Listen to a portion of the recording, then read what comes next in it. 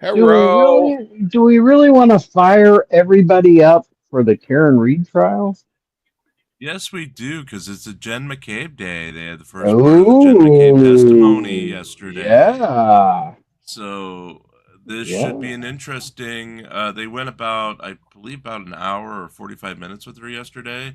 So they're going to get half the day with her at least, because everyone is betting on the cross-examination to be brutal today. Oh, so yeah. We need to be a little fired up. Oh, yeah. Yeah. There you go. There you go, Jen. That'll get you fired up. Fired up. Fired up. Yeah. Yeah. The other part yesterday, the judge capitulated completely and let the ARCA witnesses in without restriction. Bullshit. Bullshit. Bullshit. Well, yeah, I just think she's worried about, I think that's concern about appeal. Yeah, I think she wants a conviction this time, so she's going to let them do whatever the fudge they want. I would have been all right with them letting it in if she would have held some sanctions that just feel would been appropriate. Right. Because the defense team is just waving with one finger. Yep. Right.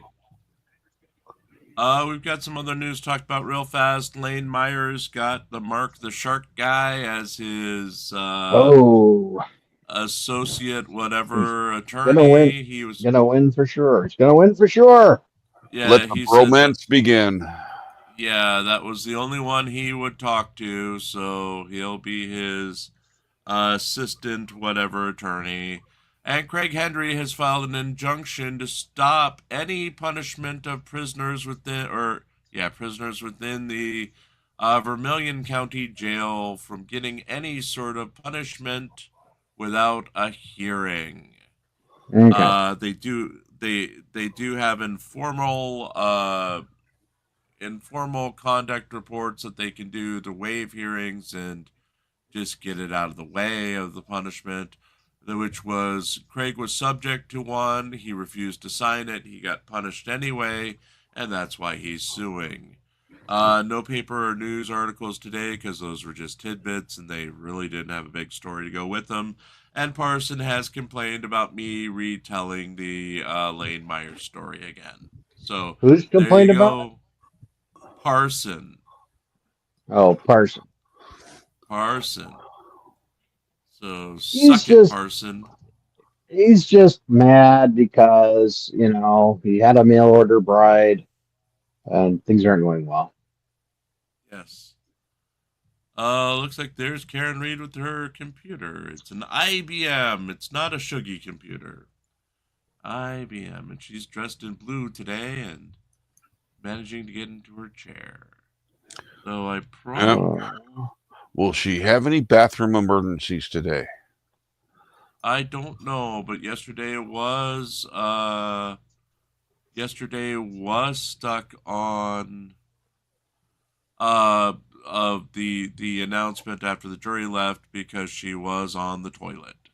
They had to go, our client's in the toilet, give us 5 minutes. And so all of America waited for Karen Reed to poop.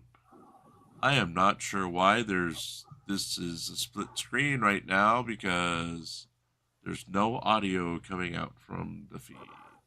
Well, Alan Jackson's prepared to question Lieutenant Fan. That's right. Lieutenant Fan. Yes, Alan Jackson's asking Lieutenant Fan why he blows, and Lieutenant Fan's asking Alan Jackson why he sucks. Yep. What? At least that's my story, and I'm sticking to it. 6, 8, 11. 6, 8, 10. Now open the ABC. Commonwealth versus Reed. Counsel. Parson, our boss, Gia, will not be here till later. All right. Good morning. Good morning, Your Honor. So what is it you wanted to see me about, Mr. Brennan? I was handed clips 12A and 16. I think it's 12 and 12A that you should have. Oh, okay. Yeah, 12, yes, right? You have 12 from yesterday, 12 A's in addition. This is regarding the evidentiary issue of Jen McCabe's phone call to John O'Keefe when she was giving directions and she identified the location by pointing out Bella's mom's house. Okay. I believe that those two clips will have statements of the defendant, which will establish the predicate for allowing in that statement by Ms. McCabe, and then I expect to play those clips after Ms. McCabe's testimony concludes. All right, what do you say, Mr. Jackson? That does not cure the hearsay aspect. I understand Mr. Brennan's argument about the relevance to his case of what Ms. Reed said and her statements. That's obviously admissible as an admission of the party opponent and the defendant's statement. That does not do anything to cure the hearsay that was being asked or requested by this witness to address the statements that was sought yesterday. Hearsay is hearsay. If you want to get the clips in and do so, I would hope the connection to that as long as they were in context and if they pass the relevancy test, but it doesn't cure the hearsay issue. So Ms. McCabe testified, my notes for whatever it's worth said, at the end of the day, one of the things she testified to was the defendant on the morning when they were driving over to Fairview saying, could John be cheating on her? Could he be with Bella's mom? Yes.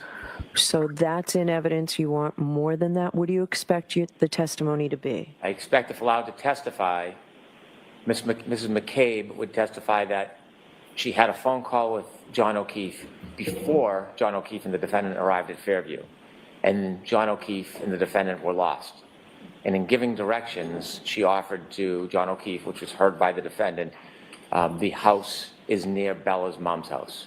That is evidence of motive. All right, just that she said, yeah, I'm going to allow that. I don't have a problem with that. Yeah. Yesterday, I'm sorry, I misunderstood. I thought Mr. Brennan was trying to get in the nature of the relationship between Bella and John, which would be hearsay. I have no problem with this offer of proof. Yeah, it's a little bit different than yesterday. Okay. All right, and I understand the loop you'll make eventually, but this is all you intend to get through Ms. McCabe now, right? Yes. Okay. Yes, because I don't think from what I heard, she knows of that relationship at that time. Okay. So I don't think I should ask that. Okay. Just that she was giving directions and. Yeah, that's fine. That's fine, and then those clips can come in. Great, fantastic, thank you. All right, so we'll bring the jurors over. Okay, it's not you, it's the videos are not synced. So All right, let's bring the jurors over. the Do you right need me to side take a was a recess? couple seconds before the left. Why don't, yes. I hate when that happens. Yes. You are. And yes, Parson, our manager, Gia, will be here eventually. She's counting. No, she's up now, usually. Probably getting rid of last night's late night dinner. We're getting Zoe ready. I think it's Giovanni was a big disappointment. Oh yeah, we did marry her off to that cop last night. Ah, okay. Remember, folks, tonight is the finals at 8 o'clock of the Torture Gym tournament. 3 of these 4 restaurants will be eventually banned if we get to the 5-year point, with the winner between Popeyes and Burger King being added when we hit 3 years, the loser 4 years, and then we're going to have a runoff between Jimmy John's and Pizza Hut for the 5-year point. So yes, pick wisely, because one is immediate, or not immediate, one is as of, well, both could be immediate. I'm not sure what the hell I'm saying. I actually slept a little this morning. So, and it's the that was your fault. That was your problem. Yeah, it's a high pollen day, so half my brain is pollen right now. Yeah. Yeah. Parson says we're getting fired when Gia gets here. So just like the judge La ti da. Yeah. Yeah, Parson is taking over. Yeah, bring it on, bring it on. Oh, good Lord. Is he going to have the puffy jacket dancers on his show? He Maybe. probably will. He probably will, as he's putting up Half My Brain is Calling Jim Day.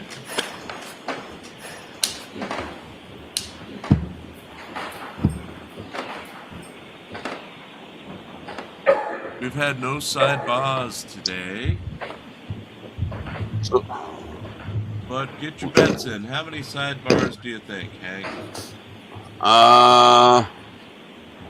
Jim McCabe, so I'm going to go on the high side and say 17. How about you, Pope Phil? I'm going to be a little bit more conservative than Hank and go 14. How many did we end up having yesterday? All right, good morning again, council. Good morning, I Ms. Reed. forgot. Good morning, Joe. 10 It was was like up. 11. We appreciate you 10 being prompt and was ready to go up this morning. There was something I needed to when I- discuss Okay, with then the it was lawyers 10. to help Started streamline the yesterday. evidence that'll be presented to you today. So I appreciate your patience. I do have to ask you those questions. Were you all able to follow my instructions and refrain from discussing this case with anyone since we left yesterday? Everyone said yes or nodded affirmatively. Were you also able to follow my instructions and refrain from doing any independent research or investigation into this case? Everyone said yes or nodded affirmatively. Did anyone happen to see, hear, or read anything about this case since we left yesterday? No. Everyone said no or shook their heads. Thank you very much. Could we have Ms. McCabe back, please?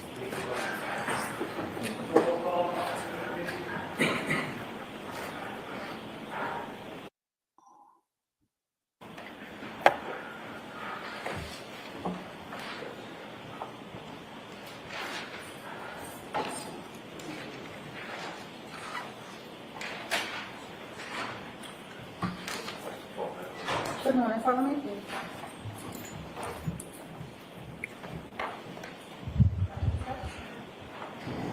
Mr. Kidd, I'll remind you, you're still under oath. Thank you. May I proceed? Good morning, Ms. McCabe. Good morning.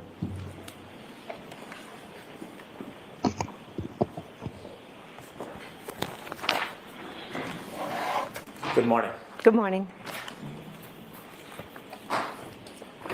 Before you take us back to Fairview Road, I want to ask you a couple of questions about John's house at Meadows. Are you familiar with his house? Yes. Have you seen the front of his house before? Yes, I have. Are you familiar with his driveway? Yes. Are you familiar with whether there's any surveillance system at Mr. O'Keefe's house? Yes. May I approach, Your Honor? Yes.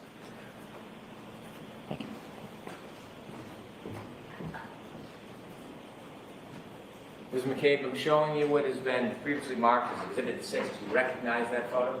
Yes, I do. And what is it? That's John O'Keefe's house. Could we provide Exhibit 6 for the jury, please? On that screen, is that Mr. O'Keefe's home? Yes. I'm showing you what's been marked as Exhibit 8. Do you recognize that? Yes. And what is it? That is the side of Mr. O'Keefe's house, the two garage doors. Is there any indication of surveillance? Looks, is this a Ring camera right here? Looks, Is that what John O'Keefe's side of his house looks like? yes. I want to show you Exhibit 10. Do you recognize what's in that photo? Yes. What is it? It is the driveway at John O'Keefe's. See a car to the left? Yes. Do you know whose car that is? Yes, that's Miss Reed's. Is that where you left it the night before? Those early morning hours when you drove to Mr. O'Keefe's house? Yes. I want to show you it's been marked as Exhibit 11. Do you recognize what's in that photo? Wouldn't that have been Yes, the Miss morning Reed's before? vehicle. Is that the vehicle that Ms. Reed showed you with the broken, missing taillight? Yes, it is. Probably. I think it's same day, because she took the car later that morning.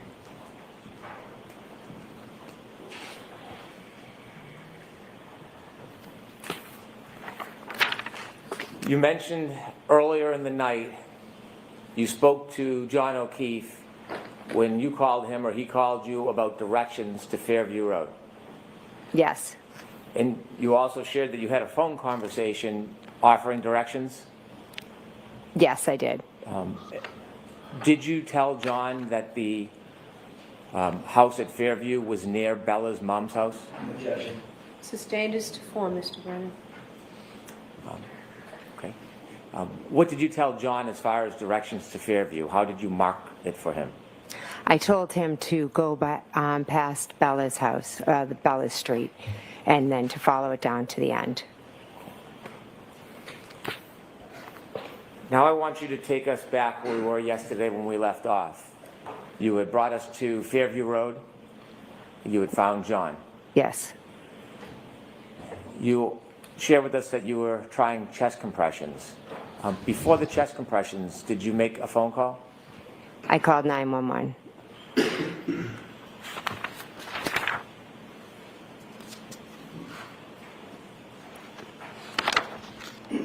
I'd like to move to introduce a copy of that 911 call. Okay. Do you have something physically to, thank you. Ms. McLaughlin does. Thank you. With, Thank you. with the court's permission, I'd like to play Exhibit 45. Yes. No, this is for Loveland, emergency.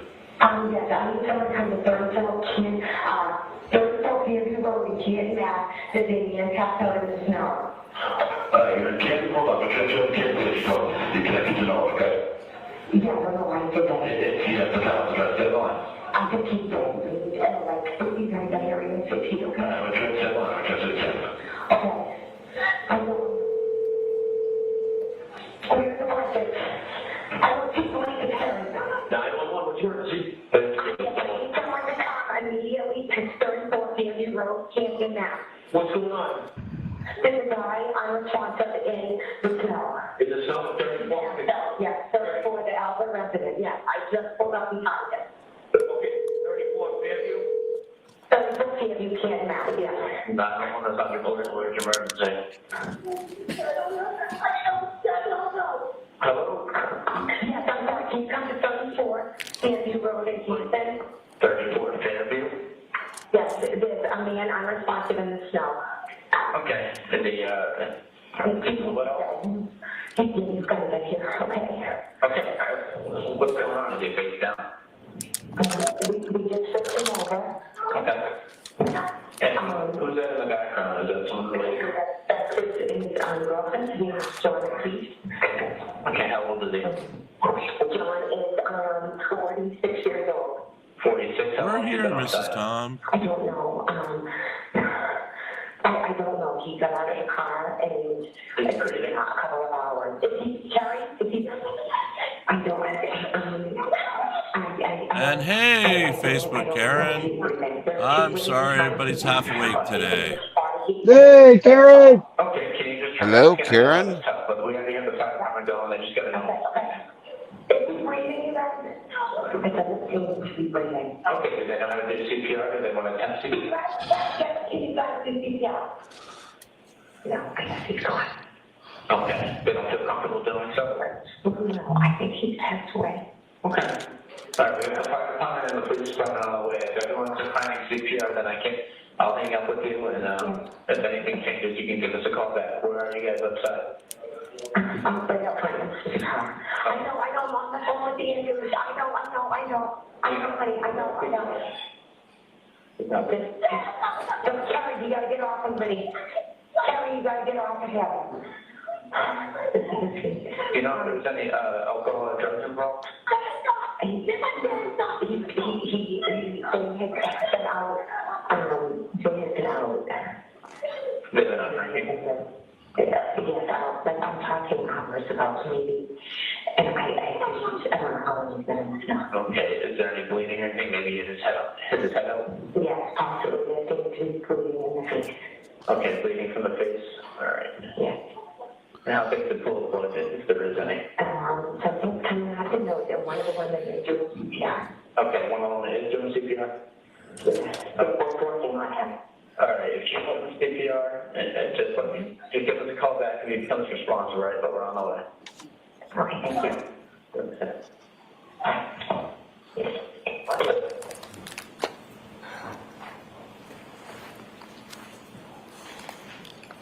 Ms. McCabe, describe your mental state when you were speaking to 911? I guess the best way to describe it was I was in shock. My heart was racing. I was trying to be as helpful as I could and get the information to, the most important information out as quick as I could to the 911 operators. But also the scene there with Karen and Kerry was a bit chaotic between the two of them. So I was just trying my best to be as calm as I could, to get help there as fast as I could, and to answer their questions the best that I could. Before you told the 911 operator John O'Keefe's name and his age, you said there's a man in the snow. Do you know why you chose those words? I think I just wanted to get out the most specific details. So a man in the snow versus, you know, John O'Keefe and into a story. I think I just was get the details to them as fast as possible to get help there to him as fast as possible. When you told the 911 operator that your friend John O'Keefe was the person lying in the snow, how did you know his age? We used to joke because he was a couple months older than me. So I would, you know, say, oh, you're older than me. It was a silly little thing between friends. When you called the 911 operator, had Kerry and the defendant already been around or near John? Yes. Do you know if they had begun trying CPR before you called 911? I'm not sure if they had, because Karen had straddled him and was lifted her shirt, was warming him up, and then Kerry was yelling at her to get off. And I think when Kerry got the blankets and was trying to put him under John, I think as she started to move him and wipe him, blood started to come out. And then Karen was afraid that he was going to choke on his blood and wanted to move him on his side, but then Kerry was yelling at her, we can't move him. And this was kind of all going on while I was talking to 911. You described what you saw, and you said at some point he was bleeding from the face area. Was that before or after he was moved? After.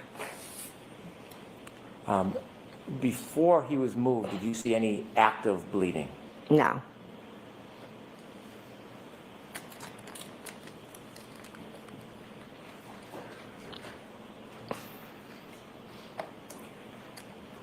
After you called 911, what do you do next? I think I called my sister and she didn't answer. And then as I think I called her as I was walking over to John and she didn't answer. And then I immediately got down on the ground and Kerry Roberts asked me to take over. How long did you try to help John for? I'm not sure. I'm not sure. How long were you and the defendant and Ms. Roberts there before someone else arrived?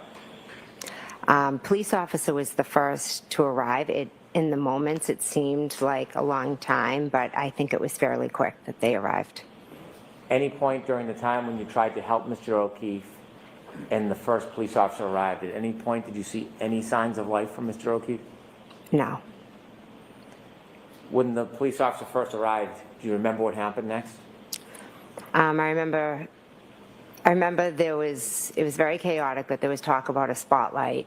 And I remember, I think I got up and ran to kind of wave the, to get the police officer's attention so he could see where we were. And then what happens? The police officer, I'm not sure specific, I do remember him asking about John. I think he said, is he a drug user? He was just asking some basic questions. And what's the environment? What's going on around you? Karen's just running around crazy, like just yelling, screaming, kind of like a ping pong. What are you trying to do? I was just trying to talk to the officer I guess I just went into this like type of mode of, all right, I have to just talk to him, get the information out, figure out like how we can best help John and like what happened to him and try to save him ultimately. And what happens next? More officers begin to come, fire and EMT, so the scene becomes active with a lot of different presence. You know, John, I think they lift John onto a board at one point. The officers are asking us questions. Karen's kind of coming over, talking to the questions, and then kind of just running away, and then she just runs back over. She's doing a lot of screaming, a lot of repetitive, is he dead, is he dead, is he dead? You know, could I have hit him? Did I hit him? Kerry, I think, Kerry's off kind of making phone calls, I believe, to John's family. Do you know what time the first responders lifted John from the ground and put him on that bed? I don't know a time, but it was... Okay, that's the only question. Okay. Okay. You heard your 911 call. Do you know the time of that 911 call? Not off the top of my head, no. At some point, did you talk to a number of different people at the scene? Yes. And who were you talking to? The first officer was Officer Saraf. I know I spoke with him. I spoke with an Officer Lank, an Officer Good. There were other officers, I don't remember their names. There were EMTs, I don't remember their names either. You have lived in this area for a long time? Yes. You're active in the community? Yes. Did you know Sergeant Good from before that night? I knew of him. I didn't know him personally. Did you know Detective Lank? Yes, I knew him. How did you know him? We were friendly. Did children ever associate with each other? Not until recently. After you had a chance to speak to some of the officers, did you move around at all yourself? Yes, I kind of, the officers would talk to us here and then a little bit over to the side. I tried to comfort Miss Reed. At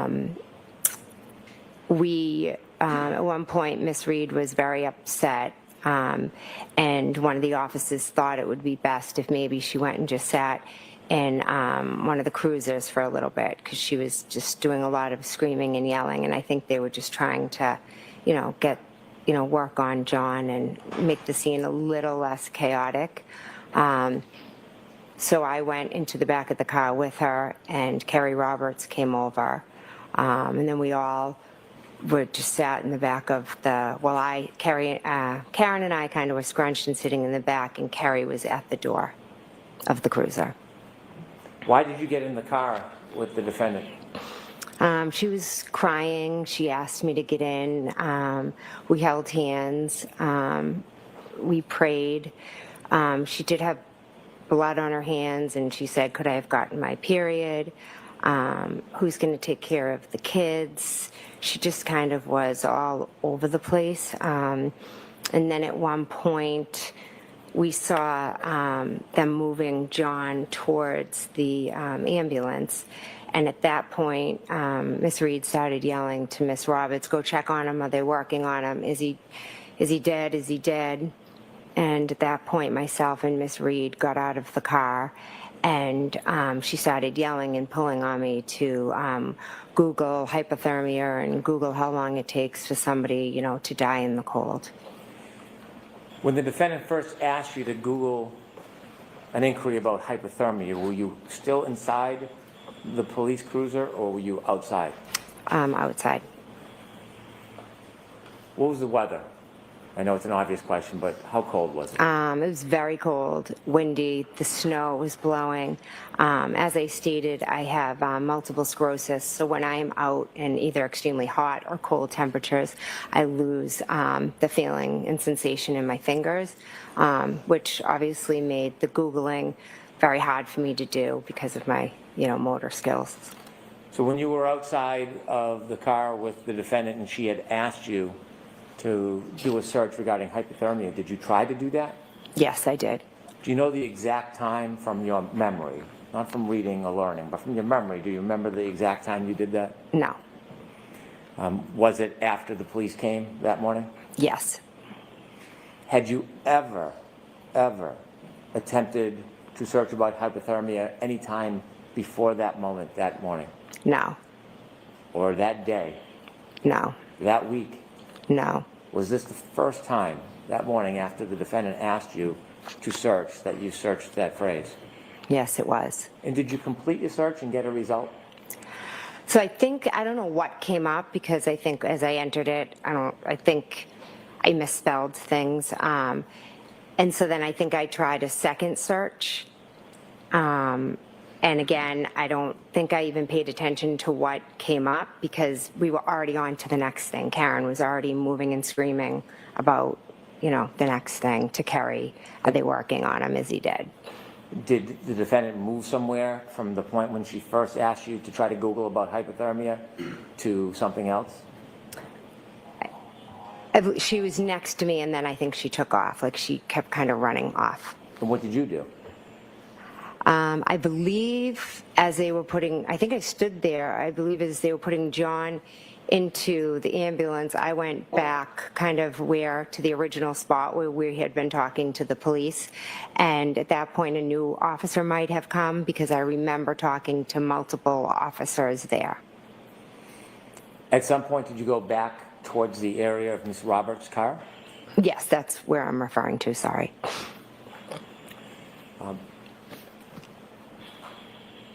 At some point,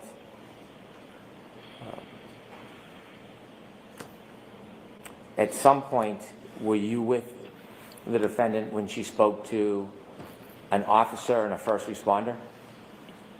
Yes. Do you remember if the first responder was a man or a woman? I remember there was a woman right next to us, yes. Do you remember if that was before or after the defendant asked you to search about hypothermia? I'd be guessing if I then don't. Don't guess. Mm-hmm. When the defendant was speaking to the first responder, the woman, were you near? Yes.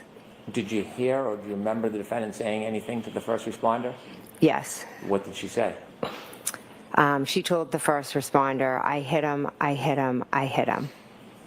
When she told the first responder, I hit him, how did you react? I was like startled, kind of like, what are you saying? What are you talking about? Did you say anything to the defendant? I think after the second or third time she was saying it, I was like, Karen, like, what are you saying? Why were you trying to interrupt her? Because I thought she was just talking crazy, and I'm saying, why is she saying she hit him?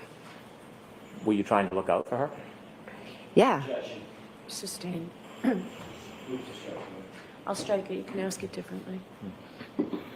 What was your motivation for trying to interrupt the defendant making the statements to the first responder? Karen was hysterical, irrational, kind of. I'll move on. Oh, okay, I'm going to see counsel at sidebar for just a minute, please. Sidebar.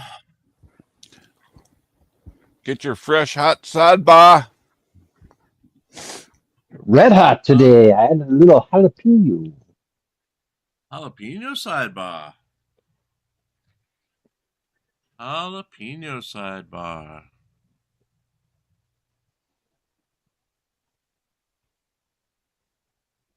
Well, in honor of you losing Popeyes, I wanted the spicy.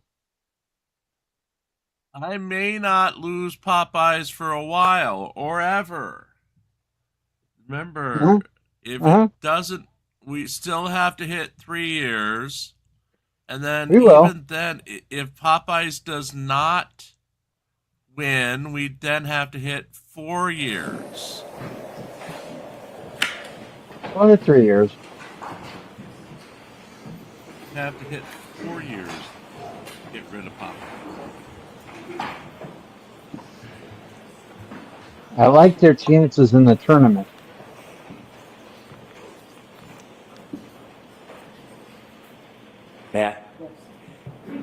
After you made the search at the defendant's request for an inquiry regarding hypothermia, did you have a chance to speak to the officers further? Yes. Did they ask you to do anything or go anywhere? Yes. Oh, Karen's happy. Officer Lank asked me to go into my sister's house and to wake them up. And your sister's name again? My sister, Nicole. And that is the house you were in the night before? Yes. And after you spoke to the officer, they requested you go in to speak to your sister, did you? Yes. Was there any directive on what you should speak to your sister about? No. After the officers asked you to go into the house, did you?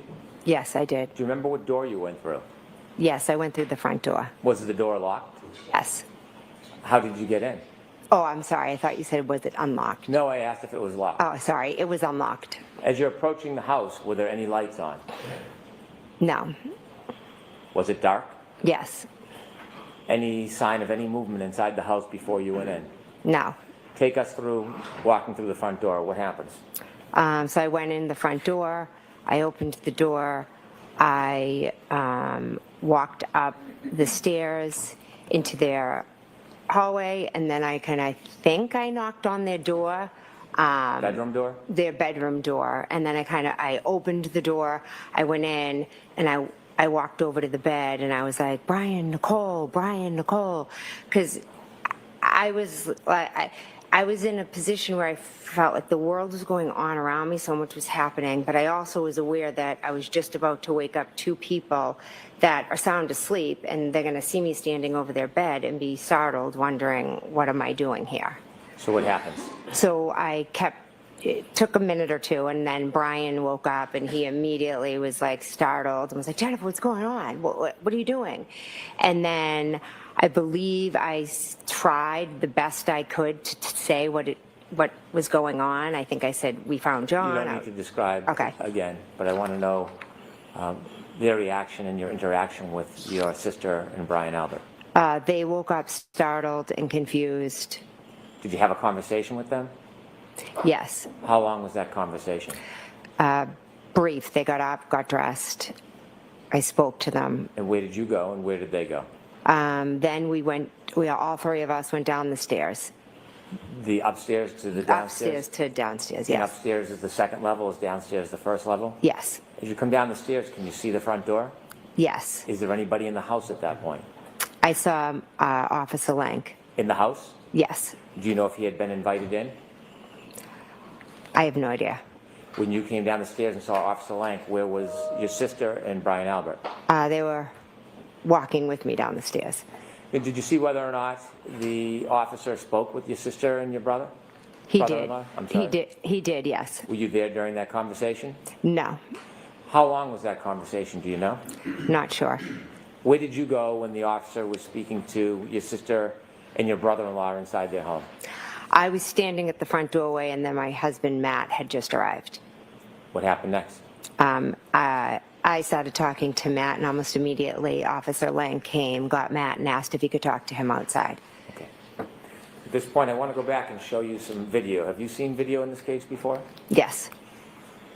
I'd like to ask the court's permission to display Exhibit 4, and I would like to walk through some of the video. Okay. Ms. Gilman, if you kindly put on Exhibit 4. I'd like to start at 6:09:57.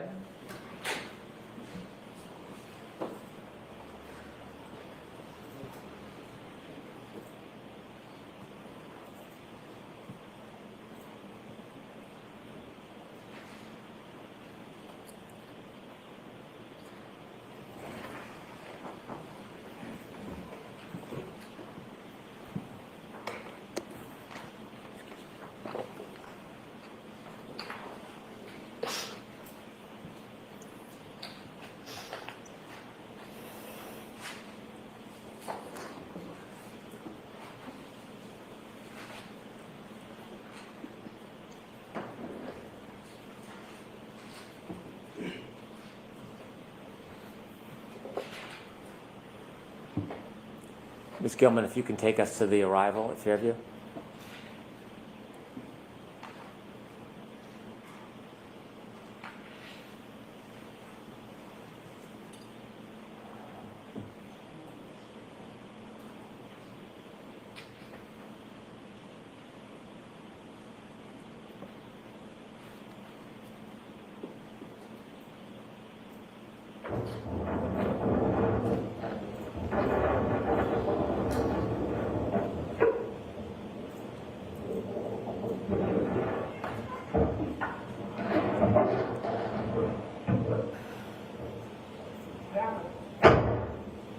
Could you stop there, please? Ms. McCabe, do you recognize this scene? Yes. Is that morning? Yes. The car directly in front of this dash cam, do you know whose vehicle that is? Kerry Roberts. On the left, we see somebody with a blue parka or jacket. Do you know who that is? I believe that's me. Can you continue to play, please?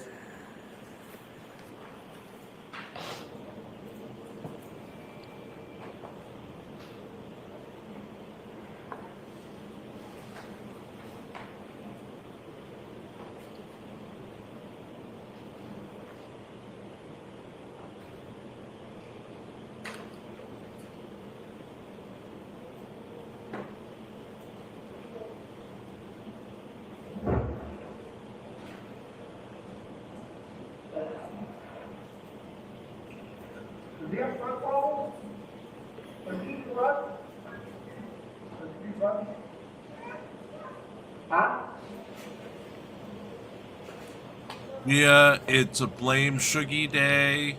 Shuggy did it, and side chat will back me up. It's a blame Can you stop Shuggy there, day. please? So you need to Does talk that with fairly Shuggy. depict your first interaction with law enforcement? Yes. Do you see the flagpole in that video? Yes. And is that the area where you found John? Yes. I'd like to move forward in the video if we can move forward to 6:14:45, please.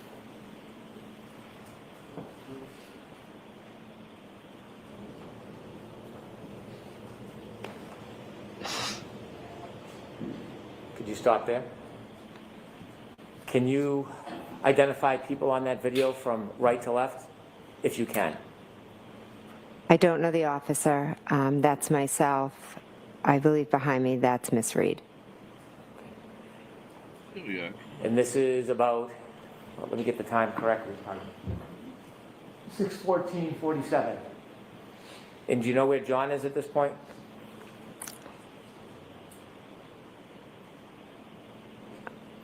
Are they lifting him to the left?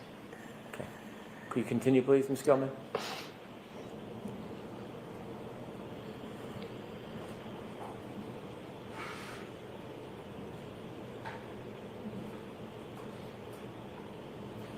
Could you stop there?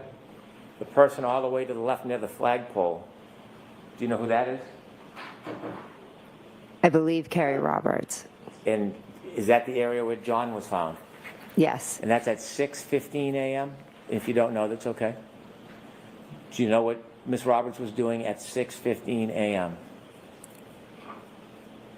My guess is I that... don't want you to guess. Just if you I don't know. Okay. Now, you're over to the right. Is that you? Yes. Okay. Continue, please.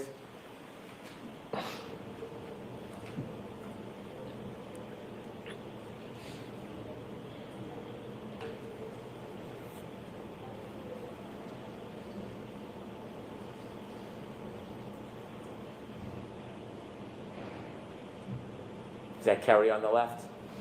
Yes. Stop, please. On the right, do you see yourself? Yes. And which person are you? I'm the one next to the one with the fluorescent yellow. Is your back to us? Yes. To the right in yellow. Do you know who that is? I don't. Continue, please.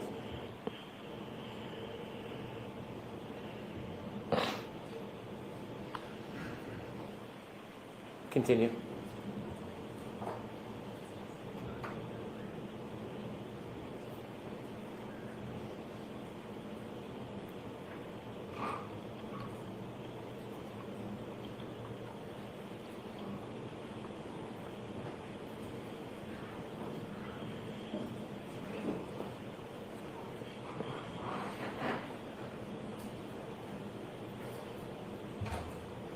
Stop, please. Do you see the defendant move from the right to the left? Yes. Do you see the yellow jacket? Yes. Do you know whether or not that's the woman first responder? I believe so, yes. Do you know why the officer moved the defendant over to from right to left? I don't. Okay, continue, please. Stop. At that part part, is there a conversation between the defendant and the first responder? Yes. Are you listening? Yes. Continue. Stop.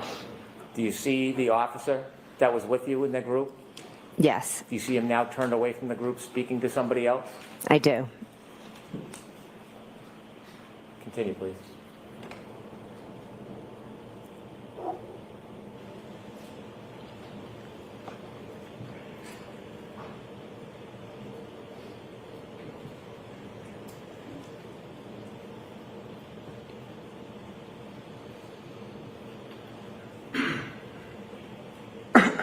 Thank you. If you could move ahead to 619, please.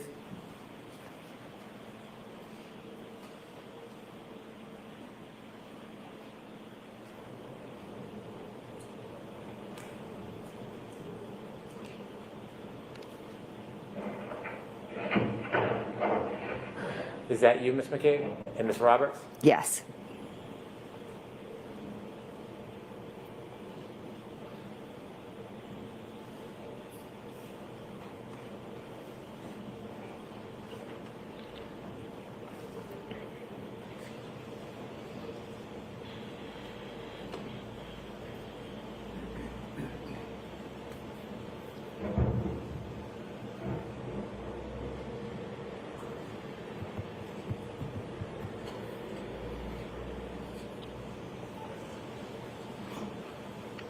Is that Ms. Roberts? Yes. Stop for a moment. Do you know at which point you went to the officer's car and sat in the back with Ms. Reed? I believe it's right after this. Can you continue, please?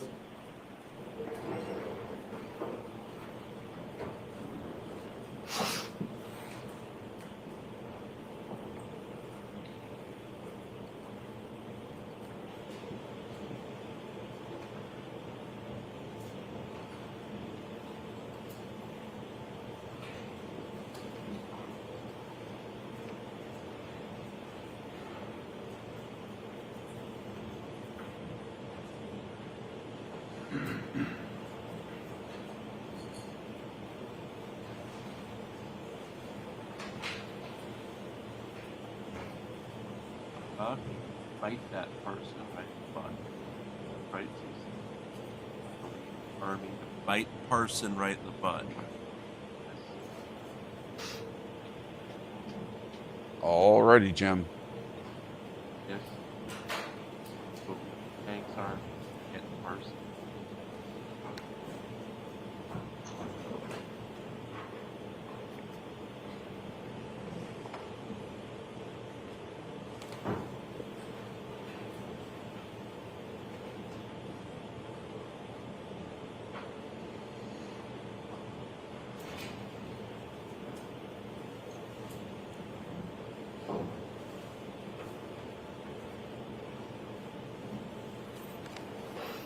Is that Ms. Roberts? Yes. Okay. Stop, please. Was it before or after that moment that you sat with the defendant and Ms. Roberts stood outside the car and you prayed? See, bite him. Bite person good. Bite. I'm not exactly Ellen, sure bite from him, that bite him. video. That's fine. See, If we could bite move him forward good. to 62340, please.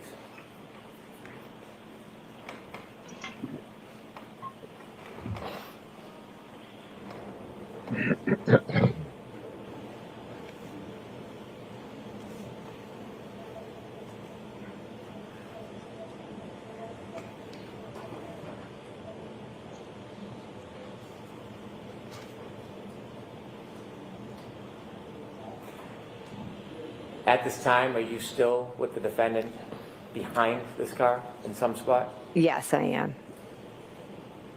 Parson, Cecilia Marie will handle your complaint. Just bend over. Ooh. She's got her claws out. Is it during this time, 623 and 624, you tried to make those searches at the defendant's request? Yes. Ms. Gilman, if you can move forward to 62615.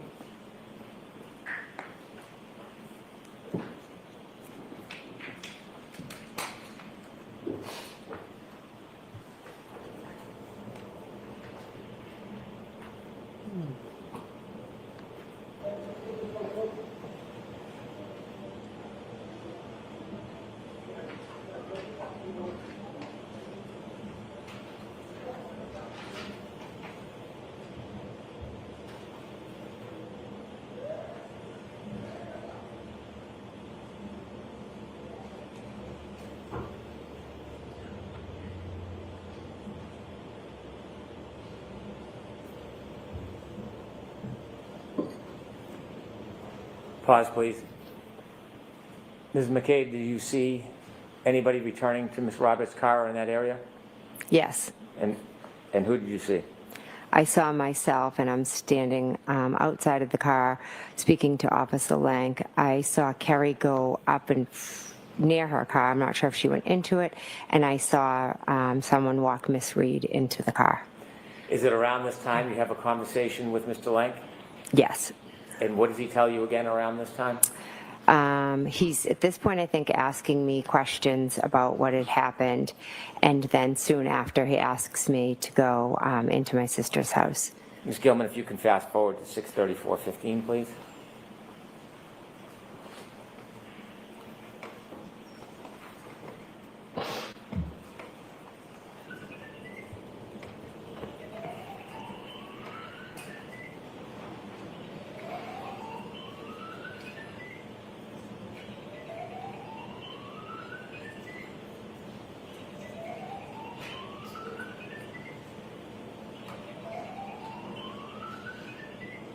Well, is that your ringtone?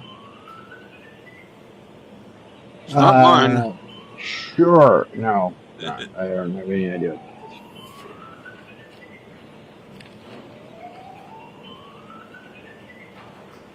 Stop, please. That was me doing my Describe that the house xylophone had no lights practice. on. Is that a fair depiction That's scales. Yes. of the view? Yes. Do you see a figure walking up the driveway? Not on this pause clip, but I did see it, yes. Let's play it and see if you can identify. Yes, I can see myself walking up. Where are you now? I'm walking up the path to go up to the stairs into the house. And this is at the request of Officer Lank? Yes. And you described first you went in and woke up your sister and brother-in-law? Yes. Could we move forward to 6:39, please?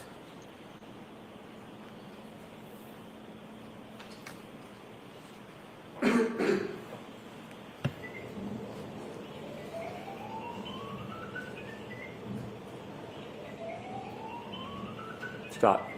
And do you see something happen with the house at that point? Yes. Okay. And what happens? Light went on. I'll note it's 6:39:08. Thank you, Ms. Gilman.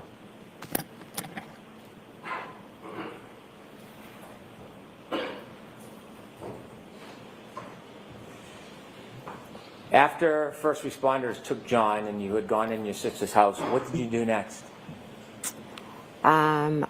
Next, after Officer Lank spoke to my husband, Kerry Roberts, her and I had a conversation. She was going to go pick up John's parents in Braintree. At first, I had told her I would go with her, but then Officer Lank said that I needed to, one of us had to stay at Fairview to speak to the, I believe it was the state troopers that would be coming.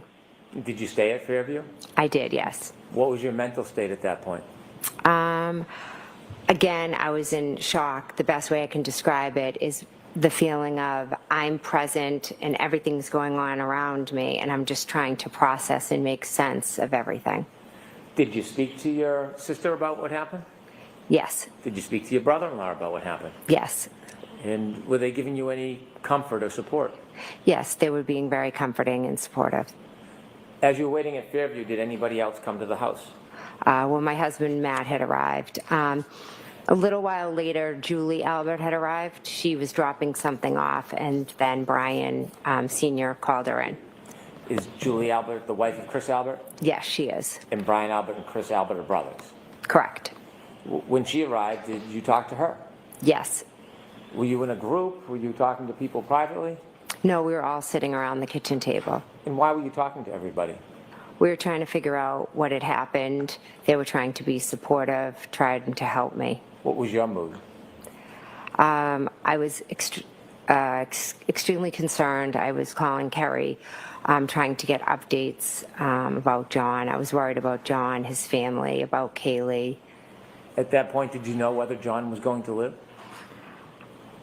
I had a very strong, I think deep down I knew that John was gone. But, you know, there's, until you hear it, I think there was that little bit of hope, maybe. Did you speak to anybody but Kerry who was not at the home that morning? I believe I spoke, yeah, Miss Reed. You had a conversation? Yes, I spoke to her when she was in the ambulance. Did you speak to her again later that day? No, I think I texted her asking her for Kerry's number because I didn't have it. Did you hear back? No. Did you ever speak to Miss Reed again? No, I've never spoken to her again. When you were trying to get information from Kerry and you were in Fairview, did anybody else other than the people you've described arrive at Fairview? Chris Albert, Brian Higgins showed up, and Chris Albert. Did you know Brian Higgins? I knew him as a friend of Brian's. Did you see him at the waterfall that night before? Yes, I did. And after you arrived at Fairview that night, after leaving the waterfall, was Brian Higgins one of the people there? Yes. And did you talk about what had happened in front of Brian Higgins as well? Yes. Was there a group discussion? I wouldn't say discussion. I would just say, like, for instance, someone would ask me a question because everybody just, this didn't make sense to anybody. No one knew what had happened. Agreed. So just move on. And so was there a lot of questions about what you saw and heard? Yes. You mentioned earlier that you felt like you were in a state of shock. Did you feel like you were still in that state, or were things changing mentally? Little by little, as I sat there, I started, like, things started coming back to me that had been said to me earlier. Did something significant come back to you about what happened earlier, or what you heard? Yes. And what is that? When Miss Reed stated to myself and the female, I hit him, I hit him, I hit him. And did anything else over the course of that morning come back to you about that moment? Throughout, when I was still at Fairview, or throughout the day? Still at Fairview. I believe that was maybe the main thing. I can't be sure what memories came back. When you remembered the defendant's statements to the first responder, did you decide to do something with that information? Yes, Officer Lang had said if I, remembered Cecilia anything or will try to needed bite anything you for before a the year, state, person. the state police came to give him a Cecilia call. Marie, Did you? the assassin. I did, yes. And you knew Officer Lank? I did, yes. Were you comfortable calling him? Yes, I was. Did you tell him the information that you had remembered? I just asked him to come back to Fairview. Did he? He did, yes. When he came back, did you speak to him? Yes, I did. Were you with the group, or were you alone? No, it was with the group. And did you tell him what you had remembered? I did, yes. How long did you stay at Fairview for? I believe somewhere between 11:30. I'm being approximate with my times. Officer Proctor called me from the state police. Do you know how he got your number? No. Did you have a discussion with him? He said he would like to come by and question me, and I'm not sure if he said at your house or if I said I need to go home because I had 4 kids at home that were still sleeping, and I knew that I had to go home to them and eventually break this news to them and comfort them, and I knew that was going to be a whole nother situation to deal with. Did you speak to him on the phone before you went home, or after? A quick phone call, I'll see you at my house. At that point, did you share any information with him? No, not on the phone. Did you return home? I did, yes. Do you remember about what time that was? I'm going to say 11:30 or after, Is that a approximate. General? General, yeah. Oh. When you got back home, did you have a meeting or speak with Mr. Proctor? I did, yes. Was it a phone call or an in-person conversation? He came into my house with Officer Buchanan.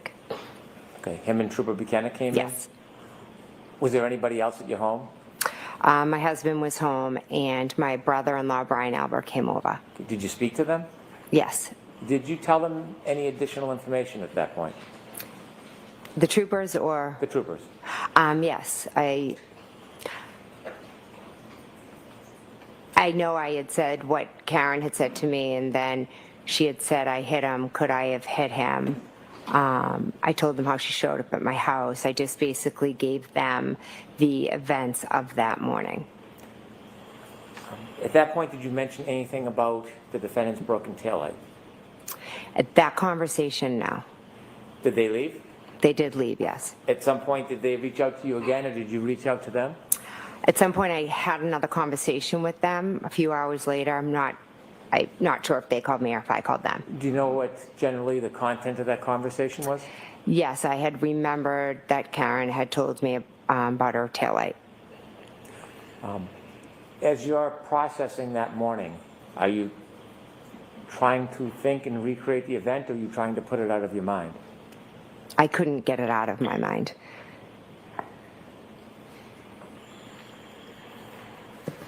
While you were at home, did you receive any updates from anybody, Kerry Roberts or anybody, about John?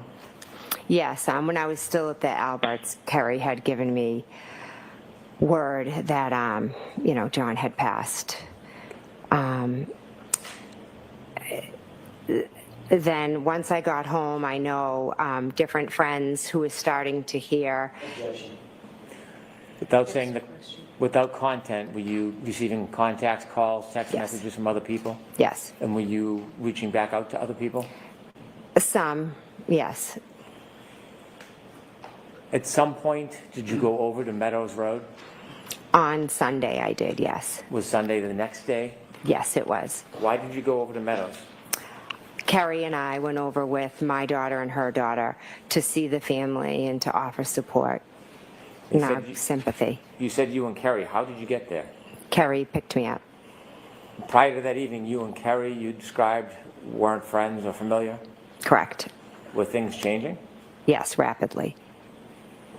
When she picked you up, who else did she pick up with you? My daughter, who is Kaylee's friend. And was anybody else, any of Miss Roberts' family in the car? Yes, her daughter was in the car as well. So it was you, Miss Roberts, and your two daughters? Yes. You said you went to Meadows. Yes. Why did you go there? To offer our condolences, sympathy, support, to be with the family. I love them. Were they staying at Meadows? They were at Meadows, yes. When you went there that next day, can you describe the traffic and the people that were there? There was a house full of family, friends, coworkers, loved ones. The car repairman, like anyone and everyone. Did you ever see the defendant? No. While you're at the house, did you have a chance to speak to Miss O'Keefe? Yes, I did. At some point that day, did you leave the house? Yes. Who did you leave with? Kerry and my daughter stayed to be with Kaylee, and we left with her daughter. Where did you go? We were heading home, but then we ended up dropping off her daughter at her friend's house. Now, who's her daughter? Don't give me a name. Kerry's daughter? Kerry's daughter, yes. And was Kerry's daughter friends with any of the Lanks? Yes, Kerry's daughter's good friends with Mike Lank's daughter. When Miss Roberts drove over to Mr. and Mrs. Lank's house, did you meet anybody? Yes, her daughter, Kerry's daughter, went in the house, and Mrs. Lank came out. Her and Kerry are very good friends, so she came out to offer support and condolences. Was it still cold outside?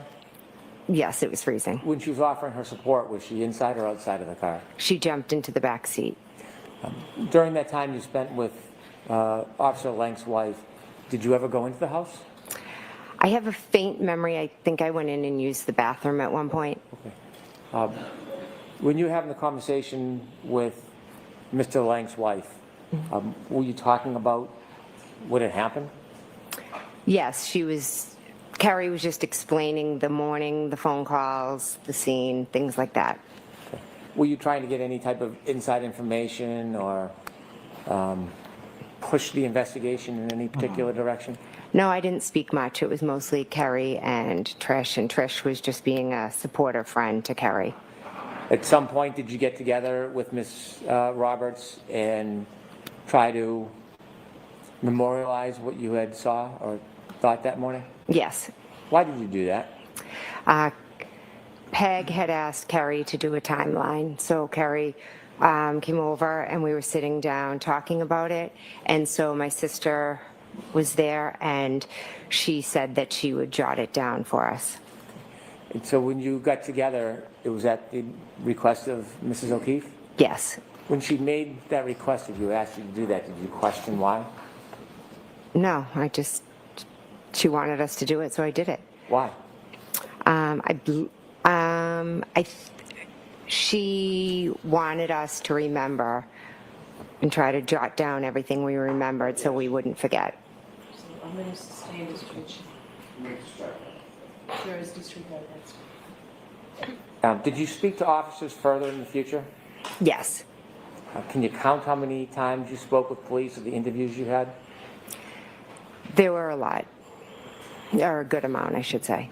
At some point, did any of the police officers ask if they could take your phone and copy everything on it? Yes. Did you have any hesitation about that? Objection. Ask it differently. Were you cooperative? Yes. Why? I wanted to help in any way I could. May I approach? Yes.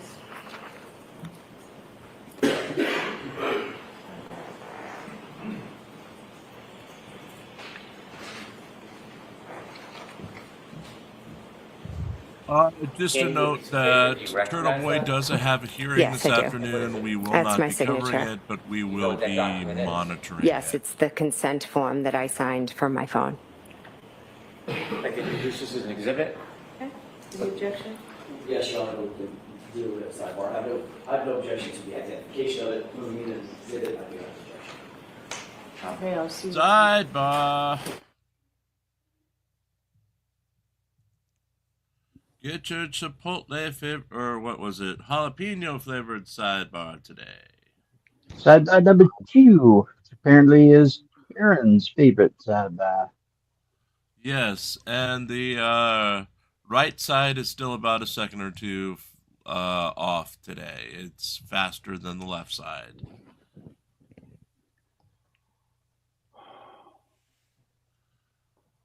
So sidebars. Sidebar.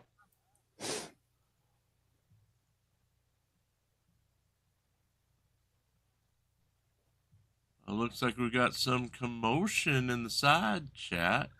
We like we also recommend the sharp cheddar to go on top of jalapeno.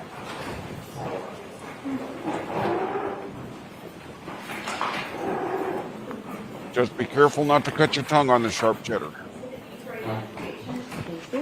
Yes, we accept no liability for your misfortune.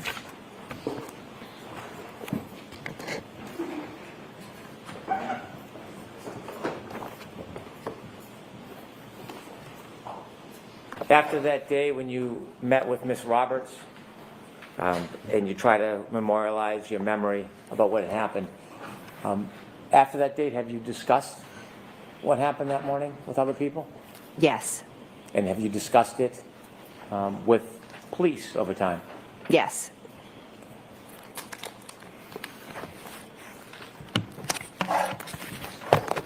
I have no further questions. Wonder Monkey, all lawsuits must be against the real mastermind, and that is Parson.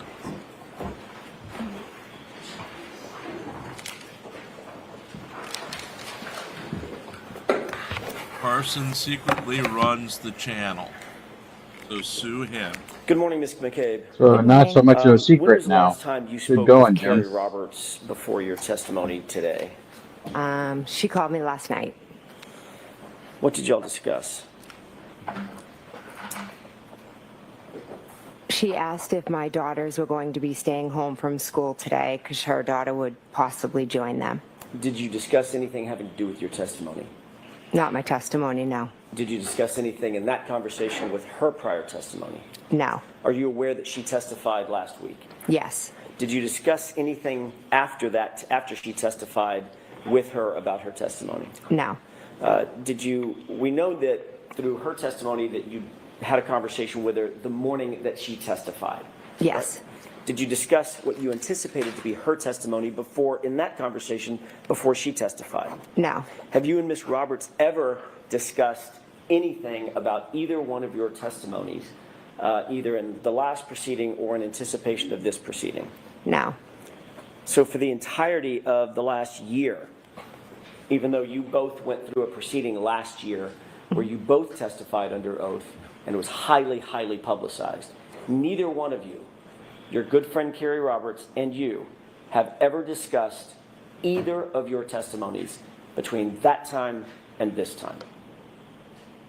No, we've discussed the case and we've discussed what happened that moment, the moments of the morning, but we have not discussed testimony. Okay, so let's break that down for a second. I'm talking about, because the timing matters, I'm just asking at this point, if you'll bear with me, just the year from last year at a different proceeding to this year, you have discussed this case. Yes. With Ms. Roberts. Many times, yes. And you've discussed the specifics of her memory, which would be reflected in her testimony, correct? We talked about what happened that morning. So you were talking about what she remembers happening that morning, correct? No, what happened that morning. Okay, so not to put too fine a point on it, Ms. McCabe, but if you ask me what I had for dinner last night, it's my memory of what I had for dinner last night. Would you agree with that? Sustained. Did you talk about her perception of what happened that morning during the last year? We've talked about what has happened, yes. Okay, so I'm trying to break it down between you and Ms. Roberts. You've discussed her perceptions and her memory of what happened, as well as, and separate and apart from, your memory and your perceptions, correct? Correct. So there have been circumstances in which you and Ms. Roberts have compared, by definition, what she remembers versus what you remember, correct? I wouldn't say compare. Now let's move to well, what would you say in terms of what you've discussed and why? I would say that we've both talked about what we've discussed, but it wasn't like a comparison. We weren't comparing anything. You've talked about what you discussed. What does that mean? Talked about your testimony? No, we've discussed what happened that moment, right, and in those moments. So, when I got a phone call, and that's my story. I got a phone call in the morning, and then Carrie can say, yeah, I got a phone call as well. As you said, that's your story, correct? Not my story. It's Those the were truth. yours. It's the truth. Okay. So, for instance, when you got a phone call at 4:53 in the morning, Carrie Roberts wasn't there, correct? Correct. But you've discussed that with her. Correct. And you've told her what your perception of that, your memory of that phone call was, even though she was not recipient to and did not witness that phone call, correct? I've told her about the phone call, correct. As well as many other details that she was not privy to personally, correct? Correct. Conversations that you've had, for instance, conversations that you claim you've had with Ms. Reed, correct? Correct. And you've told her what your perception is of those conversations, or your memory was, or is, of those conversations with Ms. Reed, correct? Which conversations with Ms. Reed? Any conversations. Just anything that she wasn't privy to. You've discussed that with her. Some things, yes, okay. Absolutely. And conversely, Ms. McCabe, obviously, she's also discussed certain perceptions and memories that she has about this case, the facts of this case, as she recalls them, that you were not necessarily privy to, correct? Yes. Things that may have taken place outside your presence, correct? Correct. And you've talked about things, she's talked to you about things, now I'm getting myself confused. Y'all have talked about things that were outside of her perception and outside of your perception. And you've shared those with each other. We've shared our experiences. We've become very close. We both lived through a traumatic experience. Let's try and make something nefarious out of the normal. How many times would you say you and Ms. Roberts have discussed your individual perceptions of what you remember happening on the 28th or the 29th of January 2022? How many times? It would be hard to put a number on that. We talk about it's hard. We're bonded. We talk about the trauma that we relive every day. Karen called us for help and we both answered the phone. And that bonding is the glue that holds you two together. Is this case, correct? Yes. So that probably, by definition, is the foundation of It's the many, many feds. of your They've come to get conversations. him. Agree? The feds. We've grown into friends where we talk about many other things besides the case. Sure, the movie you saw last weekend and what the kids are doing next week. Yes, and yes, absolutely. We talk many different things, just like girlfriends do. I'm just concerned with and asking you about the subject matter of this case and the details and the facts of this case. You two have probably talked hundreds of times, that's fair to say, about your individual perceptions, your respective perceptions of this case, correct? This happened 3 years ago, and we've talked about it time and time again. This case has traumatized us, so And it's a huge talking part about- of our lives. I'm sorry, I didn't mean to interrupt you. Oh, it's fine. I didn't get it. I believe it just, I meant traumatized our lives. Okay. It would be impossible for you two to have had so many conversations about your respective perceptions of the details of that day without that influencing the other person, correct? You've somehow been influenced by Miss Roberts's perceptions and her memories, correct? I don't think I would say influenced. Would you say that she's been influenced by your perceptions and your memories? Objection. Would you say that, Ms. McCabe? No, I wouldn't. Next question. How many times have you met with anybody from the DA's office? And I'm just going to limit the time frame right now in anticipation of your appearance in this trial, yesterday and today. I'd say roughly 4 or 5. Can you give me a time frame when those 4 or 5 meetings were? I don't have dates. I do remember at one point I met with Mr. Brennan. He was new to the case, so I went in and he introduced himself. How long ago You mean was the that? DA was doing his job? Yeah. Weeks or months? I can't give you a time frame. I'm sorry. Do you think it was last summer? No. Do you think it was? No, it was more recent. Okay. Yeah, It sorry. wasn't in the fall of last year? No. It was in 2025 sometime? I believe so, yes. You think it might have been February, January? Again, I can't give you an exact. I'm sorry. All right. I want to talk about the time frames of those conversations, then I'll ask you a little bit more about those conversations. So that was the first meeting that you had was with Mr. Brennan in anticipation of your testimony. What were the subsequent 4 meetings or so that you've had? With whom and approximately what time?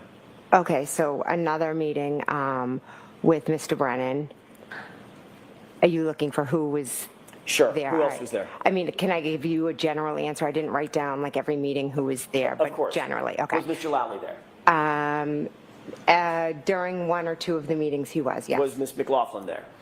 Yes. Was there anybody else from the DA's office there? The officer or trooper Tully was there at 1. Trooper Buchanan was there at 1. The witness advocates were there. And again, give or take the particular meeting. Those are 2 meetings that you've talked about with Mr. Brennan and others. What about the 3rd meeting? No, I'm sorry. I was lumping a few of them together. Sure, understood. I apologize. How many meetings would you have? Let's just start there. How many meetings have you had with Mr. Brennan and either staff or colleagues? So after the first initial meeting, I Right. would say, again, I didn't write them down. Off the top of my head, I can think of 2 or 3 more after that. Okay. Excuse me, first initial one. So that's either 4 or 5 meetings with Mr. Brennan and some combination of his colleagues, Mr. Lally, Ms. McLaughlin perhaps, Mr. Nelson perhaps, the other employee of the DA's office, and Troopers Buchanan and Trooper Tully. Correct. You asked questions about at any of these meetings. I'm just going to lump them all together. Any of Okay. these 5 meetings. By the way, when was the most recent? Last night, I had a Zoom call In regards, I think the court asked them to. Yes, I'm going to stop you right there. Oh, okay. I'm going to ask a different question, and if you don't mind, I'm just going to lead you through this question. Okay. You had a conversation last night. I'm not interested in that particular conversation. That was for a very specific purpose. I'm asking you about everything leading up to, but not including last night's conversation, okay? Okay. So let's just leave that one out.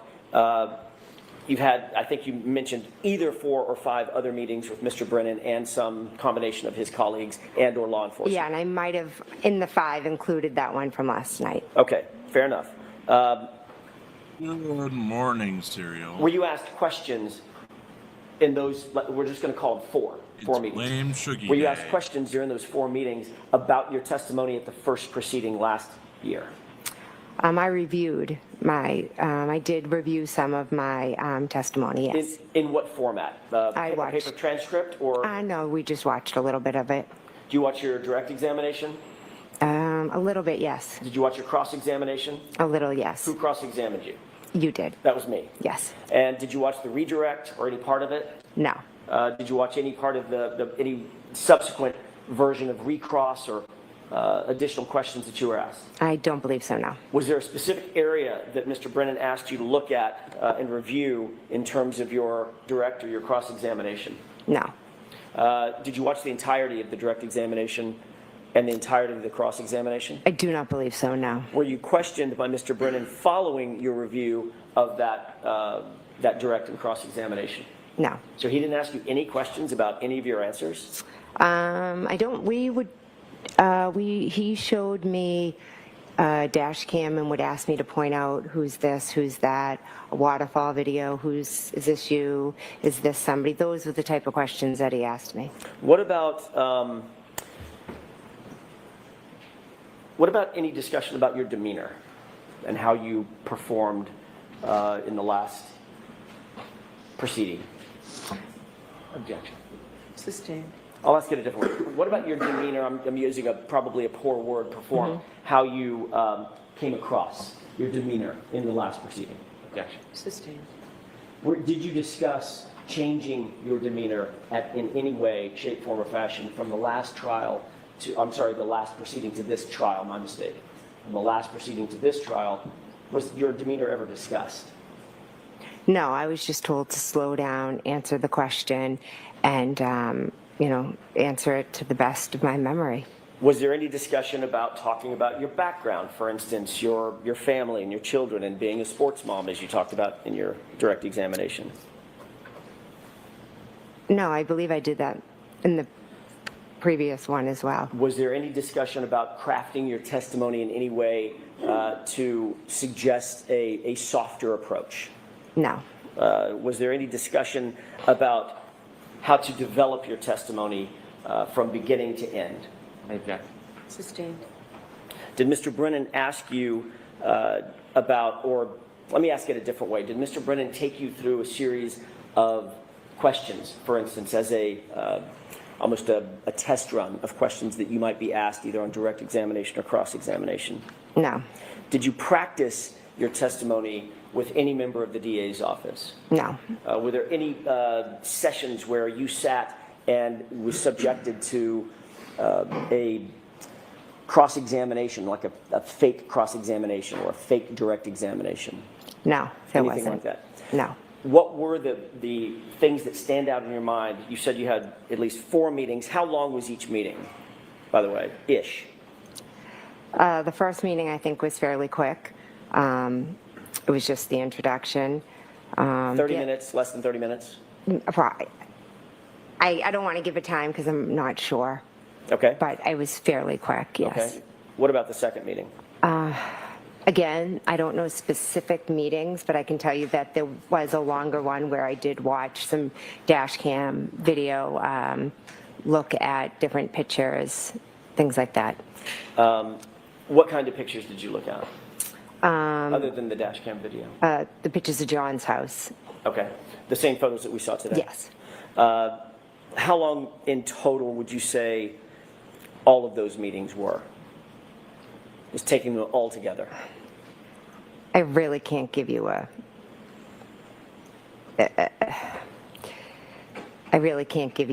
estimate. I think the first one was fairly quick. The second one, one of them was a little bit longer, maybe a couple hours. Okay. Then the third one, was that also a couple hours, or was that one fairly quick? That was fairly quick, yes. So fair to say between 2, 3, 4 hours total meeting times? Again, I'd have to probably go back and look at the date and the time. I really can't give you a specific amount of time. I apologize. Did Trooper Tully or Trooper Buchanan ask you any questions during the course of any of these meetings? Regarding the case, no, but we did briefly talk about how my kids were, how their kids were. But they didn't ask you any questions about your testimony, about your about the case, about your memories, about specific facts? I do not believe so, no. During any of these meetings, was anybody taking notes? Ms. McLaughlin, Mr. Lally, Mr. Brennan, any of the troopers? No, I don't believe so. So there was several hours worth of meetings with you, and nobody scribed any notes that you saw? None that I saw, no. And these meetings were not recorded? I do not believe so, no.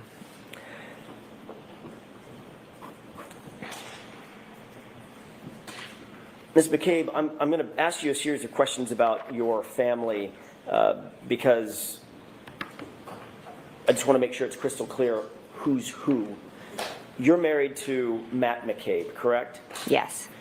Your sister is Nicole Albert. Yes. Nicole is married to Brian Albert. Yes. It was Brian Albert's home that you were at, 34 Fairview, that you arrived at where John's body was found, correct? Yes. The same home where that late night gathering was on January 28th going into the morning of the 29th, correct? Yes. Would you consider yourself to be close with your sister Nicole and Brian? Yes, very close. Your families, it's not just you and Nicole, your whole families are close, correct? Yes, we have a very close family. How long have you known Brian Albert? Since I was in kindergarten. You consider him, even though he is not blood related to you, you consider him family? Yes. In addition to Brian and Nicole Albert, you're also very close with Chris and Julie Albert, correct? Yes. Just to be clear, and I'm going to do this slowly, Okay. Brian Albert's younger brother is Chris Albert, correct? Yes. Chris Albert is married to Julie Albert. Yes. You consider Chris and Julie family, even though there may not be a blood relation as well, correct? Yes. Chris Albert is a Canton Select Board member, is that right? Now he is, yes. And the Canton, that's in Canton? I said Select Board member, did I mention Canton Select Board member? It is in Canton, Okay. yes. All right, obviously it's in Canton. The Canton Police Department reports to the Select Board, correct? I'm not aware. You're not aware of that echelon? No. Okay. You're aware that Brian Albert, your friend of, I'm not going to say how many years, but since kindergarten, was a Boston police officer. Yes. He had been a lifetime law enforcement officer for some 30 years before he retired recently, correct? Yes. He's a trained first responder, obviously. Yes. Brian Albert and Chris Albert have another brother named Kevin Albert, correct? Yes. Kevin Albert is a detective with a police department, correct? Yes, I believe that's his title. I'm not Which 100%. Which police department is Kevin Albert associated with? Canton. And you've grown up in Canton your whole life, you indicated. Yes. Your entire family has grown up in Canton, correct? Yes. And you, Ms. McCabe, have 3 sisters.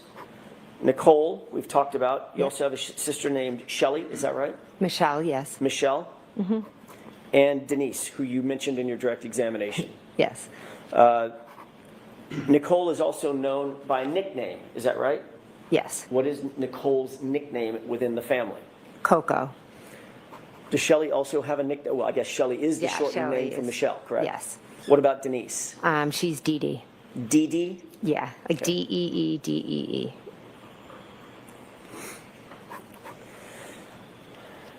Okay, Your father Parsons was from close now by on in a is neighboring PP. town, correct? Yes. Don't tell me the town, but it's We have a relatively second close for to that. Canton. 20 minutes, yes. Okay. His name is Tom Weeks. Yes. I second that.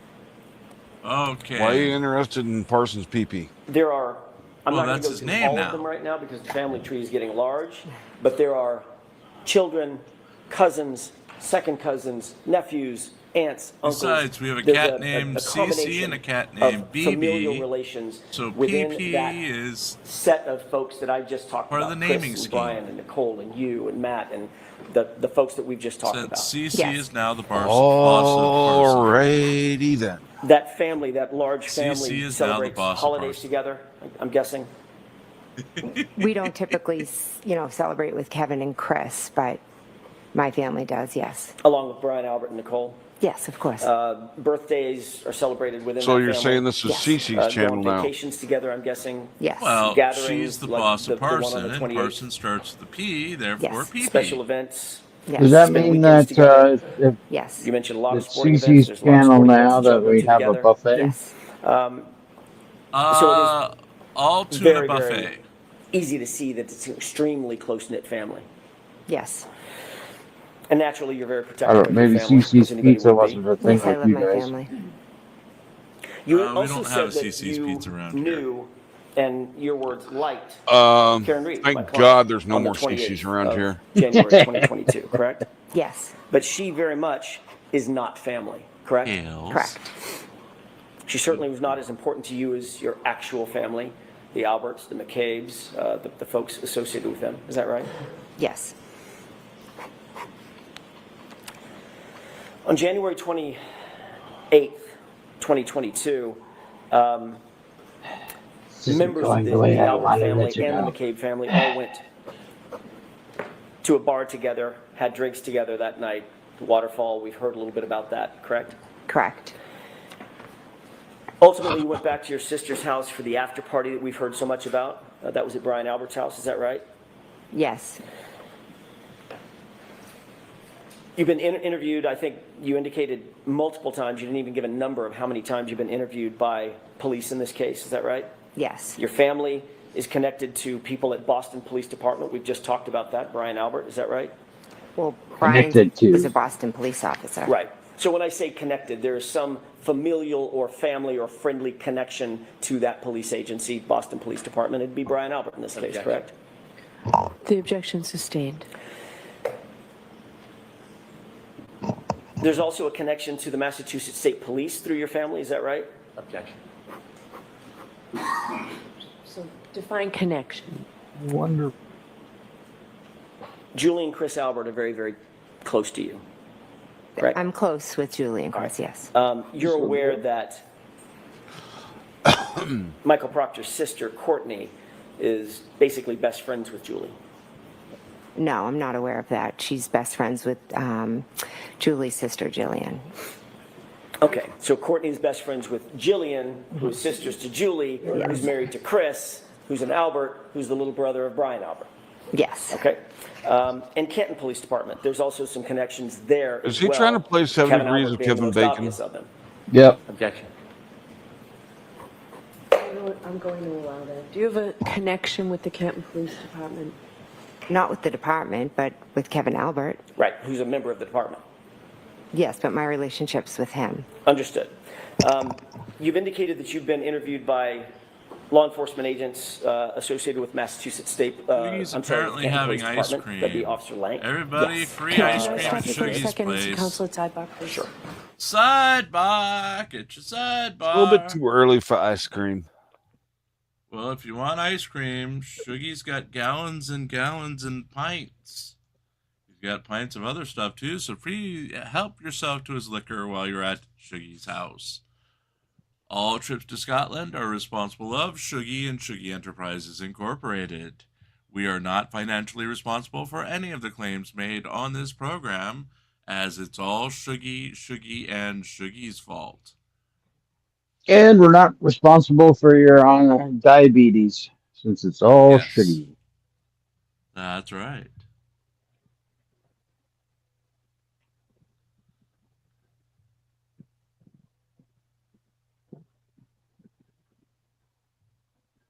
It's almost time for the morning break, so yeah. Good, because I need pee-pee. Yeah. Well, he's inside chat. Person is inside I chat. need me some pee-pee. Are they inside by? Side They are by. inside by. Side by. Side by. Side by. Side by. Side by.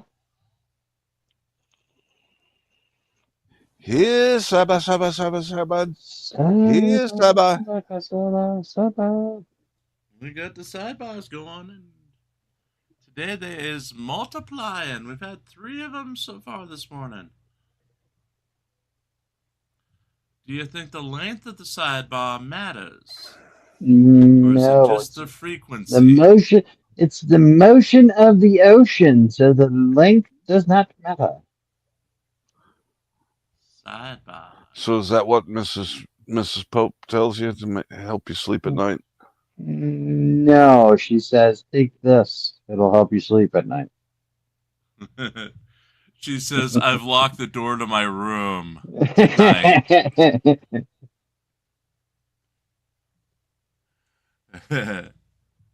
Remember, folks, you guys got a freebie yesterday as we've added a restaurant that I cannot have food from for the next 5 years. You can add a day by donating $5 or buying a membership from now until June 5th, 2025. Now until eternity. See you in about 20 minutes. They're about to take their morning break. I'm banned from Subway, Chick-fil-A, Taco Bell, Long John Silver's, Arby's, and KFC. Long John Silver's was added yesterday as a free bonus. You didn't have to do anything. You got the Long John Silver's because they tore down our Long John Silver's yesterday. Because he doesn't have the option. Yes, they're apparently going to rebuild, but we don't know. But since we have a break, let's give everybody a PP break, named after the legendary Parson, whose real name is PP, apparently. All the things you learn on this Do I have to put on a channel. puffy jacket before I go pee? You may want to. You may want to. So we'll be back in about 2 minutes while everyone has a Parson break. Let's see. 3 minutes.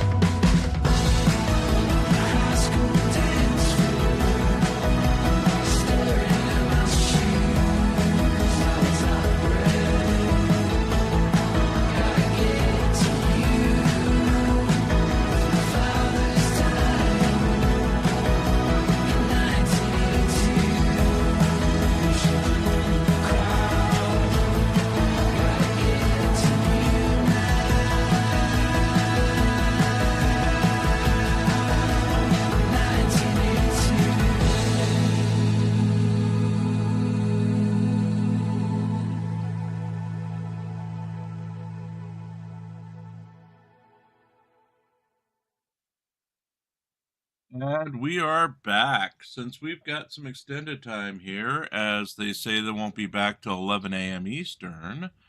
Hold on, let me switch. Let's see about some drunk girl, and this is to marry off Parson again. Remember, his marriages end at midnight in the Pacific time zone. Which is what makes him cranky during the day. Yes, because he has to stay up late just to get divorced or to make sure the woman goes away. So let's move this here, put this here, share screen, and that didn't do it. There we go.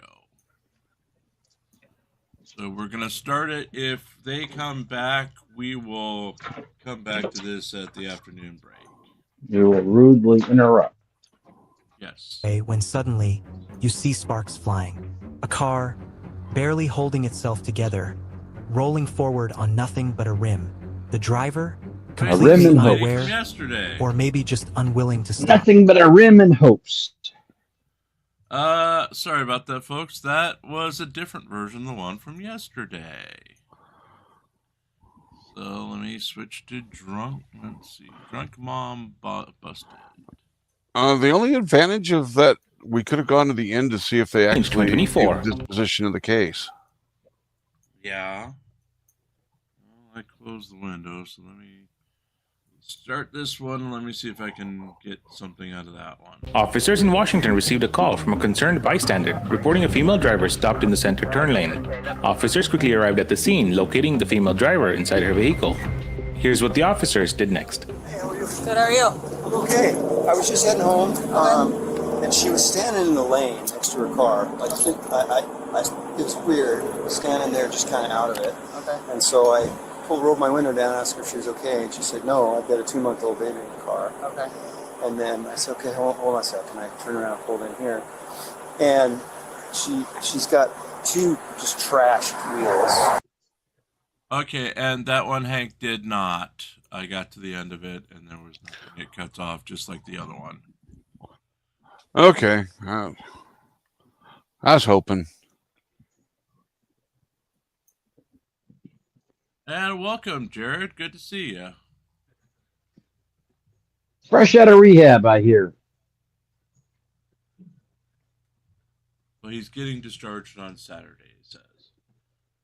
I was damaged inside of her car. Okay. She says it happened when she was like at her apartment or something. I don't know. I think she's intoxicated. Sure seems like it. Okay. But she does have a 2-month-old in the car. Okay.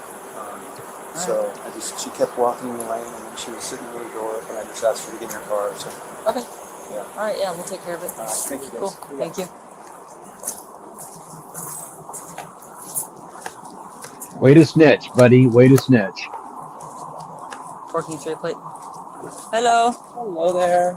Hello. Hey, Officer Coker, Police Department. Adam King Victor 4850. My name Anna. Thank you for being here. Yeah, of course, Anna. What's going on tonight? This. Oh, your car's right. Sorry. And this. Yeah, okay. Wanna have Listen it? this. How about you just sit for us?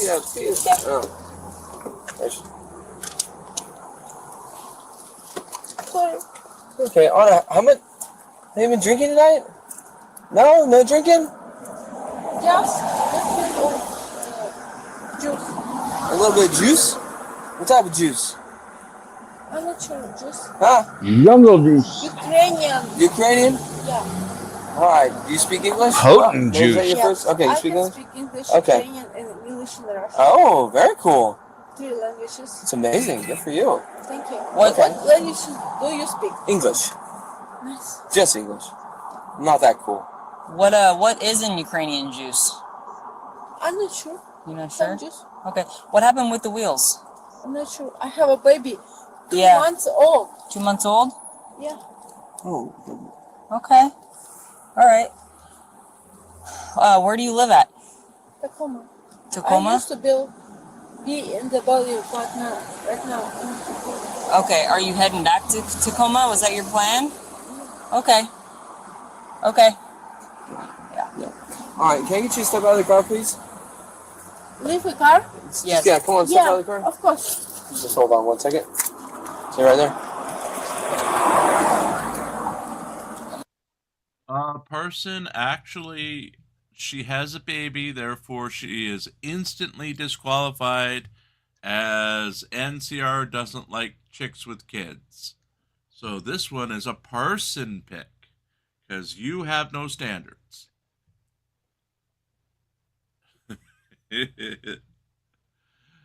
or preconditions on the women that you'll be matched up with. I'm gonna ask for a third unit. Yeah. 14-3, can we get a third unit, please? Oh. Disregard, we have one. Just take her to the top. Alright. Let's go step over here, okay? I have baby. Okay, come here. We're okay. We got somebody with them. Alright, ma'am. So, I'm concerned that you've been drinking tonight. No, And no, no, your baby is not a get out of jail You have free a wine card. bottle with your baby. no. Okay, well, I'm worried you are, okay? So would you be willing to do some field sobriety tests for us, just to make sure that you're... No, I don't have wine. Huh? I don't have wine. No wine. Okay, but would you be willing to take some field sobriety tests? No wine. They're voluntary. No. You don't want to take them? Wine. No wine. No wine. No wine. Okay. No Would you like to take No some wine. field sobriety tests? No wine. Okay. No wine. You don't No want wine. to? No. Okay. All right. So you don't want to take. Would you take a preliminary breath test No just wine. to prove No. your? No wine. Okay. Would you be willing to take a breath test? No. I can breathe on you, but no voluntary test. Would you do a breath test On you, but not otherwise. on the device? Okay. You won't do it on the Can device? I breathe on you? Just hang on right here. Can you give me some space, please? No way. Others. Huh? I can breathe on you, but no other test. Okay. No other tests? Yeah. Okay. All right. So, I want to know what happens. I don't know. It's first in my life. okay, here. But okay, so you're not willing to take any voluntary tests? No. Okay. Where you born? I was born here. Seattle, baby, Kirkland. Huh? You born in Kirkland? Yes. Nice. Yeah. Yeah. Yeah. Where were you born? Kharkov. Did you just say Ukraine. You give me a little space? Ukraine, Kharkov. 64. Can you mark the date? But I'm a citizen of America. You're a citizen of America? Yes. That's awesome. Good for you. Yeah. I'm really happy to hear that. That's awesome. Good My for baby you. too. Why are you Okay. drunk? You're. I have baby in my car. No, I'm sorry. We broke up. Can you just mark 2 that thing? months old. Denied fields. Good Do not want night, fields. Griffey. Okay. All right. So at this time, you're I gonna have be. honestly So, love all right. police. So at this time, you're gonna be under arrest right now For what? for suspicion of DUI. Okay. No, I didn't have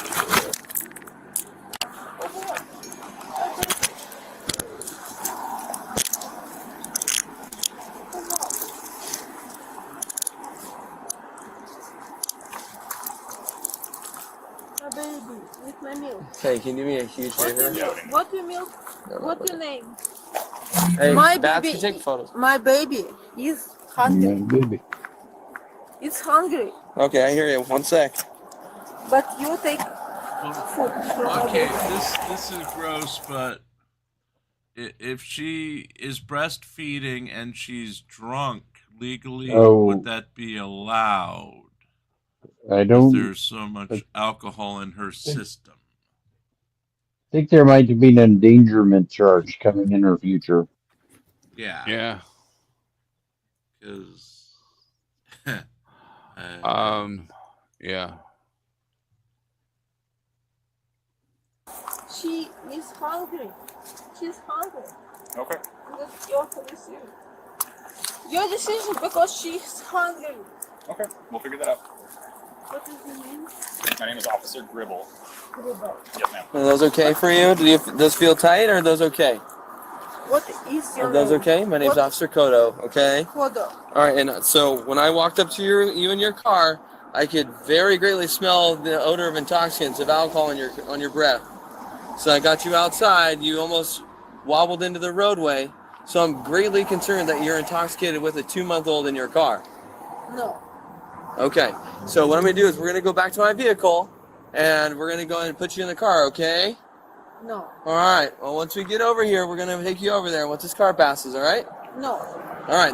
Don't really have to say at this point. You're coming with us. My baby is sleeping. I understand. We're going to take care of your baby, My okay? baby is sleeping. Sweet. She's hungry. Your baby's sleeping. Your baby's not hungry. She's hungry. I understand. She's hungry. Hungry. She's my daughter. I get it. We'll get her taken care of, all right? She's Come on.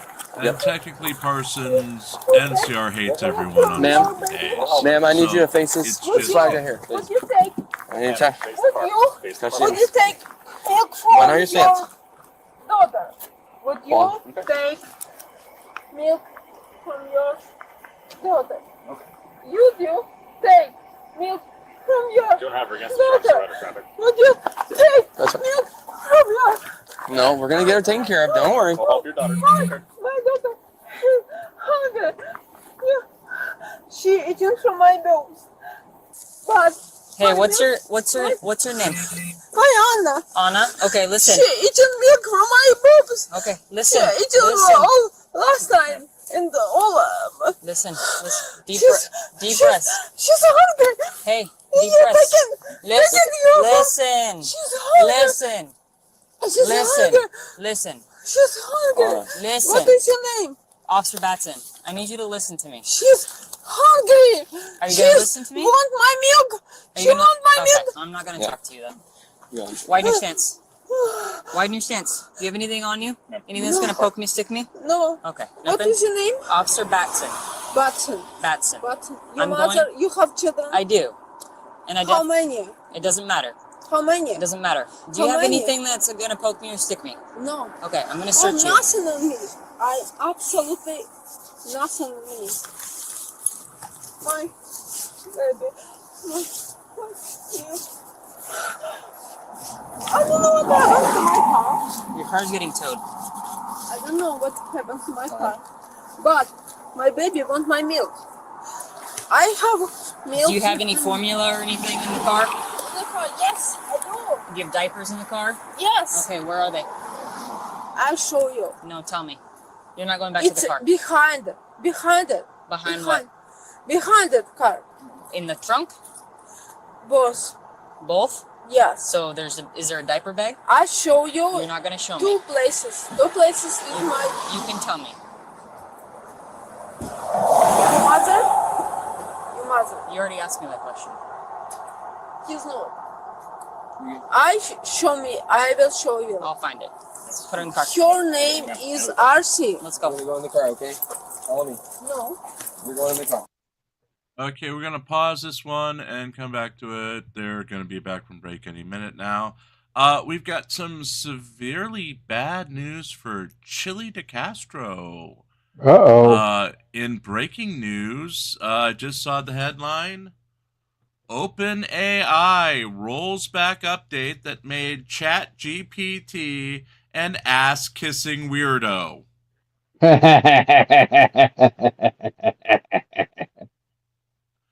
So, yeah, apparently Chili was not alone in having ChatGPT praise his ego and tell him he's a good boy. They've had to revert it back to a previous version because the current version has been corrupted to the point where it tells you you're a good boy for everything. So, I put a link to the article over in the Chili DeCastro forum in our Discord. So Poor Chili, his only friend is going to go away. yes, it even calls him Playboy. Playboy. Playboy. Playboy. So yeah, if you want to read that, go over to the Chili DeCastro Fan Club 2 forum in our Discord. According to Court TV, they're back any second now. It's going a little longer than expected. but we will return to Drunk Girl during the afternoon break. So let's just switch over.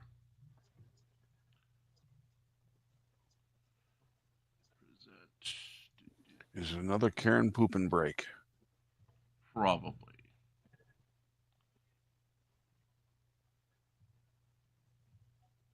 And who's that on the screen, Pope Phil? Lieutenant Fan. Lieutenant Fan. I can't say that right. I tried yesterday. It's not as bad as my Australian accent. We have a lot of us. We have a lot of Australians. I wouldn't attempt it. You're going to get. You're going to piss off half the audience. Thankfully, Griffey went to bed. Griffey left us a little bit ago. He passed on from this mortal plane into the arms of slumber. I mean, he went to sleep. So you're calling Becca slumber. Got it. No, she's not with him today. He just went to bed.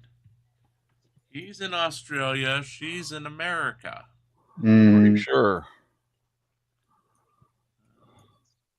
All we know of. All I know is Shuggy is at fault for everything today, and Parson thinks that NCR hates children, which is probably a good thing.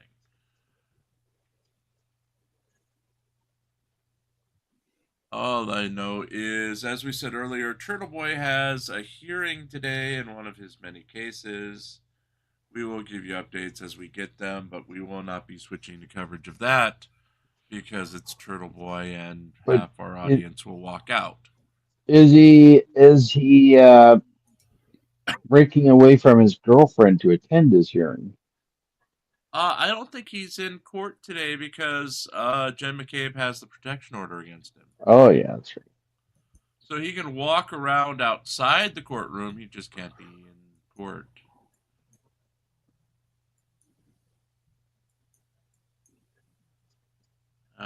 Good Lord. We also have, wow, they really are late. I wonder what she got him for. The judge usually provides snacks for the morning break and then lunch for the afternoon break. So I wonder what they're eating. Boiled Cheetos. Bagels and cream cheese. Ooh. I just had some applesauce. And Ooh, I'm drinking a white raspberry Lipton tea. Ooh. I had a couple. Why you gotta bring race into it, Jim? Well, it says white raspberry tea. Actually, it says white tea raspberry. I don't know. So you had what, Tank? 2 jalapeno cheese kolaches. Ooh. Sounds good. What is it? They were very good. It's a sausage wrapped in dough. Wrapped in an enigma. There you go. And for those who worry about me being allergic to teas, yes, but this is Lipton. It is allegedly so processed that there's nothing in it that can allegedly kill me. Allegedly. It's a tea-like substance. Yes, it says tea on the bottle. Tomatoes had some toaster oven hash browns. Ooh. Arizona iced tea says Arizona on the bottle, but it's not from Arizona. I know, it's made in New York. New York! Get a rope. New York City. And I can't have Arizona iced tea. I've had a bad reaction every time I've had it. So, including, I had one, it had ginseng in it. And apparently I am allergic to ginseng because I sneezed 57 times in a row. Is it ginseng or Jim Sings? Because we're all allergic to that. Yes, Jim sings the classics. Feelings. Whoa, whoa, whoa. Feelings. Whoa, whoa, whoa. Hey, how'd the viewers go into the negative numbers now? What? I don't know. Remember, we're back. If you like that or you dislike that, we're here all week. We're back tonight at 8 o'clock Eastern with the Torture Gym Finale Tournament, where you get to pick the next restaurant I lose when we hit the 3-year mark, the 4-year mark, and the 5-year mark. And you can help us scheme the next thing to torture Jim with. Yeah. Yes, we may have a new tournament coming up with new things to torture me with. But tonight, the third place tournament, we have Jimmy John's versus Pizza Hut, and then for first and second place, we've got Popeyes, the number 4 seed, versus number 3 It will be the winner. It should be the winner. It'll be Popeyes. It'll be Popeyes. Well, no matter what, I mean, if we hit 3 years, I lose the number 1. If we hit 4 years, I lose the number 2. Jim, to get a restaurant back, would you be willing to wear a onesie made strictly of cat treats? Ooh. I am not allowed to dress up anymore. Gia's rules. I am not going to take on Gia. So we don't want to see it. We want your mic on to hear you scream in pain as your cats devour yours. Remember also some of that has catnip in it, and I'm highly allergic to catnip. So, yay. Well, if you wear the cat suit, we'll give you Long John Silver's back. No, that's a no. We'll even build you a new one. That's what they're apparently doing. And apparently the Chick-fil-A is going in downtown and not up at the mall. So it's going to be right next to the Wawa. Ooh. Well, you'll only be able to have Chick-fil-A on Sunday. Actually, it's banned. It's banned. So yeah. Oh, well, they're not open on Sunday. Okay. Right. Because we literally do not have a Chick-fil-A in the area. I have to drive for that. In my opinion, you're not missing much. I was not impressed. I had it once, and the spicy chicken sandwich wasn't as good as Popeye's spicy chicken sandwich.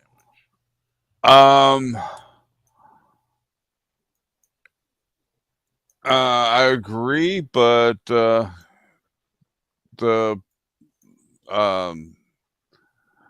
breakfast sandwiches are off the chain.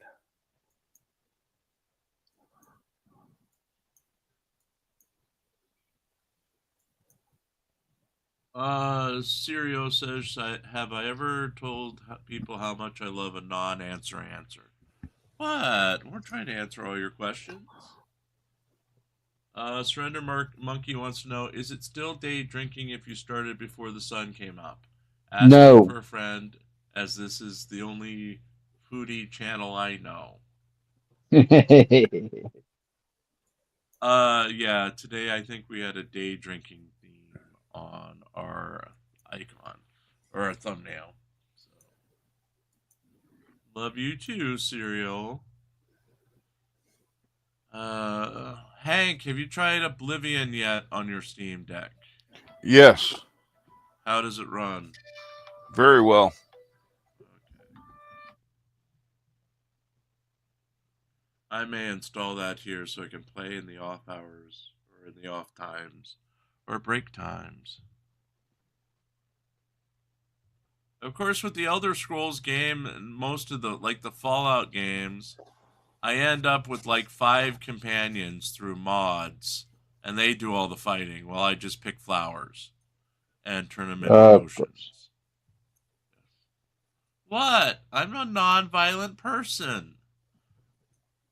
I'm non-violent. So I just pick flowers. So you get other people to do your violence for you because you're nonviolent. Yeah. Oh, there's so many people who look. Would you, if the world was on the line, would you rather have Hank fighting for the world or me? Hank. If the world was on the line, would you rather have Gia fighting for the world or me? Gia. If the world was on the line, would you rather have Touche fighting for it or me? Touche, even in her current condition. So I know my role. I know my Your lane, bro. I'm gonna lose, so I'd rather have real fighters in there instead of me. But it's not like Chile, who says he's going to leave the country when the revolution comes, and just to come back to pick up the pieces and be the hero that everyone needs after the fighting is done. You know who else used to say that? Who? Charles Manson. Yeah, Helter Skelter, but... That was the whole idea of Helter Skelter, right? Helter Skelter. Matt G says that in battle, Zoe will be riding the papal Roddy.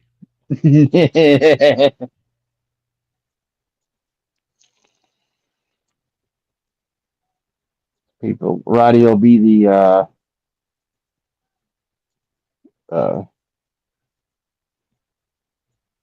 scorpion and the frog. Parsons, with Oblivion, you can also get them with the, if I'm remembering it correctly, you can also get them with necromancy. You just keep summoning creatures.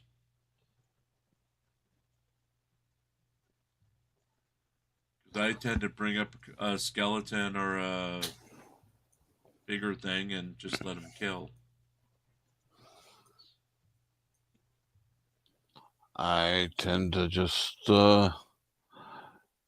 hit them from a distance with spells, and when they get close, I whack them with a sword or a mace. There you go. There you go. Or let them run into my shield.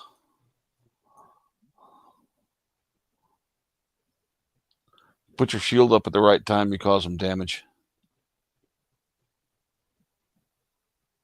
Emotional damage.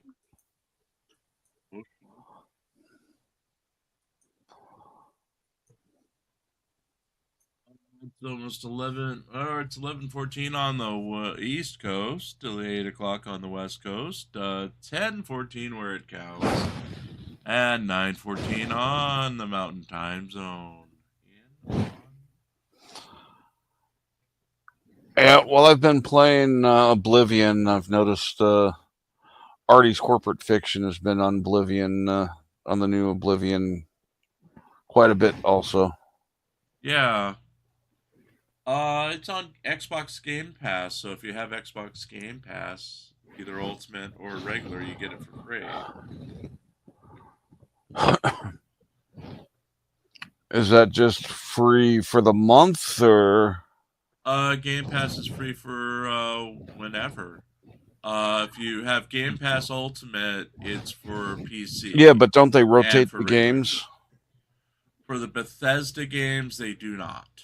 Oh, Bethesda games pretty much are on there. Like I've only paid for the expansions for what do you call it? The Star one. The one I was addicted to. Now I can't think of the name. I haven't played it in Starfield. So long. Starfield, yes. Starfield base game's free, and then you pay for the mods and for the expansions. So, and then it syncs if you have an Xbox. It syncs between the two, the PC and the Xbox,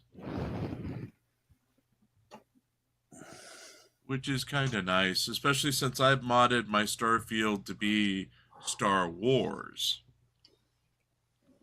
So you're essentially playing for the Imperial Navy or the Rebellion.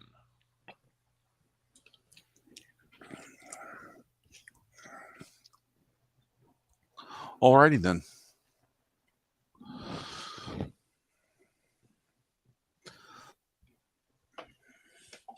That's a game I haven't played in a while. Is Star Wars. Oh, what was it? The X Squadrons. Squadrons. Yep. Okay.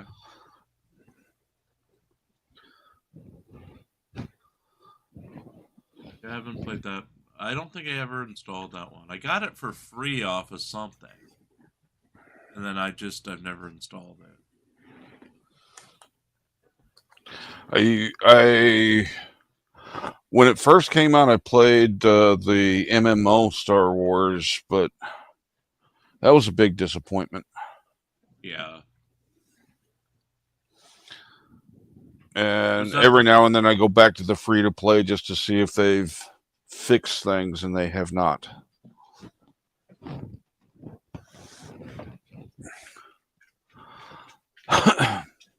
I want, well, they do have Star Trek stuff out there, but I don't know how good that is. Well, Time Killer is Star Trek Fleet Command, which is, you can play it on your phone, or your PC. Right.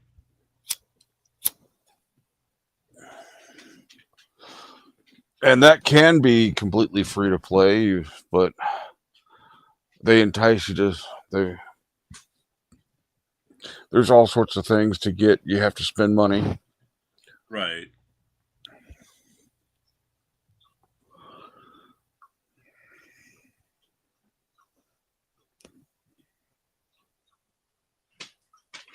Gee, I used to play the old TIE Fighter games back in the day.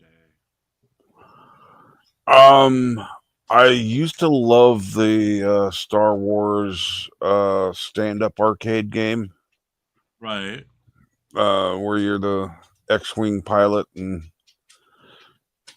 you gotta run the trench to destroy the Death Star. Yep. Back in the day, I used to be addicted to Elite on Commodore 64, which is now Elite Dangerous for PC. Or that's one of the sequels.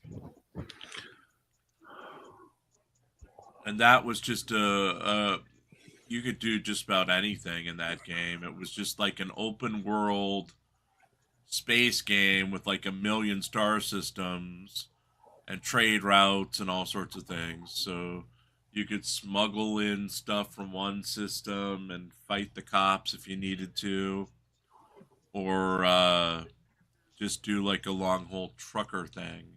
It was fun enough. I was amazed to see how many trucker simulators there are out there. Yeah. Real fast.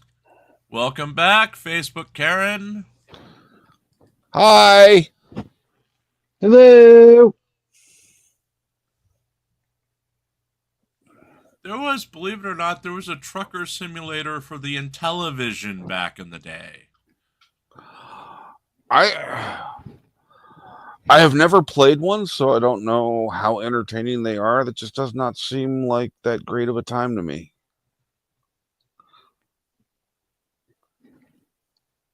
I don't know either. The Intellivision one, literally, I mean, what do you do with the blocky graphics? And it was like a first-person perspective looking out the window. And then there was the infamous, there was a Penn and Teller, they had a game or something where you're driving a bus to Vegas. But it was in real time. So it was like an 8-hour drive to beat the game. Yeah. And I don't think anyone ever made it to the end of that game. But Penn and Teller are bastards that way. I believe that was for Genesis.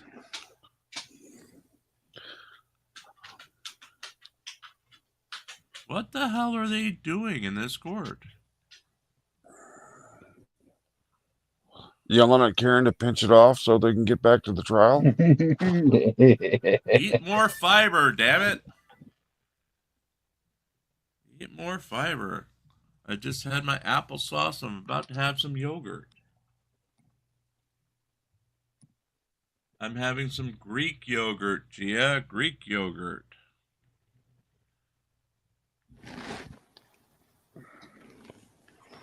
Does that make me racist too, Phil, having white tea, raspberry, then some Greek yogurt? Yes. No, that's just cultural appropriation. Yes. Bastard. And then I'm going to have some pizza for lunch because I have 2 pieces left for me. And if you have the right kind of Greek yogurt, you can have active culture appropriation. Yes.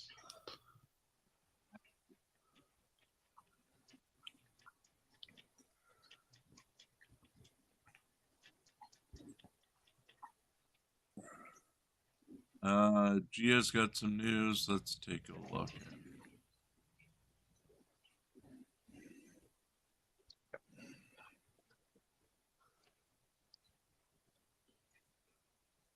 Okay, judge meeting with attorneys and family. Something's going on. Sidebar? I don't know. It seems like in chambers, in camera.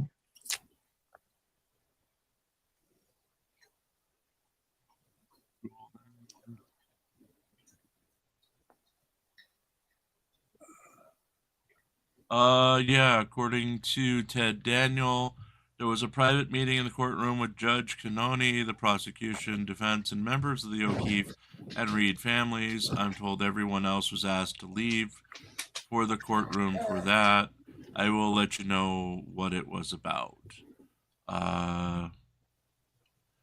Grant Smith Ellis, still in recess. Court clerk has told the reporters to leave.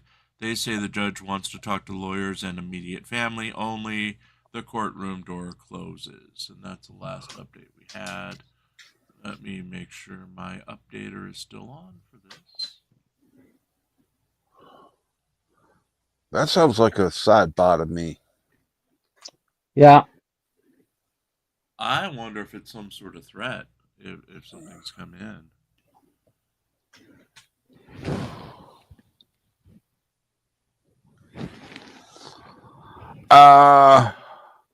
If it was a threat, I don't think they would. I think they would have all left the courtroom. Right.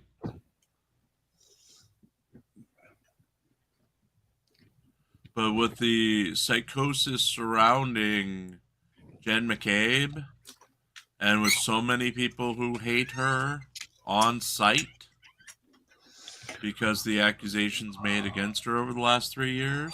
Yeah, there's more than that courtroom in the building, though. So, and then of course, I'm just not feeling it being a threat. And then of course, Turtle Boy is across the hall with his hearing later today. Oh, poor Turtle Boy.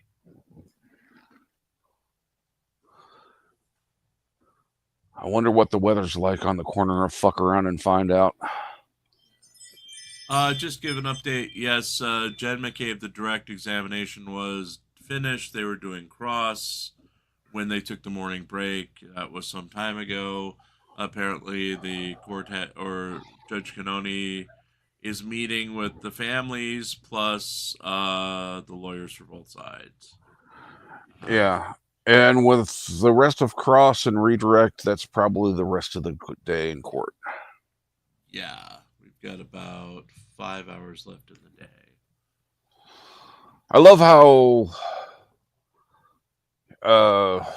Jackson makes everything makes everything sound nefarious when it's just perfectly normal. Right. Like the DA's prepping their witnesses. That's normal. What do you mean you talked to them yesterday?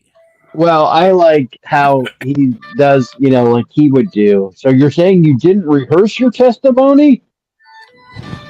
Like we do?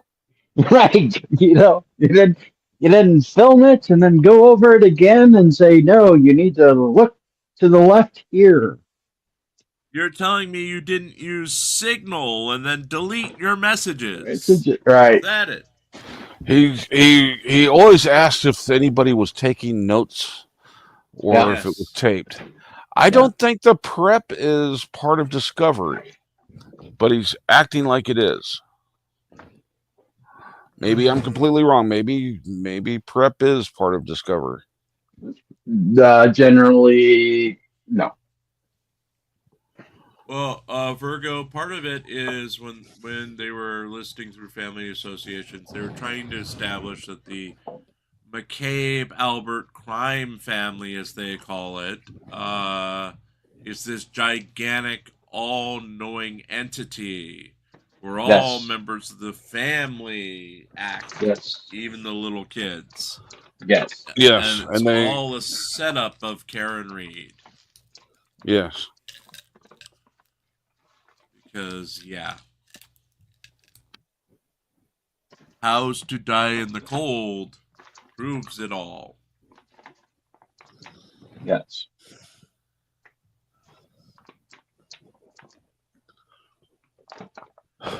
And while we're at it, remember we're back at 8 o'clock tonight for the finale of the tournament.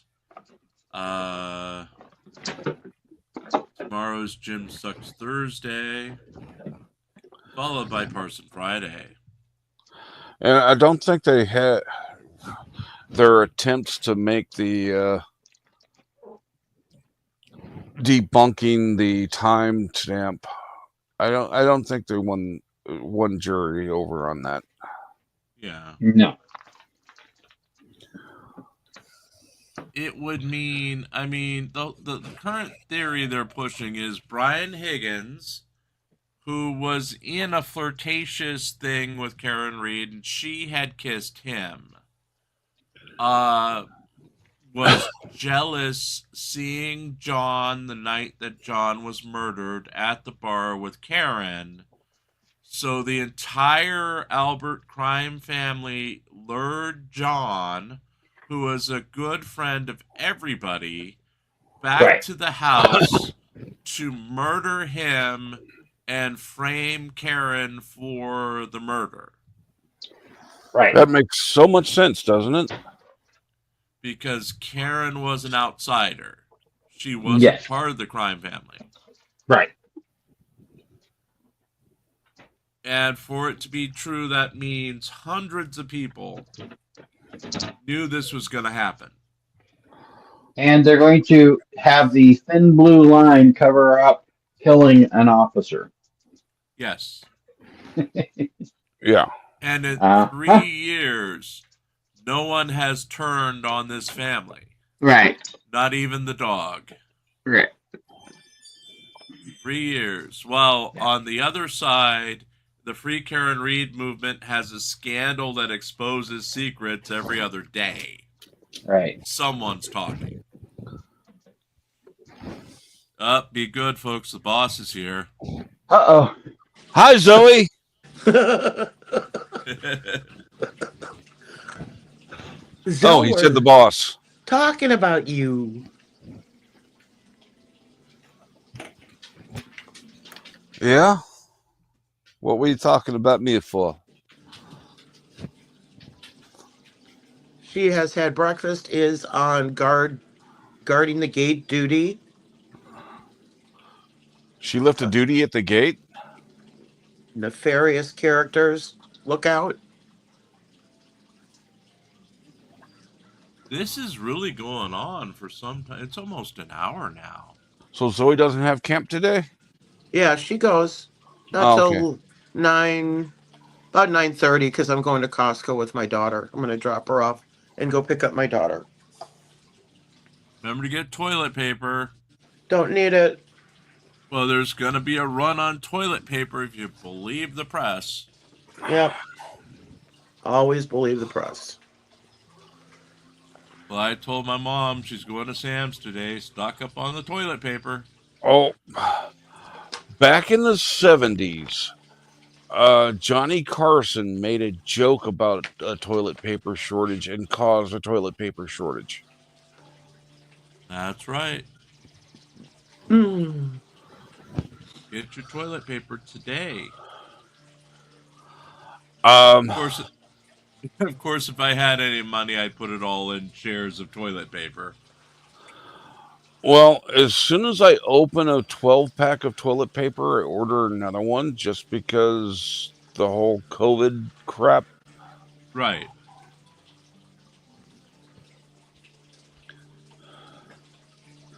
And a 12-pack will last me through a toilet paper crisis.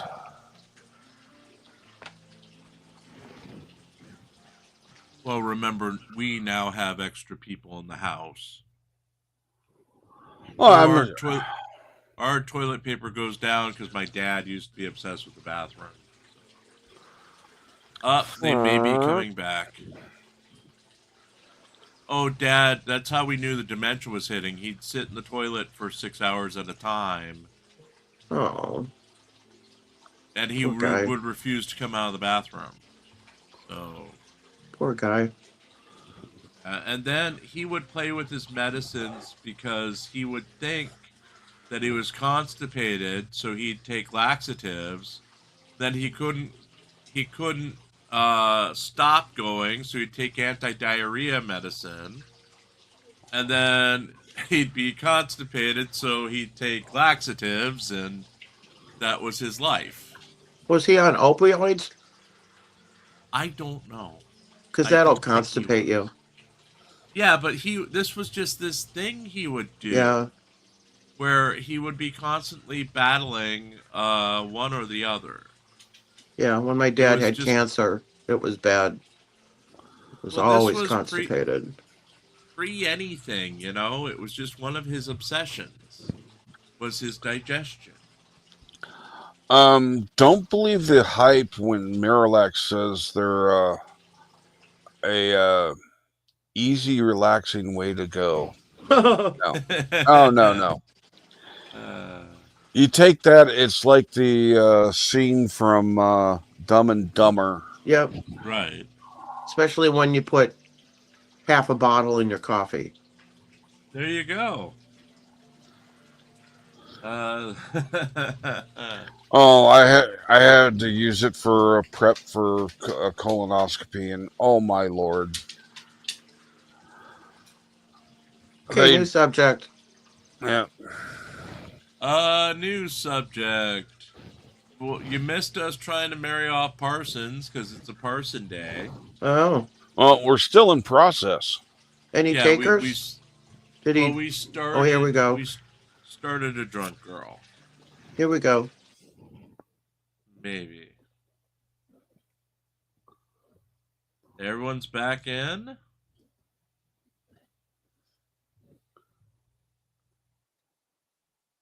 Who is that? Who? Oh, I thought she was on the other side of the bar, but she's behind the bar.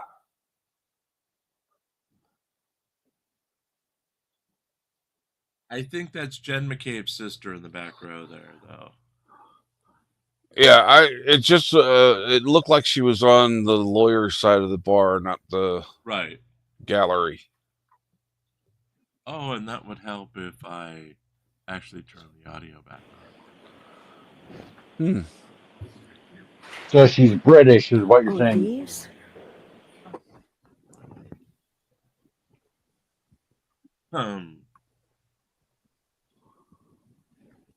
Bum bum bum.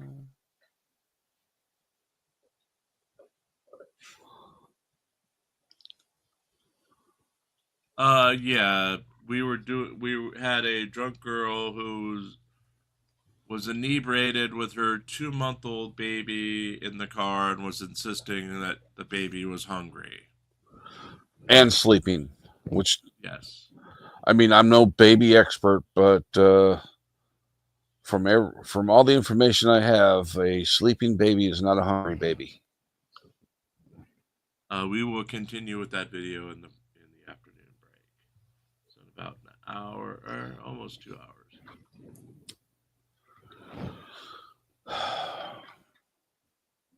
Again, tonight we have the finals of the tournament, and then some more Drunk Girl as we are marrying off NCR tonight. Parsons briefly had the nickname of PP today. Thank you for your patience. Sometimes there are matters that we need to address, and that's what happened here. So I appreciate your patience. Mr. Jackson, could we please have Ms. McKay back in here? Oh.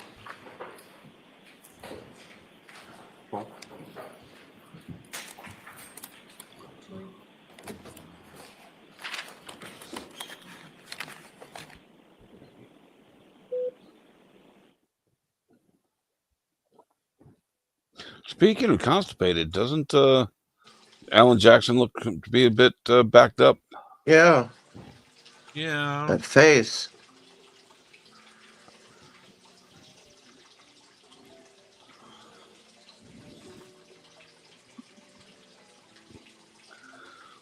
All right, Mr. Jackson, go right ahead. Thank you, Your Honor. Is the meditation music from you? When last we left off, we were talking a little bit about some of the familial connections that your family has with certain law enforcement agencies. I muted it. Sorry. Boston Police Department, Brian Albert. We talked a little bit about Massachusetts State Police and knowing friends of friends with regard to Chris and Julie, correct? Yeah. Knowing friends of Chris and Julie? Friends of friends of Chris and Julie. Is that your relationship? With who? I'd asked you about. I'll ask you a different question. Okay. A little bit vague. Courtney Proctor is friends with Julie's sister. Yes. And obviously Courtney also knows Julie. So we're still playing Chris, 7 correct? Degrees of Kevin Bacon. And there's also a connection to Canton Police Department through Kevin Albert. Is that right? Yeah. Can you answer that? Is there a connection? Do you have a connection with the Canton Police Department through Kevin Albert? Not with the police department, but Kevin Albert is Brian Albert's brother. Right. And Kevin works for whom? The Canton Police. Thank you. So you've been interviewed many times by And he drives the Prius. different law enforcement agencies, be they Massachusetts State Police, Canton Police, or otherwise, correct? Yes. Okay.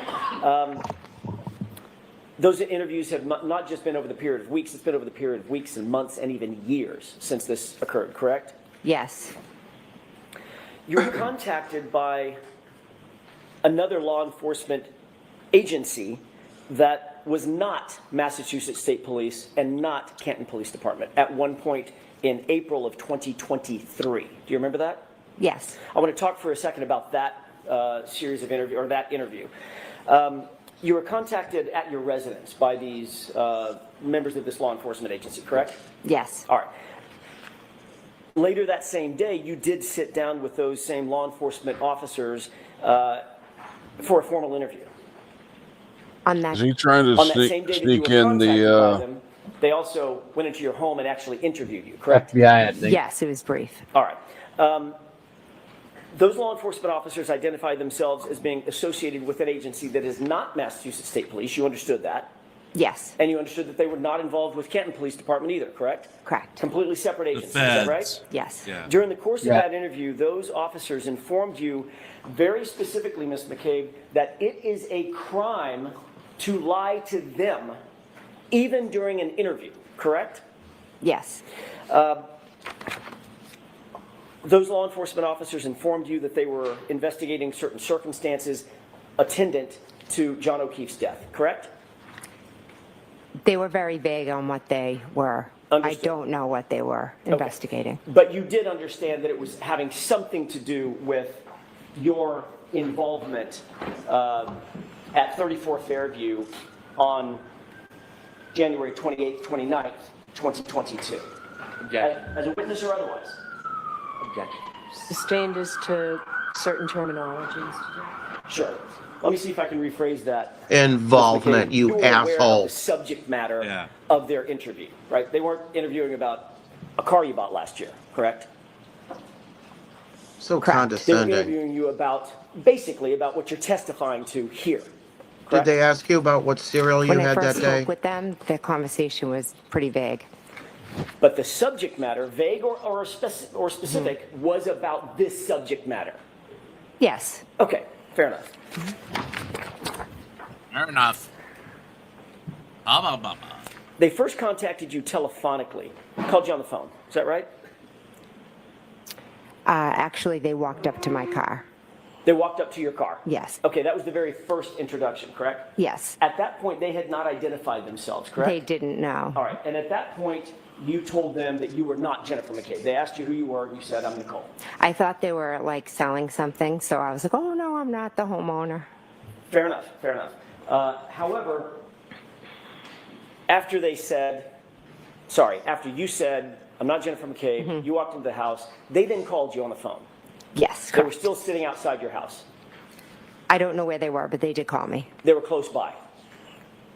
I'm not aware. Well, the call came almost immediately after you walked back in the house, correct? I'm not sure how much time had passed. Give me an idea. It wasn't an hour. It was No, it was 5 or 10 soon minutes. after. I'm just not sure. I can't tell you where they were located. I'm sorry. Okay. They told you that they would, at that point, they identified themselves as being law enforcement agents, correct? When they called me, yes. And they told you at that time that they were not with Canton Police. You knew at least they were not with Canton Police Department. They were not troopers with Massachusetts State Police, correct? Yes. Okay. And they told you that they would like to have an interview with you. They'd like to have a sit-down talk with you, correct? Yes. You told them that you would be willing to submit to an interview, but you needed about 10 minutes to get ready, correct? Yes. She had to You poop. ultimately did allow them into your home, and you did sit down for a formal interview with them, correct? Yes, brief, but yes. And it was during that formal interview inside the home that it was explained to you that it would be a crime for you to lie to them on any material issue, correct? Yes.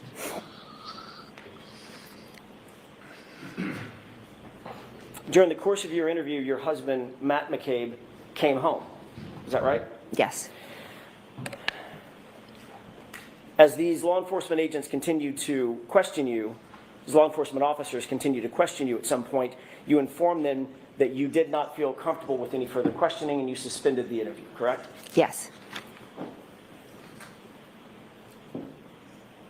Before leaving, however, those same law enforcement officers asked you if you had contacted anyone in those 10 minutes when you indicated, I need 10 minutes to get ready, between the time they called you and the time that they showed up and came inside your house, correct? Yes. You told them that you had contacted your husband, Matt McCabe. Yes. Which is why he came home, right? Yes. And you told them that you had called Carrie Roberts before they interviewed you, correct? At that moment. I'm not 100% sure, but if you have it, I'll... It seems like something I would do, but if you have it, could show me. Absolutely. Mm-hmm.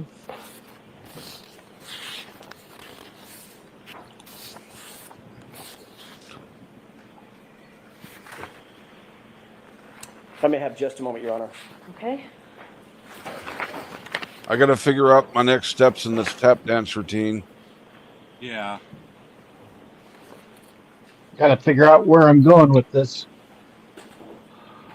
Well, I'm pretty sure where he's going with it. He's just trying to figure out how not to step over the line that he's towing right now. May I approach briefly? Yes.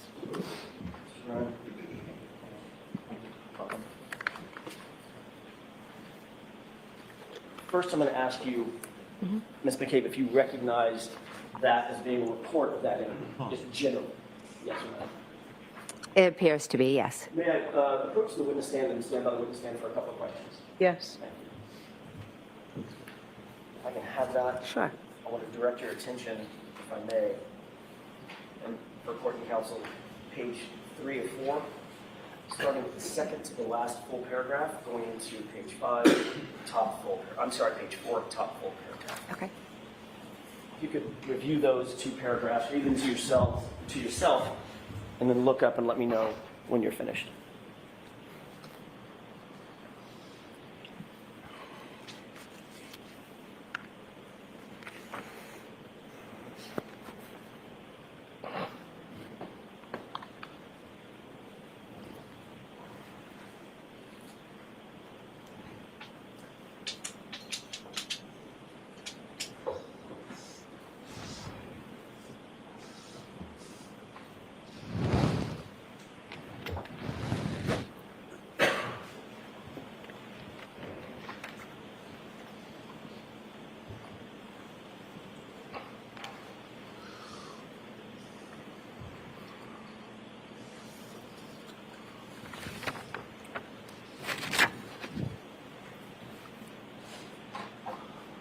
My smallest dog decided to try and take a nap on Chief's bed. Chief came over and just laid down on top of him.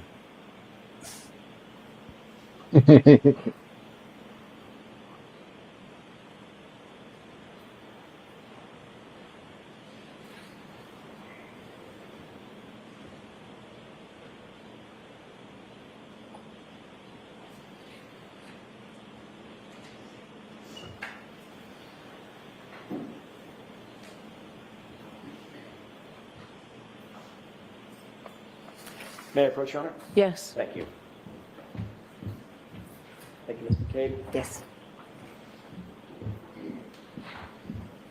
Did reviewing those paragraphs refresh your recollection as to whether or not, as to what you told those agents initially? I'm sorry, what you told those officers initially from that other law enforcement agency, about who you contacted in that 10-minute interval? He said agents. Yes, I told them. And you told them that you had contacted your husband, Matt McCabe? Yes. Yep, and sounds Terry like you Roberts. crossed that line. I want to stick with that for just a quick second. One of the first calls you made after being contacted by these other law enforcement officers from a different agency, one of the first calls you made was to Carrie Roberts. Is that right? She was the first one. That's what I'm asking. One of the first two calls you made, your husband. Right. Come home, there's law enforcement outside my door, I'm guessing is what you said, correct? I don't remember my exact words now, but I did ask him to come home, correct? And Yes. Carrie Roberts. Okay, yes. You wanted to let Ms. Roberts know that you had been contacted by certain officers from a different agency, correct? I was curious if they had already been to her. That was my next question. Yeah. You also wanted to find out had these law enforcement officers from this different agency contacted her, correct? Yes, because typically if I you just enter asked our yes or no. town, she's... Ms. McCabe, yes or no? Oh, sorry, I was just trying to That's explain. okay. I'm sorry. Is that why you contacted her, to find out if in fact they had contacted her before you? Yes or no? Yes. And you also wanted to find out what she told them, if she had been contacted by them, correct? That was your motive in calling her. No. So you just wanted to find out, had she been contacted? Yes. But if she had said yes, you weren't going to say, and what the hell did they say? What did they ask you? Well, I can't say what I would have answered, what I would have asked her, but I know I was calling to see if they had been there. Yes, that was correct. That was your intent. I called to ask her if they had been there. Yes. So that was your intent. Yes. Yes. Okay.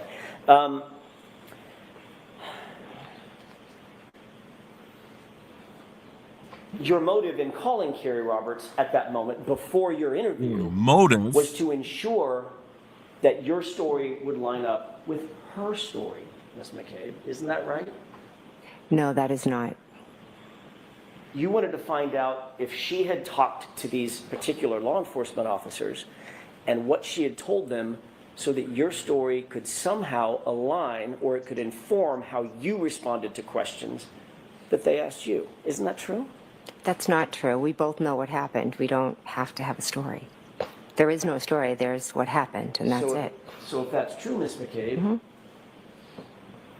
you have no reason to call Carrie and ask her if she had been contacted by these law enforcement agents, because it's just the truth, correct? We're going through this whole experience together. We call each other about everything. That's nothing more than that. So I'm sorry. Let her finish her answer. Go ahead, Ms. McCabe, you can finish that. There's nothing more than me calling and saying, hey, did they come to your house? That's what we did when the media showed up, when Miss Reed's private investigator showed up. We just give each other the heads up, hey, somebody's coming, because we're just like normal moms. We're not used to this. And that's helpful in making sure that the stories she tells are consistent with the stories you tell to different law enforcement agencies, correct? No, we are not telling stories. So let her finish. You said no what? I said, no, we're not telling stories. We don't have to compare.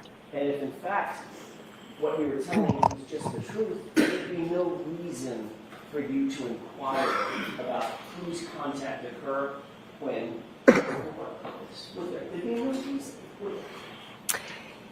There's no inquiring. It's like when you're when the ice cream truck was at the street next door and I'm saying, did the ice cream truck come? It's really that simple.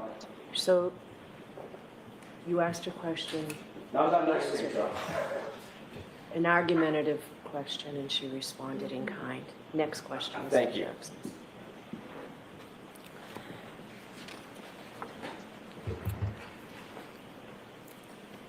You also testified in your direct examination, staying with Ms. Roberts for just a second, about a timeline that you and Ms. Roberts put together, correct? Yes. That's another example of the two of you talking about your own perceptions and comparing and contrasting those perceptions and putting it down on paper, correct? No, Is that yes or no? it's a no. Can I explain or no? I'm sure Mr. Brennan will have follow-up questions. I'm sure you can tell the other guy. After you gave I that don't care. answer to those law enforcement officers at that separate law enforcement agency,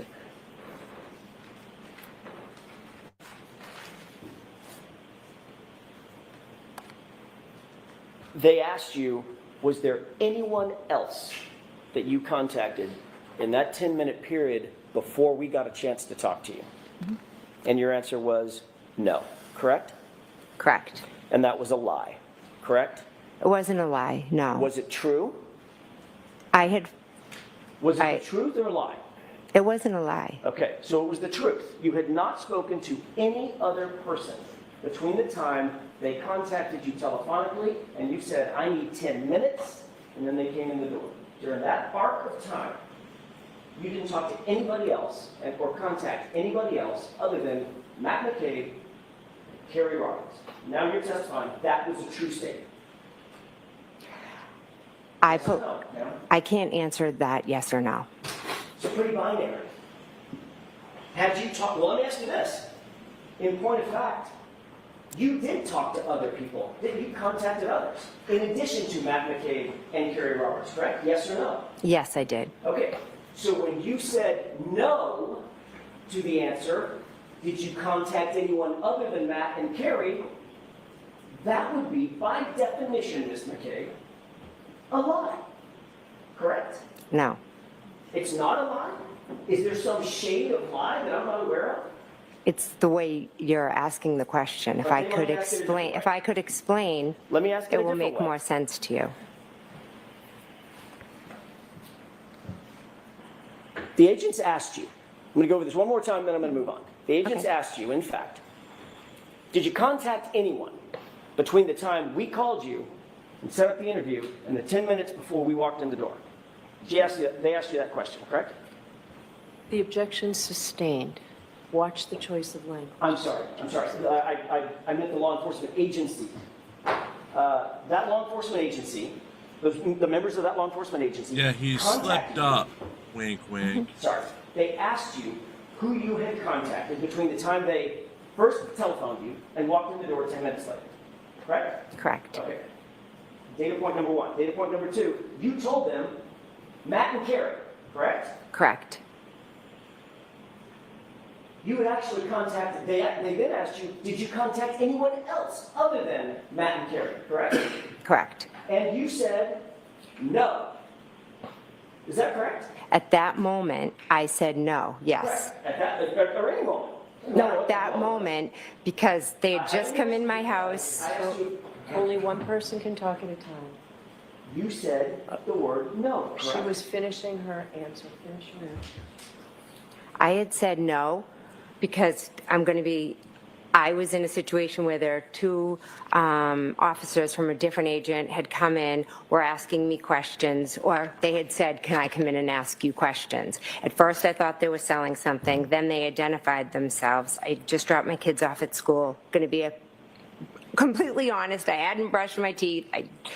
So I kind of made some phone calls. This is non-responsive. So next question. Thank you.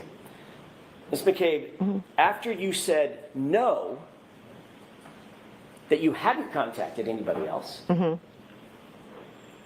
those two law enforcement officers from that separate agency who had told you it was a crime to lie to them, they left, correct? Yes. Subsequent to that, Mr. McCabe, your husband. Objection. Sustained. They left you their card so you could call them if need be, correct? Yes, they did.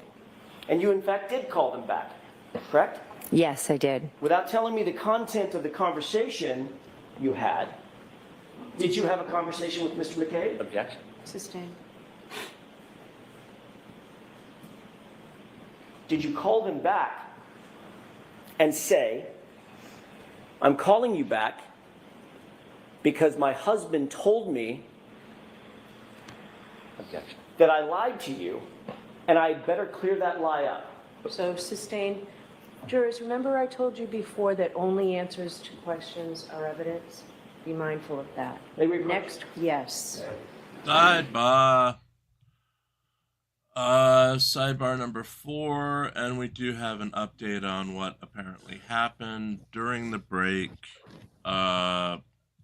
This is Grant Smith Ellis reporting his. He's the only one reporting this, so that I'm just gonna read it. Per towel sources, the reason the courtroom was emptied for a closed 30-minute session after morning recess in the John O'Keefe and Karen Reed retrial was because of an argument between the Reed family and John's family. It is not clear what caused the flare-up. After an unprecedented delay where the courtroom was closed except for the members of the families along with Reed's lawyers, we are now back in session. So it was some sort of outside issue between the two families. Allegedly. It's Grant's reporting. No one else has reported that so far. As far as Jackson's treatment of this witness, remember this witness is who they're saying is the chief mastermind of the conspiracy. And that this woman is evil. Evil, I say. And everything she does poisons the earth. What do you think about that, guys? Yeah, the epitome of evil is in the courtroom, sitting in between her defense lawyers.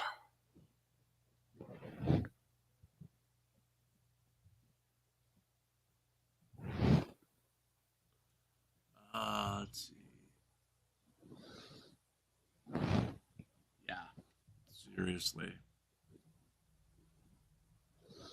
I just wish there was like a Family Feud fist fight during the break. And they all came back. If it's a hung jury, then the third round needs to be Jerry Springer style. Yes. Oh.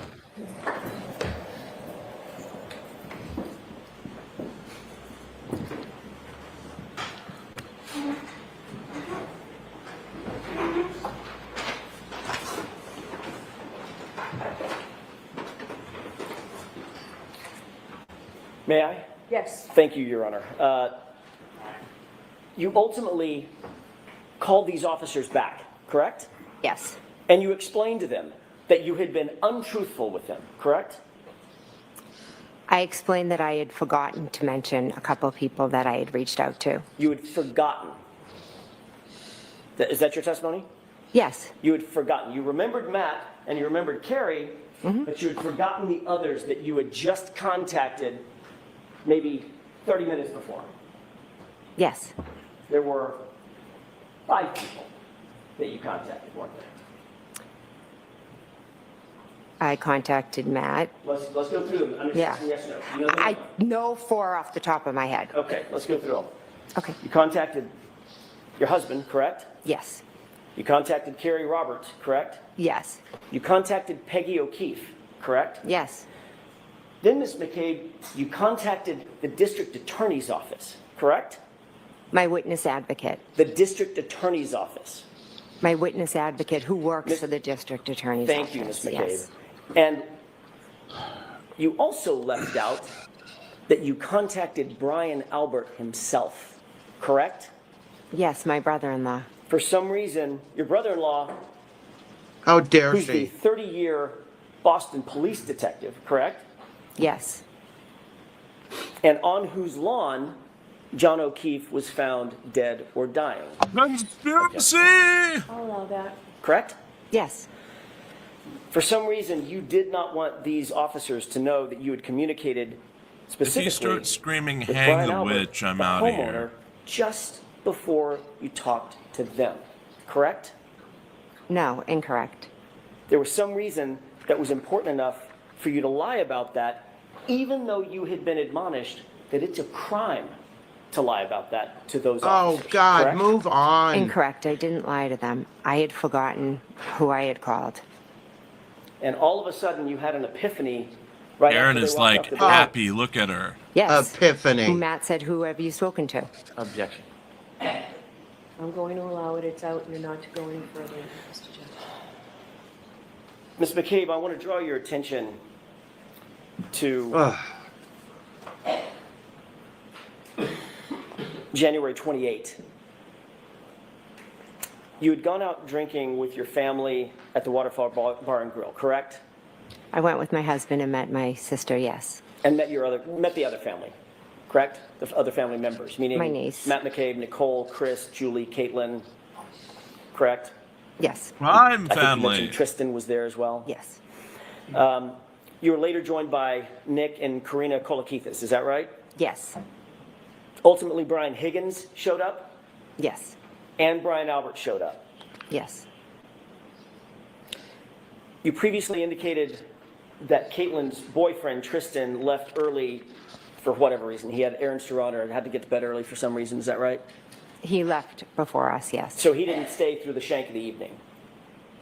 Through the what? The shank of the evening, through the course of the evening. Oh, okay. Mm-hmm. The Is that right? shank of the Okay. evening? And ultimately, at the waterfall, What? John O'Keefe. Yeah, said. it's an attempt to make it sound nefarious. Yes. You didn't see any tension at You all shanked between him? John O'Keefe and Karen. Yeah, the that night, shank did of the you? evening. No, I didn't. They Yeah. appeared to be getting along. No, but if you stand Yes. close enough Sort to of a the normal witness couple stand, I having a might nice evening shank out you together. now. Yes. Thank you very much, Ellen. Neither John nor Karen Reed appeared drunk or inebriated, out of sorts.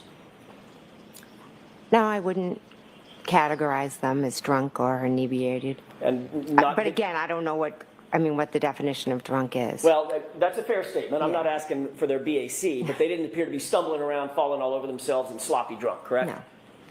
Out of control, nothing like that. No. Okay. You mean like Karen Reed when you're out to dinner with her? Yeah. You did see Brian Higgins 9 and Brian vodka Albert drunk? at a high top table, sort of Can together. you consider dinner Over the course of that evening, when correct? most of what you consume is alcohol? We were all kind of around The olives, like a long you know. high top table. And John The O'Keefe, olive and as you look salad. at I'm going to use the perspective of the video that we've seen. Would that be from the Olive Garden? That camera angle that we've seen. Not necessarily. John O'Keefe and Miss Reed Or the were fruit sort of on one of those further off fruity in the corner, cocktails. closer You know, to the fruit bar salad, rather that's than to dinner. the tables, correct? Along with the Kolakithises and those, and you, as a matter of fact. Yes, at different times, everyone was kind of moving around. I spent the majority of the time that Karen and John were there speaking with Karen. And that was sort of over toward the bar. We weren't in the bar, we were at the table, so it was one side of the I'd be table 6 and the feet other. under One if I had far 9 vodkas. Away, Right. kind of, yeah. I'm using the bar sort of as a landmark for nothing. I didn't even sign up to the bar, but just Yeah. sort of as a landmark. You were closer to the bar than. I for definitely instance, wouldn't in the be foreground, which would be the high top in tables in the condition to corner, correct? drive. We were just on the other, I'm confused I about. don't think I could even We were walk. just on the other side of the table. Okay. You did see on the opposite side of that. It's been that so long high-top since I've table, had that's more where Brian than Albert and a Brian couple Higgins of were standing drinks at a talking time. and, I don't know communicating with each other. anymore. Is that right? I believe so. I was talking to Miss Reed. I wasn't really paying attention to them. Did you ever see those two men get physical with one another that night?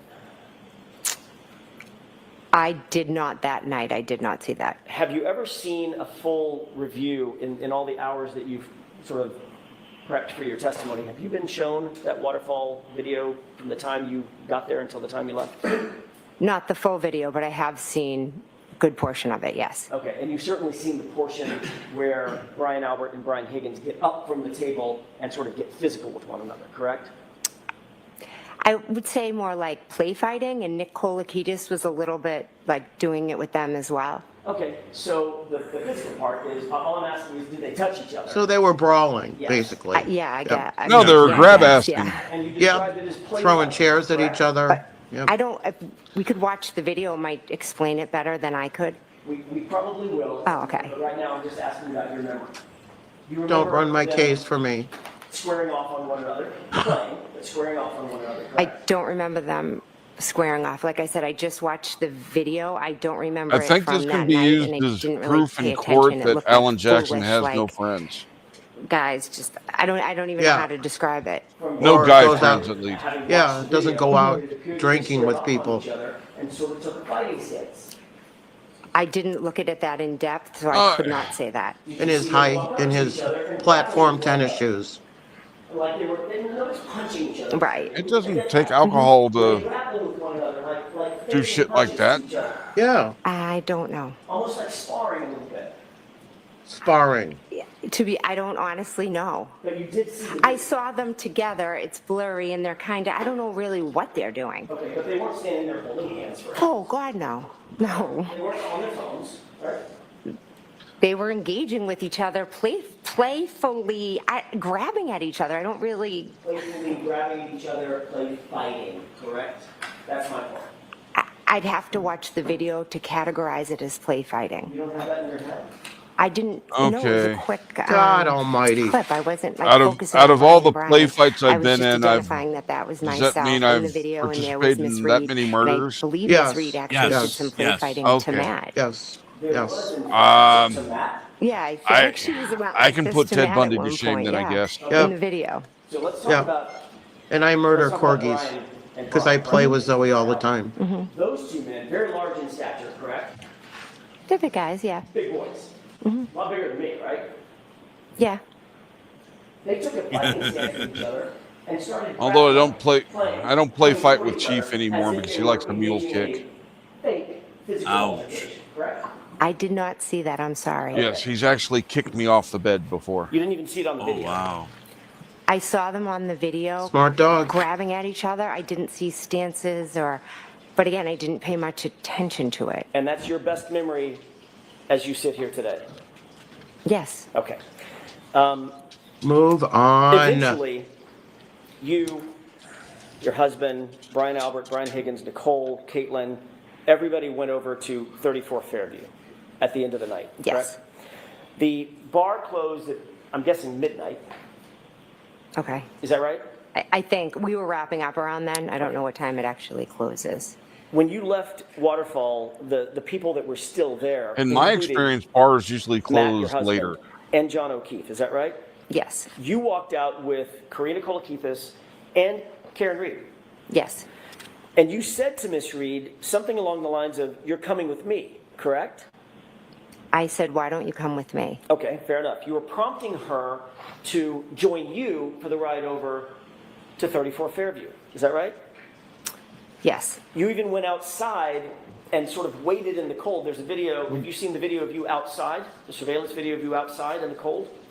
Yes. And you're sort of waiting there, moving from foot to foot like it's freezing out, which I'm sure it was, correct? Yes. In a big puffy coat of some kind, right? So Ooh, the question was, the I puffy moving jacket. foot to foot in a coat? Yes. That's My right. question is more, did you see yourself Ah, waiting it's all outside the making cold? sense now. I saw myself convert. I believe I was in a conversation at that point when I was standing out there with John and Karen. And that's when you were asking Karen to come with you. No, I had asked Karen previously when we were at the door to come with me because I didn't know how long Matt and John were going to be in the bar because they were in there still. And that Karen would, by wasn't in any definition, condition to drive. Brought Karen to 34 Fairview separate and apart from John O'Keefe if Karen had come with you. Is that Yes. right?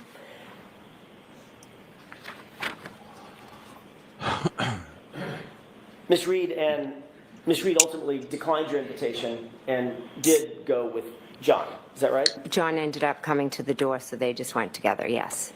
And finally, you walked away and went with your husband, Matt, over to 34 Fairview in your personal vehicle, correct? Yes.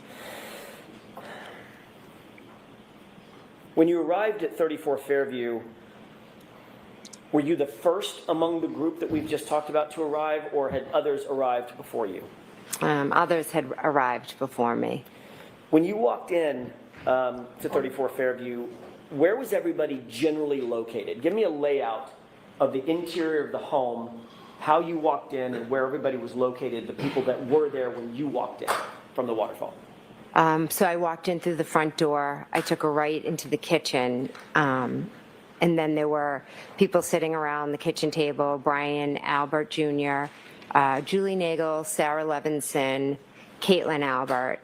My sister was over more towards like the counters and the sink, and Brian Albert and Brian Higgins were, there's like a room right off of the kitchen, like a TV room, and they were in there just talking. I think Nicole had like put up some new pictures, so, or maybe the sun and the Marines, they might have been looking at a picture. Vaguely have a faint memory of that.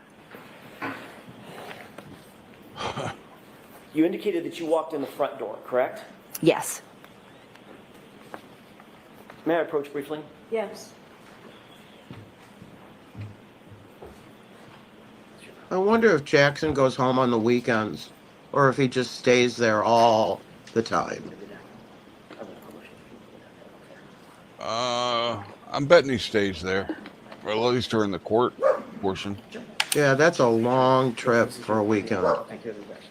Can you just take a look at that photograph just a quick second? Yes. Do you recognize that photograph? Yes. What do you recognize that photograph as being? It's my sister's house. 34 Fairview? Yes, sorry, 34 Fairview. Brian Albert's house as well? Yes.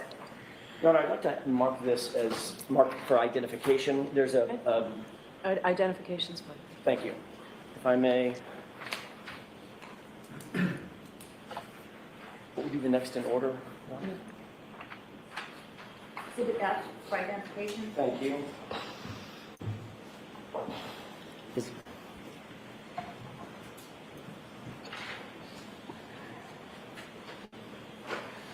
Plus, and drinking 9 vodkas is excellent for her health, and she has other issues as well. Oh, that's right. Yeah. She has MS. She has MS, and I thought she had some intestinal disease as well. I don't know. Yeah, I don't know about that one, but I know she has MS because so does the witness. Yeah. Well, are you referring to her being full of shit? Until the other issue. There's, I heard something about her having some Commonwealth Exhibit 3. diverticulitis or irritable bowel syndrome or something like that, where alcohol is the last thing you need to drink. The house Yeah. as much as you can. It's so inflammatory. Thank you. Ms. McCabe, do you recognize what's depicted in this I am not a photo? I know doctor. It's a little bit of an angle. Yes. What is that? But have That you is slept in a 34 quality Fairview. inn? Okay. Yes. Okay. Can you... You're I qualified. think this laser will work. May I approach? Yes. Can you use that laser and point to the front door that you entered when you walked in the house? Okay, that's directly in the middle of the just to the left of the flagpole for this purposes of this photograph, correct? Yes. Okay. Is there another entry door on the house that you He's may not be choosing able to this see, angle on the general purpose. area? Yes. Making Where it is look like that the door? flagpole's right So that outside would the front be- door. See where these 2 windows are? Yes. The door would be kind of behind that right there. So it's right to the left of those 2 windows. And Ms. McCabe, just staying with doors for a second, is Mm-hmm. there another door associated with the garage? Oh, actually, yeah, there is. Right there. Right there next to that side door? Yes. Okay, thank you. May I approach? Yes. Thank you. You didn't go in the side door, you went in the front door that night? Yes.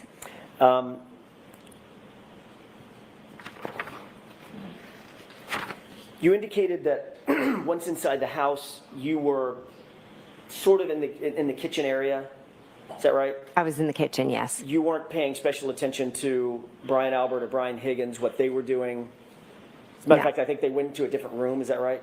There's a room, kind of, the kitchen opens up into the TV room. So they were in there. So the only 2 that you recognized at this point in the night, not being sort of with everybody else, were Brian Albert and Brian Higgins, separated out in the Kind of sounds like they whatever that room's repurposed a called, living breakfast room? nook as a Yeah, TV room. like just right there, you know, right where they are, just Okay. kind of right in the next room.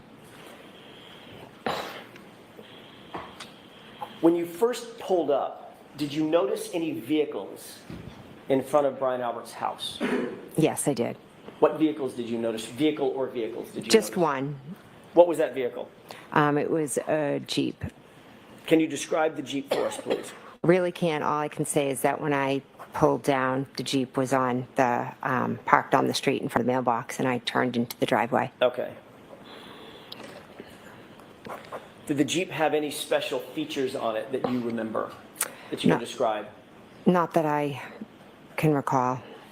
Big giant snowplow on the front? Again, it was dark. I didn't really pay much detail to it beyond, I just asked, whose Jeep is that? And did you learn whose Jeep that was? I did, yes. Whose Jeep was it? It was Brian Higgins' Jeep. And you said that it was parked in front of the mailbox, is that right? Yes. So as you're looking at the house, the mailbox would be closest to the driveway, is that right? Yes. Rather than, for instance, the flagpole on the other side of the lawn. Correct. So if the flagpole's here, there's the lawn, and then here's the here's the mailbox, and then the driveway's over here. Okay. Does that make sense? It does to me. Okay. Thank you for that. You've previously indicated that the back edge of that vehicle, Brian Higgins' Jeep, was at the side, basically, of the driveway, which is what you've just described. It would be blocking the mailbox, the rear end associated with the driveway entrance, correct? Yes. Have you ever discussed having seen that Jeep in that spot with anybody else in this case? Is that including previous testimony, or? It is. At any time. Before you testified at the previous hearing, had you discussed having seen that Jeep in that spot with anybody else? For instance, your husband? Objection.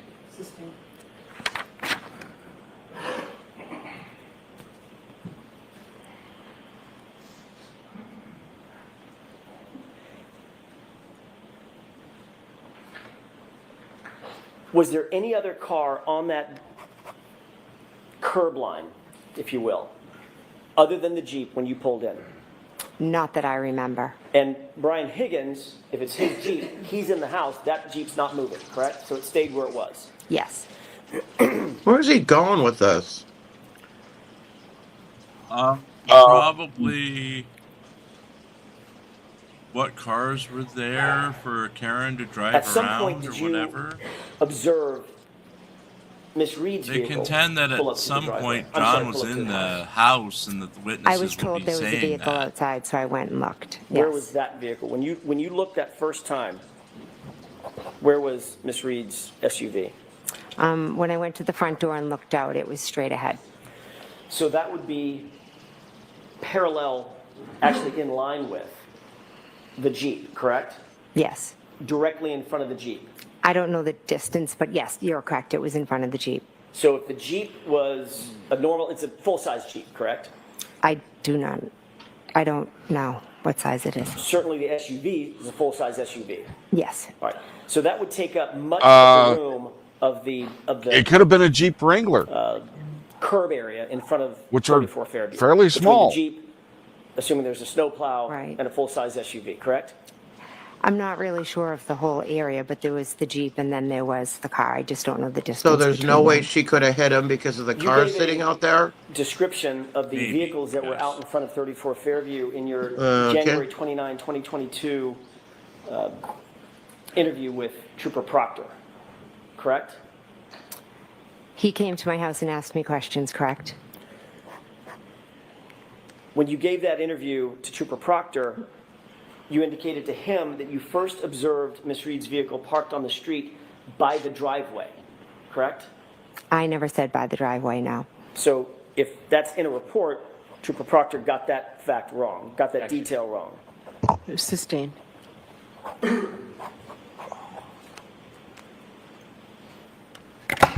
If in fact, well, let me ask it this way. What did you say to Trooper Proctor about where that vehicle was? Miss Reed's vehicle? Correct. I told him it was straight out front, the window. The straight out front of the front door. Sorry. Trooper Proctor wrote a report about his interview with you, correct? Correct. You've seen that report in other hearings, is that right? Yes. Your interview with him was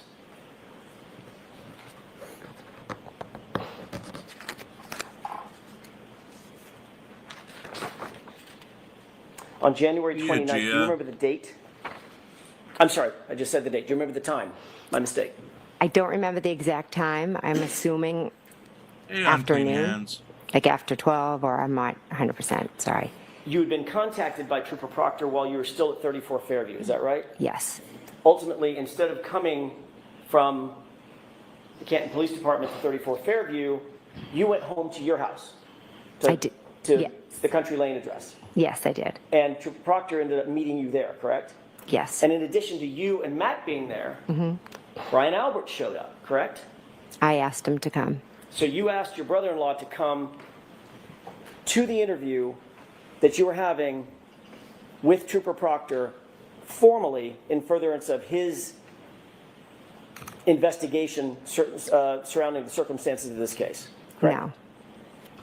But Brian Albert did show up at your house. He did. I asked him to come, yes. And he was inside the house when Trooper Proctor ultimately interviewed you, correct? He was in the house, yes. And you'd spoken to Brian Albert before Trooper Proctor had interviewed you formally, correct? I believe so, yes. Matter of fact, several times you had to have spoken to him at 34 Fairview. You've already said that, right? Oh, right, yeah. We were all there in the kitchen. And then obviously you spoke to him about the interview before Trooper Proctor got to your house to interview you on the 29th as well, correct?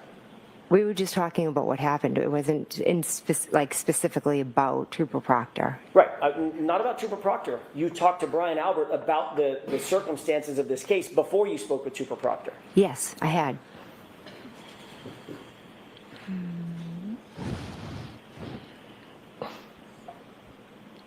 Do you remember exactly what you said to Trooper Proctor about the location of the SUV in front of the house? I know what I said, yes. Okay, what exactly did you say to him? I said the car was straight out front of the front door. When I was looking out the front door, it was straight ahead.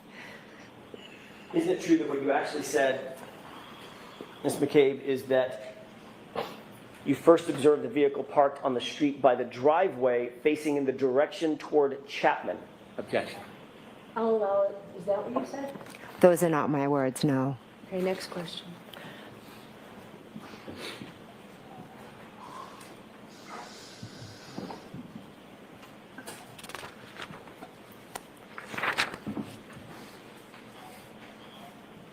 You've already indicated that following the events of January 28th and 29th, you have spoken extensively with your family and your friends, members of your family and your friend group about what happened that night, correct? Yes. And that includes Brian and Nicole Albert, is that right?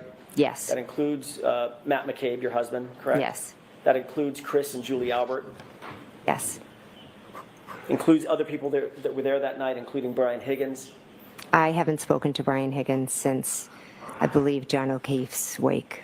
But you did speak to him that morning at 34 Fairview, is that right? Yeah. Oh, yes, he was there, yes. As a matter of fact, he's the one that told you to call Officer Lank back and have Officer Lank come back for the additional statement that you wanted to give Officer Lank. Is that right? He may have suggested it, I'm not sure. So in those discussions that you've had with all these folks, you've talked to the details about that night being at the bar, the house, who was where, all of those things, correct? Yes. You've talked about the timing of the night, who arrived, when people arrived at 34 Fairview, when people arrived at Waterfall Bar and Grill, correct? No, those really aren't details we discuss. I mean, everybody kind of knows when they came and when they left. We talk more about, living with everything that we've gone through. Well, what about on the morning of January 29th, when everybody was still in that sort of friends and family gathering inside 34 Fairview? When I was there with my husband and sister and brother-in-law and, then Brian's friend and Julie Albert, I was trying to piece together what had happened. They were all being supportive. They had no idea what happened. It was we were just kind of sitting there in utter shock, waiting to hear from Kerry about John. It was nothing more than just us being together and trying to figure out what had happened. I had gotten a phone call from Karen to help her, and during here's that where I am. conversation, or that series of conversations, you were sharing what your observations of that evening were, what your story was, how the evening started, how it ended for you, correct? Or the morning ended for you, correct? We didn't. No, not correct. During the time that you folks were inside the house discussing this, there was no law enforcement agent or officer inside that house, correct? Correct. So the entire family and the friend network that we're talking about, with whom you discussed all these events, everybody was entitled to and did coordinate their statements without any separation and without any law enforcement oversight, correct? I was with my family. My sister, my brother-in-law, it wasn't really a big group of us. As I've mentioned, I had 5 or 6 people. I was in shock. I didn't know what had happened. They were just asking me what happened. And questions like that, and I absolutely told them. But it was no story. There was no us being allowed to do it. That was my family. They were just there with me. But nobody was separated by law enforcement, correct? I don't believe there was a reason to separate us. Nobody, well, notwithstanding what you think was the reason, you're not a professional investigator, correct? I'm not, no. You're not a trained investigator. No. You're certainly not a homicide detective, correct? No. None of you witnesses were ever separated, were you, that morning? There was no reason to separate us. I'm not asking you if there was a reason, okay? I'm asking you whether or not factually anybody was separated in that house. Or was everybody allowed to talk amongst themselves? I was with my family. We didn't need to be allowed. Okay. I'm going to try this again. Was anybody in that house separated? Were the witnesses separated from each other? The family, who are witnesses, were they separated from each other? By law enforcement. At that point, I don't think anyone but myself and Matt were maybe even witnesses. Okay. I'm not asking you what your determination of who the witnesses are. I'm asking you whether the folks in that house were separated by law enforcement before you were able to have discussions about the events of January 28th and 29th. That's a yes or no question. Were you separated or not? At one point, when Mike Lank was in the house, he had separated and talked to Nicole, then Brian, then Matt. And then he promptly left and left everybody in the house together, correct? He left us, yeah. Right. Nobody was taken down to the station, is that right? No. As a matter of fact, Trooper Proctor didn't even come over to 34 Fairview, the scene of the incident, to interview you, correct? I asked him to meet at my house because I had to go home to my children. And he accommodated you, didn't he? He did, yes. And he accommodated the fact that Brian Albert escorted you to the house for your interview, correct? Brian didn't escort me, no. Well, he went to your house at the same time that Trooper Proctor was there to interview you, correct? He came at some point, yes, by himself. Before Trooper Proctor did the interview? I'm not sure if he was there, if he got there before or when. Well, he arrived. You've testified in the past that yes. Brian Albert came to your house alone. I don't mean you came in the same car. Yes. They followed you over to your house before Trooper Proctor ever got there. And he was in the house while Trooper Proctor conducted his interview, correct? Yes, Brian was in the house for the interview. Thank you.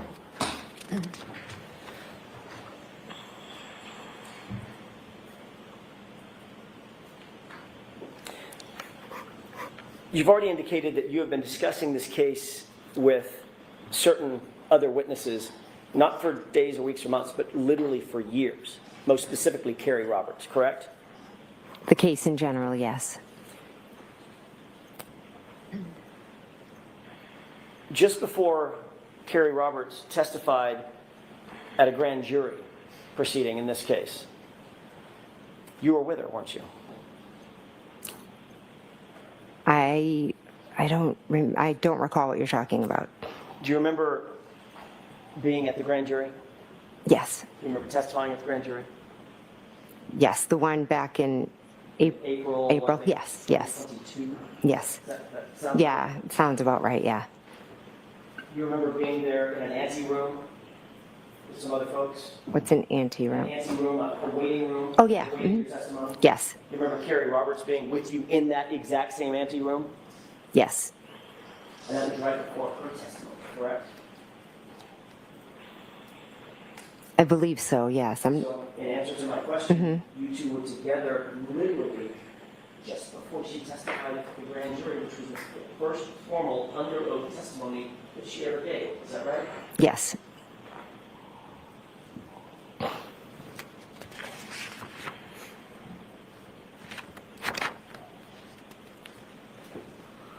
When she testified at the grand jury, was that before or after you two had gotten together and created this timeline? We did the timeline right after John had passed. So she testified, the answer is she testified after the timeline was created, correct? Yes.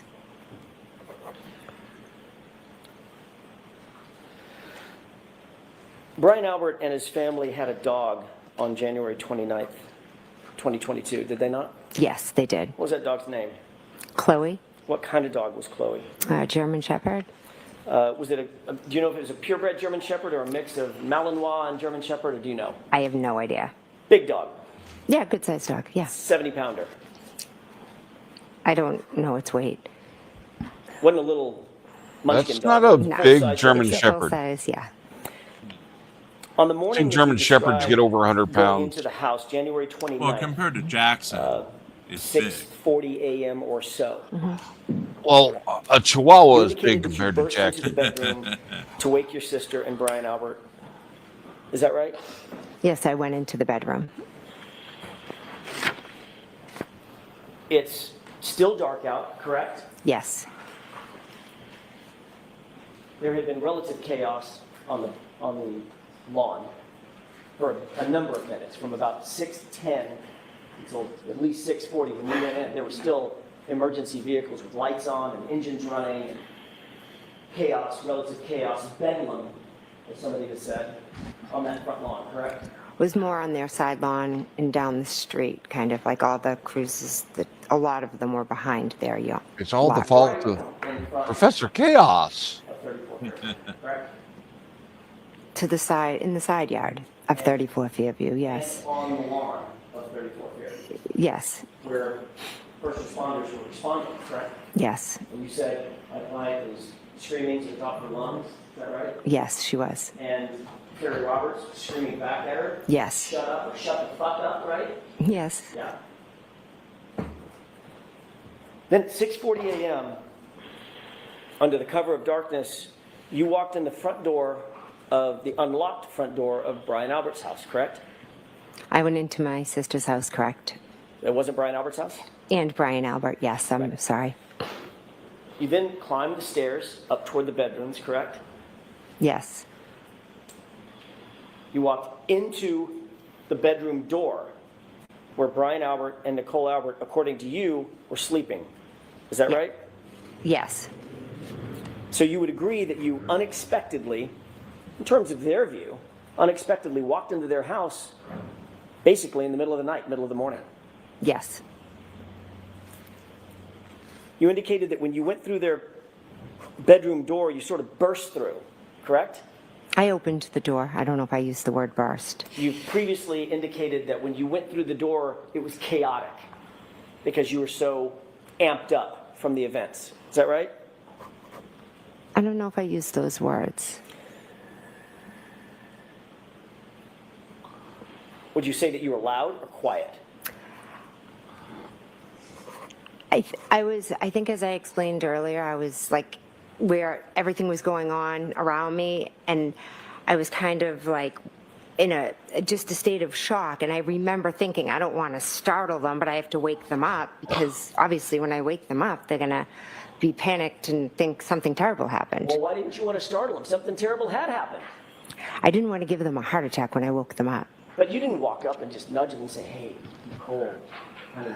And one of the occupants of that bedroom might Brian, Nicole, wake up, wake up. be armed. Exactly. But you weren't saying that voice either. You were saying, Brian, Nicole, get up. I'm not sure if it was that loud, but I definitely was. Definitely like trying to wake them up. Yes. What was the dog's reaction? I don't recall seeing the dog. So, according to you, to the dog at least, we can get in the mind of a dog, a relative stranger walks in the front door climbs a set of stairs. The house is completely dark. Walks into a bedroom door and starts barking. The person starts barking. Get up! Wake up! Brian, Nicole! And you don't remember seeing or hearing a dog at all. She wouldn't be a relative stranger. It's a house she frequents. The dog knows her. As you indicated, it's not that the dog wasn't reactive, it's that you don't remember the dog even being there, correct? I have no memory of the dog, no. But you do know that that dog sleeps in Brian and Nicole's room, correct? It may, I don't know for sure.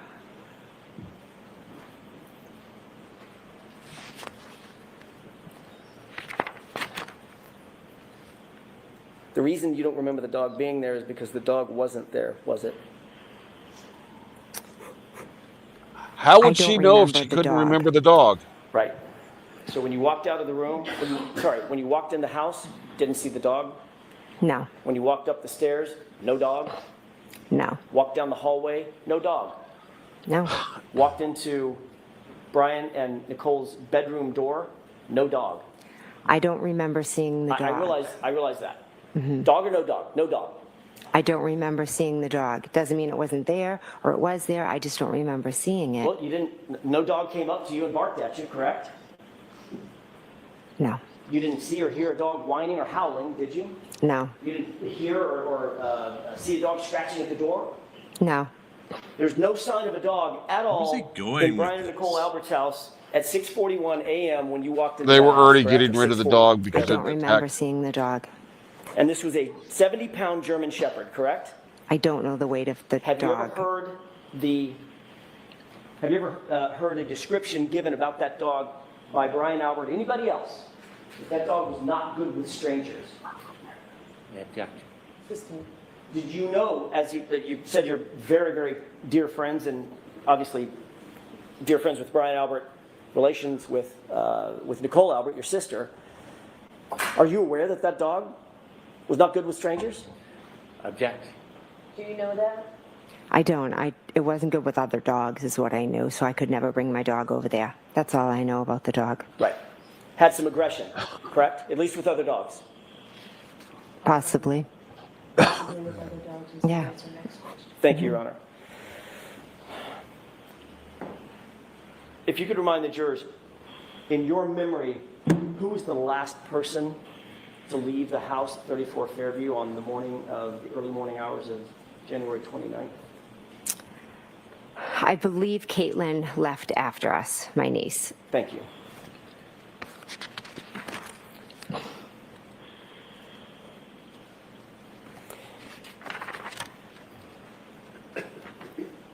At some point, we've already talked a little bit about this.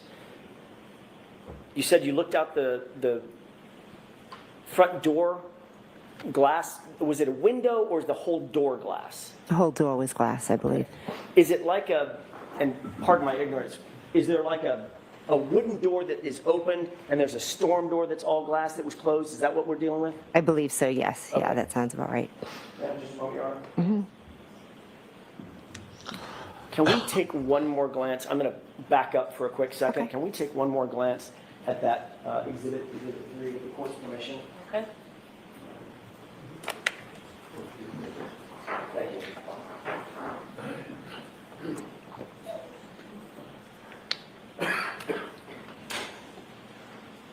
And can you enhance that just a little bit, please? Thank you so much. May I approach? Yes.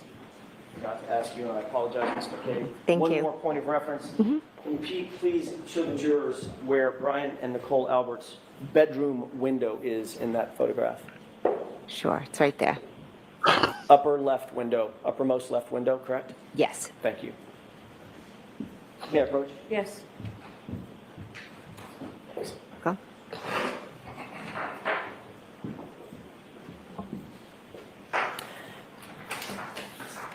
Let me get back on track. You indicated that you looked out that storm door and saw Miss Reed's vehicle, her SUV, directly in front of you, correct? Yes. That was the first time you noted or clocked that SUV being there? First time, sorry. The first time you noted the SUV, in other words, that you visually saw it, it was directly in front of you. It was not back by the mailbox, correct? Correct. Did you still see the Jeep parked back by the mailbox? I looked out the window. I saw the car. I really didn't pay attention to details of other cars. I just looked and saw her car. When you first looked out that window and saw, or looked out the door and saw the SUV, what time was that? I don't remember off the top of my head. I'm sorry. Does the time 2:23 a.m. sound familiar? 2:23? I'm sorry, 12:23. My mistake. I'm not sure. When you looked out the door, did you see any other vehicles at that time, other than the Jeep, other than Miss Reed's SUV? I believe I saw lights, lights like over here somewhere, if the Jeep's there and the car, is there. Okay, can you describe for the record what you did? The theirs don't come across on the record. Oh, so sorry. to your left Yes. is... Straight out would be Miss Reed's vehicle that I looked at. Okay. I kind of looked at that. I remember my peripheral vision seeing lights over there to the left. Sorry. All right. So the way that you're describing this, and that's lights to a vehicle, correct? Yes. Matter of fact, you know what vehicle that is. I do, yes. What vehicle is it? Describe it for the jurors, please. It's Ryan Nagel's. Ryan Nagel's what? Car, truck? I believe he has a truck. Okay. So what you're describing is you looked out the window, you saw Miss Reed's SUV directly in front of you. Right behind that, in line, was Brian Higgins' Jeep, and behind that was Ryan Nagel's truck. Is that right? I'm not sure where his truck lines up. I just remember seeing lights. I just quickly saw Miss Reed's car and went back into the room. I wasn't, I apologize, paying attention for like specific details about cars. At some point, you did become interested in exactly what time Ryan Nagel's truck arrived, correct? This is after the fact, well after the fact, months after the fact. Yes, I did.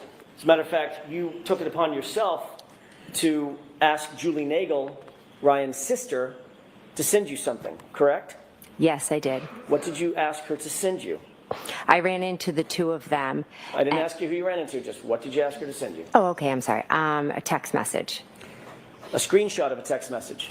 Yes, a screenshot of a text message between Julie and Ryan Nagel. You knew at the time that Miss Nagel, very obviously, was a percipient witness in this case, correct? I believe so. It was very early on. Well, I mean, she was in the house. Yes. She was in the house when Miss Reed's vehicle appeared, correct?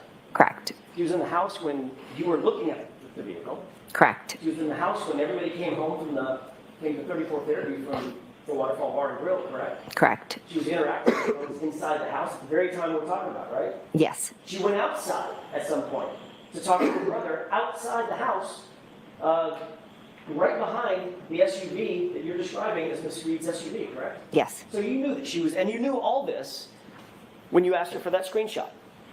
I was trying to piece together. You knew all this when you asked for the screenshot. You Yes. knew what her position was in this case, correct? She had no involvement. What happened outside I didn't ask is you if she had different. involvement. Let her finish her answer. Go ahead. Ms. McCabe, finish that answer. I didn't. What happened outside was separate from anything that happened inside. I'm going to ask you again. You knew all of that information, and that Julie Nagel was a percipient witness in this case, as was everyone else inside 34 Fairview, when you asked for that screenshot, correct? Yes. That is another example of you coordinating information with other witnesses in this case, correct? No, that is not correct. Were you ever advised by Michael Proctor not to coordinate information with other witnesses in the case? Did he ever say, don't do that? I don't recall. So you don't recall, or he didn't? I don't recall if he did or not. Okay. If he did tell you not to coordinate with other witnesses, this would be a breach of that agreement, wouldn't it? Objection. Sustained.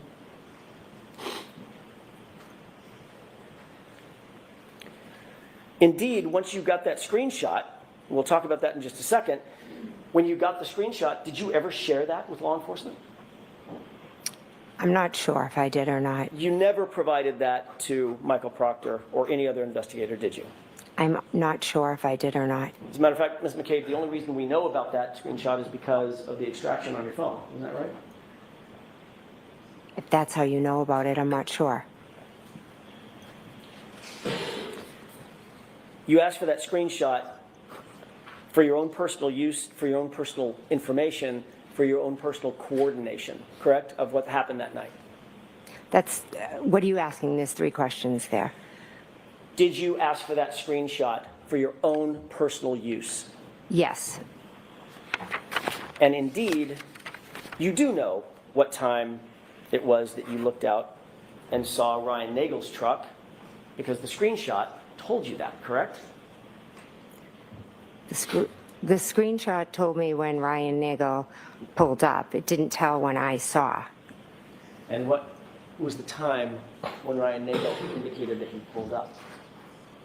I'd have to look at the screenshot. 2:23 a.m., 12:23 a.m., sound right? If you have it and that's what it says, absolutely.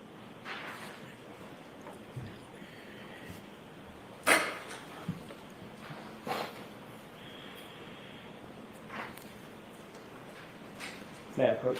Yes.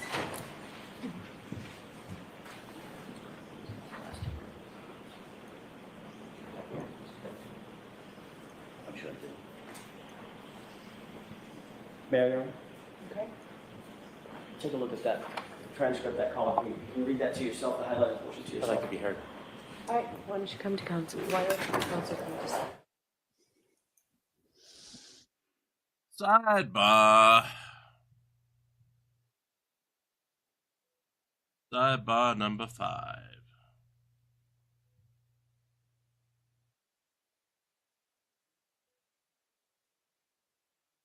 There we go, folks. Yeah.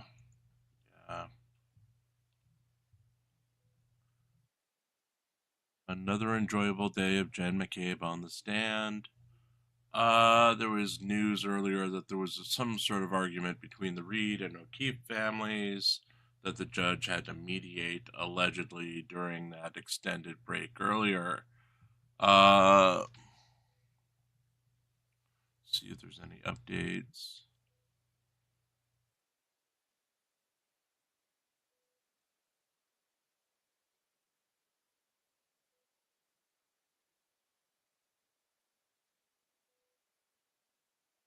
There's the usual BS between the parties, external parties in our Karen Reed do-over folder or area on our Discord server. That area pretty much takes in all the Twitter feeds for everybody except Turtle Boy, who is sequestered over in his own Turtle Boy Leaves a Trail area, because we have people who object to seeing the Turtle Boy in with the rest of these reports. Check it out on our Discord server. We had news earlier that ChatGPT is changing its algorithm so it's a little less creepy, so it may not be calling Chile de Castro Playboy and you're awesome Playboy. Just a question. To see Turtle Boy's trail, do you need a black light?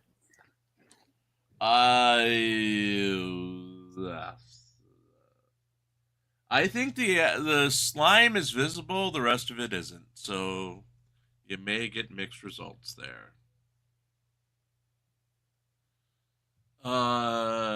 Yeah, Playboy. We also had news Craig Hendry is asking for an injunction on any informal conduct reports on inmates in the Vermilion County Jail. He doesn't want anyone to be punished without a formal hearing. We also have Lane Myers got his Mark the Shark as his attorney. We'll have more news on that if anything breaks overnight. Also, we will have the winners and losers of April for the GoFundMe crowdsourcing title, as I can give you a hint. Let me pull that up here. April was dominated pretty much by, well, let's see.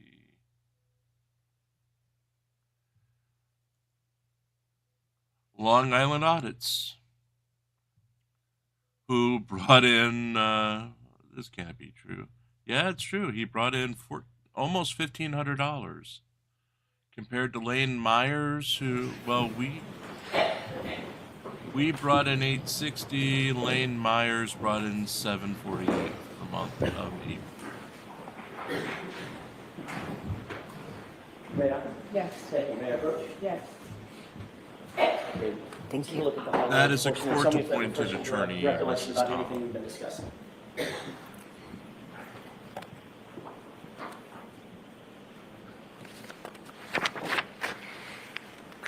Is the page available I'm sorry, before it's this? just a yes or no, does that refresh your recollection about anything that we've been discussing?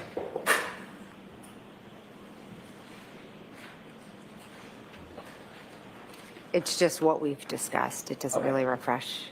So it does not refresh her memory. Next question. I don't think that's what she said. That's what you? Yes, that's what I said. That was her answer. That does not refresh your recollection? Objection. That was her answer. Next question, Mr. Jackson. May I approach? Yes.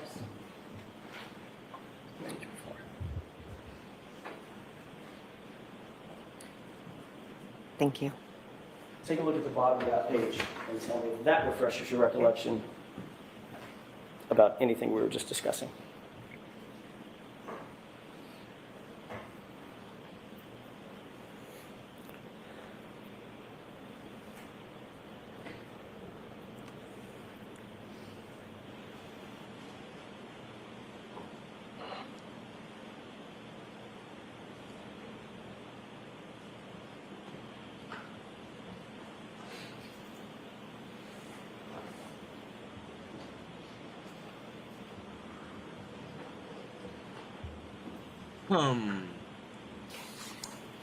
May I? Yes. Thank you. Ms. McCabe, having seen these, does this refresh your recollection about what we were just discussing concerning that conversation?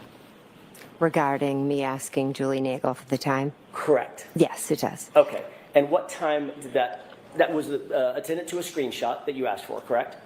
Yes. And that time was what? Objection. Do you remember the time? Can I look at the paper? I was reading everything. I didn't So look at the the exact question is time. whether you remember the. Oh, do I remember it? I don't remember the exact time, but I can read it off the paper. That's different than a memory. That's different. Next question. So this does not refresh your recollection as to the time that was reflected on that screenshot? I can read the time, but in my memory. Not my question. I have to do it this way. Ms. Okay, McCabe. sorry. Does it refresh your recollection as you sit here, having read this, as to the time that was reflected on that screenshot? I don't, sitting here today, the only reason I know there's a time is because of what's on that paper. But you did ask for a screenshot from Ms. Nagel, correct? Yes, I did. And that screenshot said something to the effect of outside. Is that right?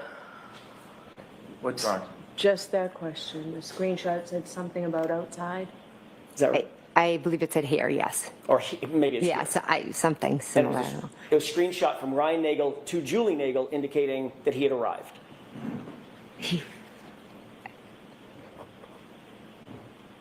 Can you repeat the question? Sure. It was a screenshot of a text message from Ryan Nagel to Julie Nagel saying, I've arrived. In other words, I've arrived at 34 Fairview. Yes, it was. Because he was intending to give her a ride home, which she had asked for. Is that right? Objection. Sustained. You did see Julie Nagel go outside and approach the vehicle, correct? I never saw her go near the vehicle. I saw her go outside. Got it. Did she ultimately come back indoors? Yes. Did she come back in with anybody else? No. About what time would you estimate that to have been in the course of that evening? When she came back inside? When she walked out and then came back inside. Soon after she went out, she talked to her brother, she came back inside. And about what time of day was that? If you know.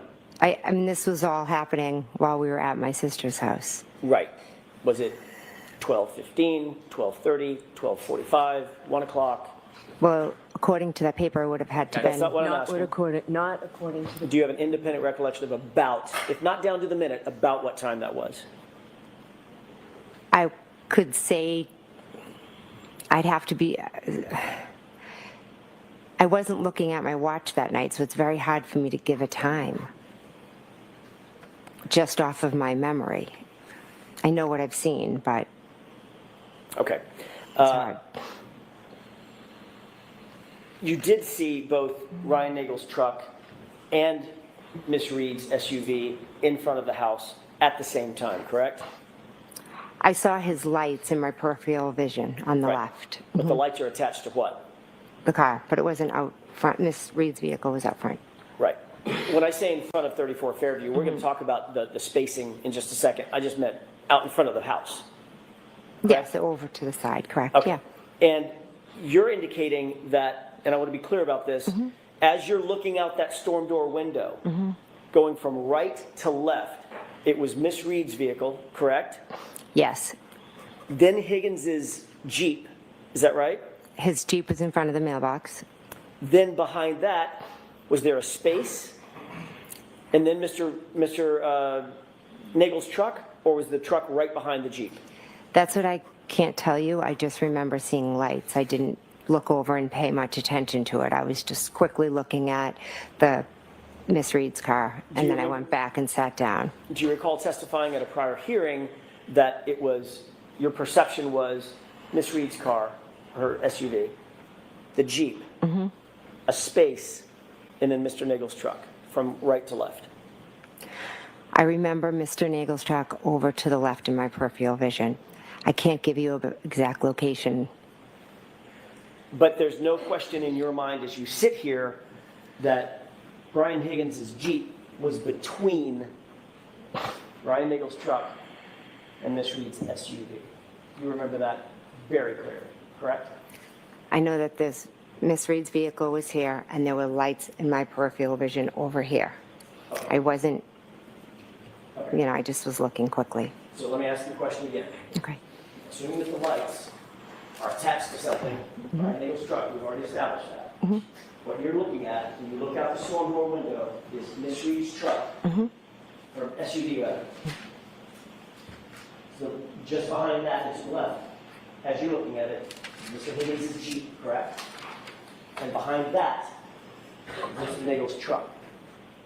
You remember the Jeep being between the truck and the SUV, correct? I remember looking out the window. It was dark. I remember seeing lights over to the left. That is what I remember. Where was the Jeep as it relates to the lights? I'm assuming the Jeep was still parked at the mailbox. You saw it. I mean, it's a 5,000-pound Jeep, right? It was dark. I wasn't studying outside. It was a quick thing I did. I looked, I saw it, I went back to the table. Okay, and I'm asking for what the saw it part was. Let's just slow down on the saw it part. Okay. You looked and you saw Ryan Nagel's truck, then you saw Higgins' Jeep, then you saw Miss Reed's SUV, correct? I saw Miss Reed's SUV parked straight out front, and in my peripheral vision, I saw lights that, yes, must have been attached to a truck, but I didn't study the lineup of cars. I'm sorry. All right, so Can I have one more question? one more question. Where was the Jeep? Was it in front of the SUV, behind Mr. Nagel's truck, or was it between the two of them? It's a simple question. You're asking what I saw when I looked outside. I didn't. And I'm telling you exactly what I saw. It was dark. It was Karen's car there, and in my peripheral vision, I saw lights, and then I went back to the table. Okay, that's the last question. We're going to break for lunch. Very well. All right, jurors, we'll take our lunch in the recess. And Ms. McCabe, you can follow up right behind the jurors, and we'll stay up here 45 minutes. Okay, thank you. Jurors, right this way. Thank you. She said about 45 minutes. So we're going to play some music as I go heat up my lunch. Bill, if you can hear us, let yourself back up on stage when you're ready.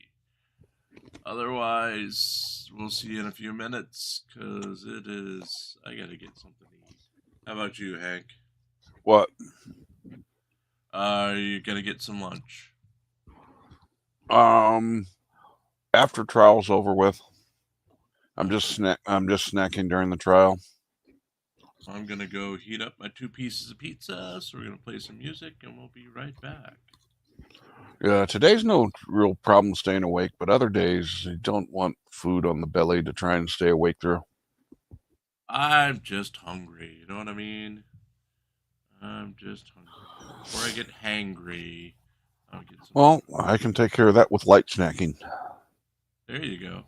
Anyway, we'll be right back in a couple of minutes. I just got to go nuke some pizza up, so.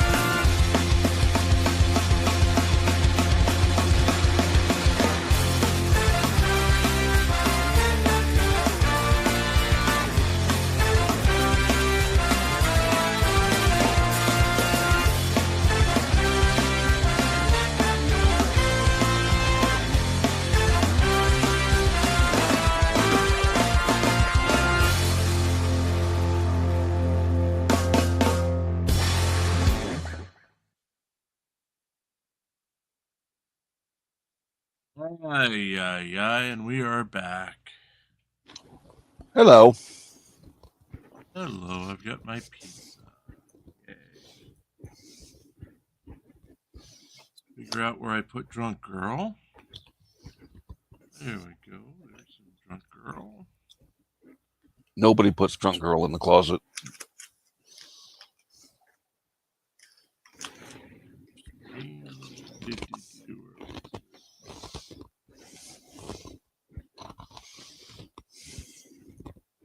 There we go. Remember, this is the mom is drunk with a 2-month-old in the car. And We'll this drive you one to the is other folks, all right? person worthy. And reckless endangerment. 2 separate charges. Yeah. Go on, sit in the car. So sit down. Oh my God. Go on, sit in the car. Go and sit down. Help me. Go and sit down. Came with me. Ma'am. Please. Sit down. Sit with me. You mother, you know what I mean. Sit back. She need me. Sit back. Came with me. Now. No, sit Sit with back. me. Sit back. Came with me, please. No, Please. I'm not sitting with Sit with me. Sit with me. She's my daughter. Sit back. Sit with me. She Sit needs back. me. Move your legs. Please. Move your Sit legs. with me. She's my daughter. No, She born from me. Close. I'm Sit from back. Ukraine, from Kharkov. Ma'am. Okay. I'm from Ma'am. Kharkov. Kharkov. It's You know okay. what the Kharkov means? Anna, listen. Kharkov. Listen. I'm born Listen. in Kharkov. Listen. I Listen. am citizen I will of talk to America. you. I will I'm talk to you citizen if of you America. relax. I get it. This baby is mine. No one And you else. know, then that's fine. We're gonna take care of her You right now. don't, no. You Yes. don't understand what is going on. Heard you. I born in Ukraine, Okay. Kharkov, but What's in your mouth?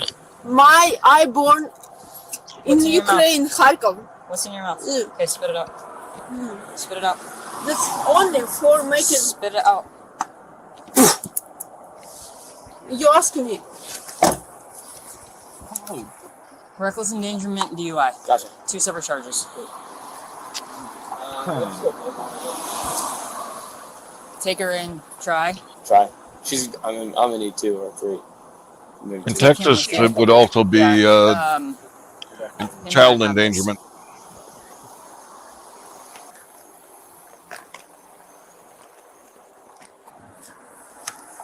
Did we start a tow yet? I think so, yeah. It sounded like they called out saying that you were towing.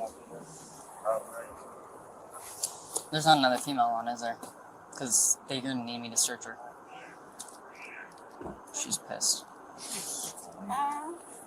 Hi, baby. All right, we need to find diapers. You need to help me find diapers. And bottle? The bottle's in his arm, so. Apparently this is a girl. So she called it both a girl and a boy at one point. Gabby. I know. A fluid Just, ginger baby. Ask for them to help you if you need it. Sounds good. It's okay, baby. Yep, bye. It's okay, baby. It's okay. It's okay. It's okay. You're okay, baby.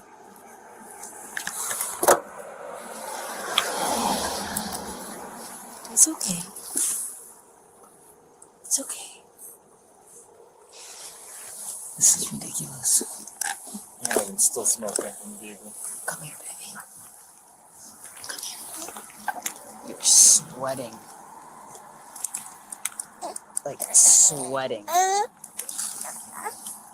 Sweating. Oh. Yeah. Sweating. Try to get that phone. Yep. Out. Sweating.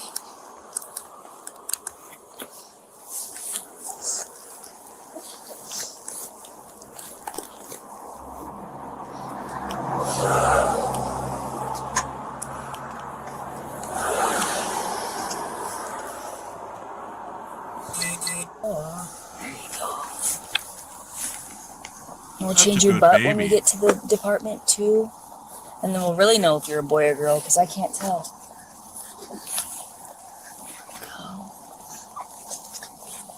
I know. Surrender monkey. I know. Poor baby doesn't understand English unless I don't know it's if you were slurred. You passive. crazy copper. I don't know.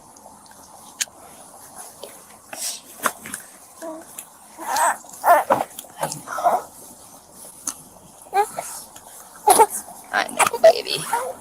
I know, baby. We got wipes. Yeah, I already packed it. Good. Nice. Yep. I know, baby.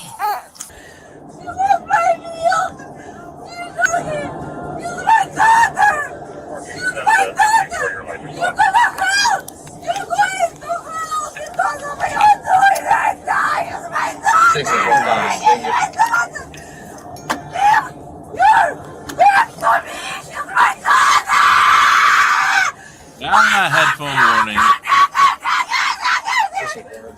update. I have a very belligerent subject in the back of the car.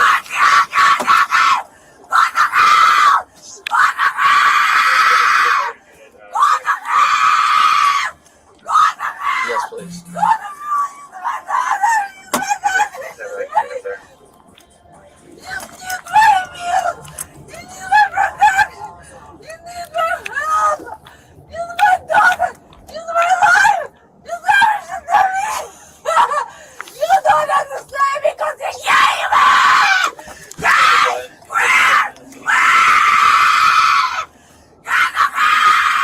Wow.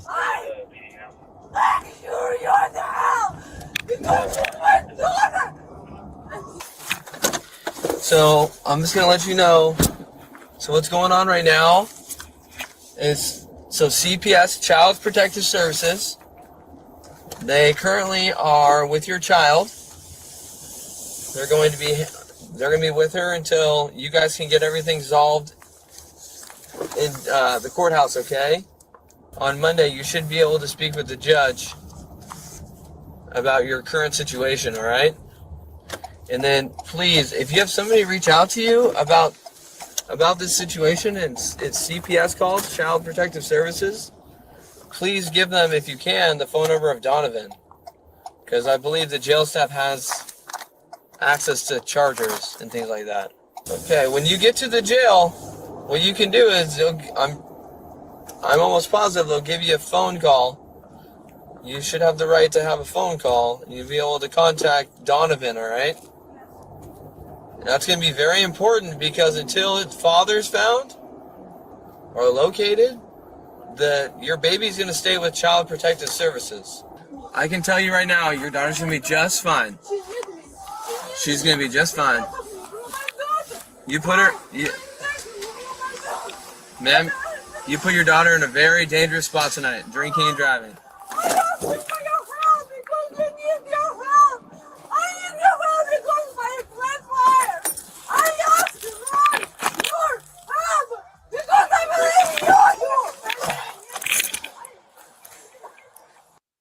NCR, yes, Parson tried to put this woman on you, but I invoked the no kids clause since you won't marry anyone with a kid. So you're welcome. We were looking out for you for once. This is all Parson. Parson today.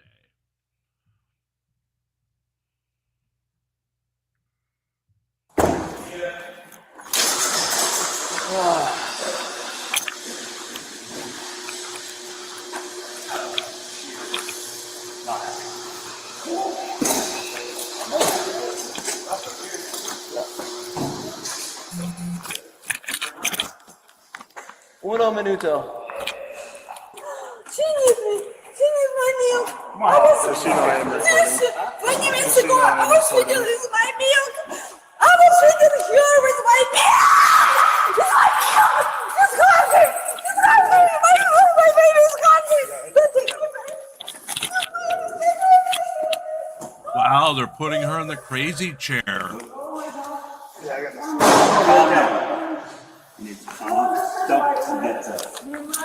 This is the first time we've seen the chair in a while. What? Come here. Yep, the torture chair. Is Bats in here? Yeah, she's still at the scene. All right, relax. No. Yeah, she's pressing here. Some food Give me back. Let me just do some rocking out. Give me back my key. Calm down. She I don't know about there, but I'm gonna this leg's secure. My key is We'll get it. Yeah. Watch your face on the knee. Watch your face on the knee. My key is behind Start rocking, right? I see it. Yeah, and sir, it is a long dress. 2 months old. I'm good here. 2 months. Got it. Oh! 2 months old baby. 2 months old. 2 months old baby. All right, we're tight. 2 months We're not gonna old. You No, we got that. not fighting We'll get the inside. people. Not fighting the You got people door? who Yeah, doing door's self Where's my key? No, all my key. No, behind your desk. All my key behind your. You want to get one of those bigger keys? Behind your books. America is doomed.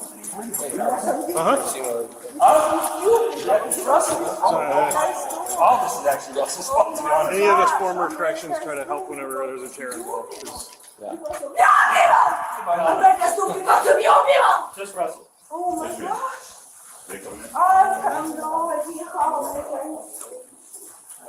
But now I understand. I'm pretty sure she just summoned a demon, so give it a minute and let's see who shows up. You understand? I do. Oh my gosh. I know. We're going to get through this. Oh my gosh. I thought America is the best country in the world. But what I see now. If anyone understands drunk Ukraine, please speak up now. Yep. 2 months, baby. 2 months, baby. 2 months, baby. 2 months, baby. She needs my milk. You don't believe me? I have milk from my boobs. She needs my milk. If you put my boobs, you will have milk because. Okay, translation: her baby needs her 2-month boob milk. Yes, that is full of alcohol. Maybe that's why the baby was so calm. Milk. Oh my gosh, I remember you in the morning. So you found it, you pulled off. You was there? I remember your teeth. Oh my gosh. I remember this guy behind me. He was, when I was going to defend me, he was behind me. I remember his car, and his watch, glasses. This guy was there! There? Yes! He was there! He was there! No, he was there. Yes, he was there. The demon's gonna show up any second. I told you. That's why you're here. That my baby, 2 months old. Oh my gosh, he took my necklace. Baby 2 months He old. took my necklace. He stole my necklace. Squeal, man! Squeal, man. You took my necklace. You took my baby. Need my milk. What? He took my necklace. He stole it. He took my baby. My baby needs my milk. We should marry this one off to surrender month.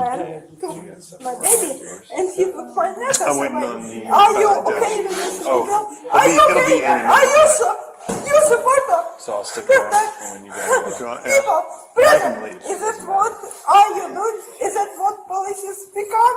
Like, you are shame on America, shame on America! But she wants out of her mind too, so that it makes it even worse. You gotta be a man. I wouldn't be like you. Okay, I had taken my headphones off, and that scream hurt still.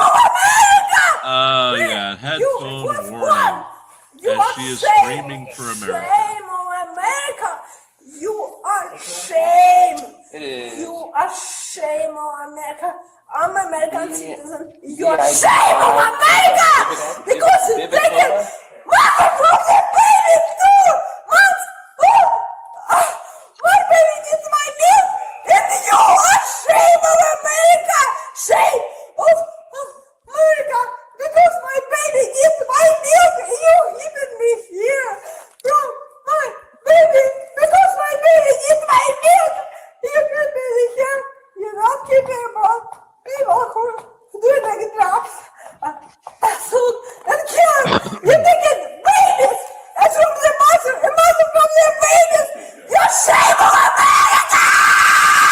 Shame, shame, shame, shame of America. Shame. You're shame of America. Especially this man. Oh, I remember you are speaking. You are, you know. Ow. I know who I know. You look that way? I remember you. You have the right to talk to an attorney before answering any questions. What is your name again? One moment. You can exercise these rights at any time. Do you understand these rights? Daughter, I said, but Okay. what is your name again? My name's Officer Kodo. Where is Yeah. my child? Your child is with one of our officers, okay? You don't send. We are trying to find father. My meal. I'm trying to find father. I get it. I'm trying to find father. And we're trying to locate him. We can't find him. Do you have a phone number for him or anything that I can give them? What? A phone number for the father? The mother doesn't have milk. I have. In my books. I get it, but do you know where father is? Father doesn't have milk. I have. I understand. And ma'am, you're not, unfortunately, you're not going to be seeing your child for right now. What? Okay? My child needs my milk. I understand. Child is here at the PD. Here. At the And my Kirkland car Police is here Department. too. No, your car is impounded. Well, let me start. How to start, okay? Can I help you understand what is help? What to start? I call 911. I ask the man on the road, call 911. The help. Because my car has problem in I lost the air in my car. I need help from the police. You sure? Can you ask me? When I ask you for help. I understand. Why? The reason for why is because you were drinking tonight. No. It was very clear. I ask you for help. It was very because clear. Use my car. So do you want to listen to me? Because I'm telling you why. Would you like to hear the reasoning? Ma'am, when I approached your vehicle, it smelled heavily of alcohol. So what? Heavy. Okay. Well, then you stepped out of your car and you decided you got unbalanced and almost went into oncoming traffic. Because I stressed. I was stressed. When I stressed, my head is on the spot. Sure. The problem. So now. That's why I was stressed and I was falling down because my child was in stress. Okay. So I gave you the opportunity to provide us a breath sample, correct? What? I gave you the opportunity to provide a breath sample to see if you were intoxicated, or do voluntary tests in which you denied all of them. So I can't. Because I asked you to be here. Sure. I asked you to be there. I asked this man to call you 911 to help me with my car, and he said I want to call to 911, and he did. You shot and you start arresting me. My baby needs your help. My baby needs your help. Okay. And she's getting help. Okay. How? So what are you doing for my baby? Ma'am, we have your baby. She's safe. She's safe? She's safe. I understand how you're feeling right now. So you're judging me? No. No, judging me. Not at all. Or being a bad mother? No, not at all. Yes, you are. Ma'am. I am. How do you, the mother wicked? Folks, we reserve the right to marry her off to Surrender Monkey at a different time, as we don't have Pope Hill here, unless NCR wants to jump up and do the ceremony. Other than that, this one's almost over. We'll start another at least. If we don't get through it, we'll finish it tonight at 8 o'clock Eastern, 7 o'clock where it counts, 6 o'clock Mountain, and 5 p.m. in the West Coast, when we have the Torture Gym finale tonight, where we're picking the top 3 restaurants that may be taken away from me. 1 for 3 years, 1 for 4 years, 1 for 5 years. Also, I am sending Judy down another rabbit hole, as I just sent her the Craig Hendry documents of his current lawsuit. So, oh boy. And NCR is joining us. Hold on, let me go over here. I can't stay long, but I can perform a marriage. Okay, you're marrying Surrender Monkey off to the drunk Ukrainian Oh shit! I thought he was marrying Surrender Monkey. I'm going, damn. Yeah, well, he's marrying Surrender Monkey to this drunken Ukrainian woman who is driving without wheels on her driver's side and is drunk out of her mind and had a two-month-old in the car. Okay. 2-month baby need her boob milk. Yes. Okay. Dearly beloved, we are gathered here on this auspicious occasion to marry our beloved Surrender Monkey to this fine, well, fine is a strong word, but this approachable drunken Ukrainian woman. Does Surrender Monkey accept the boob milk and baby mama drama that would be this Ukrainian woman as his lawfully wedded wife? I do, Americana. And does Ukrainian drunk bar skank accept Surrender Monkey and promise to provide him with boob milk as well? My boob milk will feed the mother Russia. No, she's Ukrainian. My boob milk will feed the master country. Yes, yes, I do. By the powers vested me in YouTube and the fine states of wherever you are in, I now pronounce you Surrender Monkey and Ukrainian bar slag. Here's $25 casino chips. You may now anoint yourselves in the holy boob milk. Yay! And there you go, folks. Another successful internet or YouTube marriage. She might teach Surrender Monkey how to pilot the kamikaze drones.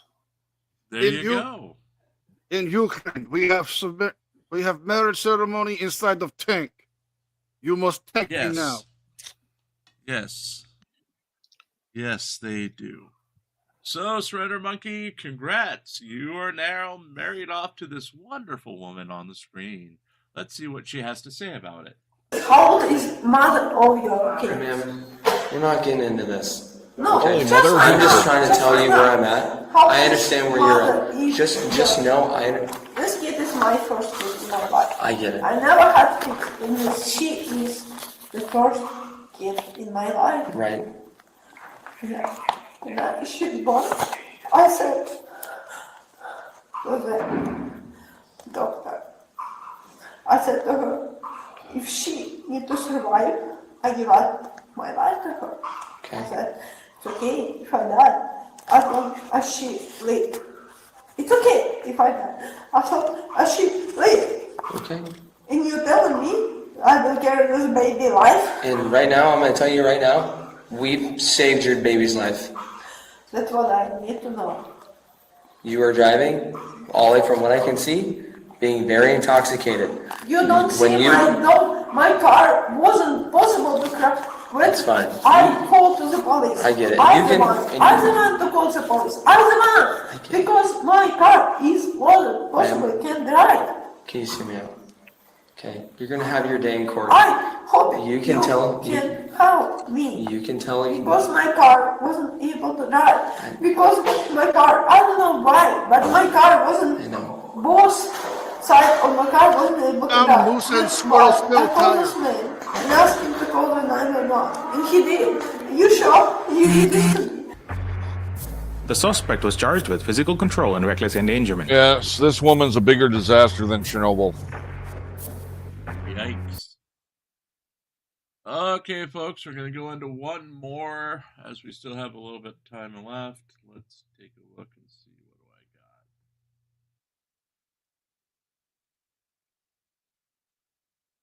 got. That's a copy of that one. Ooh, this is a short one.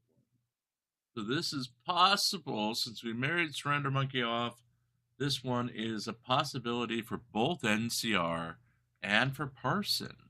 They're going to have to fight over her because she's rich. She could make their mutual dreams come true. What do you think about that, Hank? Is she Paris Hilton rich or married to a lawyer rich? I'm assuming married to a lawyer rich because, yeah, we don't get Paris Hilton rich on these very often. I've seen a couple. Well, let's take a look. 24, deputies were dispatched to a restaurant in response to a disorderly group. How you doing? How you doing, man? How you doing, man? So what exactly is going on today? So Wait here. How you doing? Okay. I guess I'm the bad guy here. Oh, just give us a minute. Yeah, I can walk away, please. Yeah, can you just here is story. Hey, you over by the car. Don't be that guy. So what is actually going on today? Better information. I got some. What's going on here? They were drinking. I don't know the relationship. The man started yelling at her. Yeah. Put a hand on her. Okay. I made a complaint. Maybe I was coming out the back. I think this guy's trying to back up. To make a statement with him. I'm sure he tried to de-escalate the scene. After he left, he then got more aggressive after he kept drinking. Then he came over toward her. She started looking for protection from us. And the guy came over and grabbing her. So the first initial physical, what occurred specifically between them two? They were verbally abusing each other, and then he shoved her. Okay, he shoved her. Person, which Paris Hilton movie did you see, and hopefully not the adult film that used to make its around the world? She's in her 40s now. I can't get over that. I've seen some of Paris Hilton's work. I saw her. Was her ankles next to her ears in that film? No.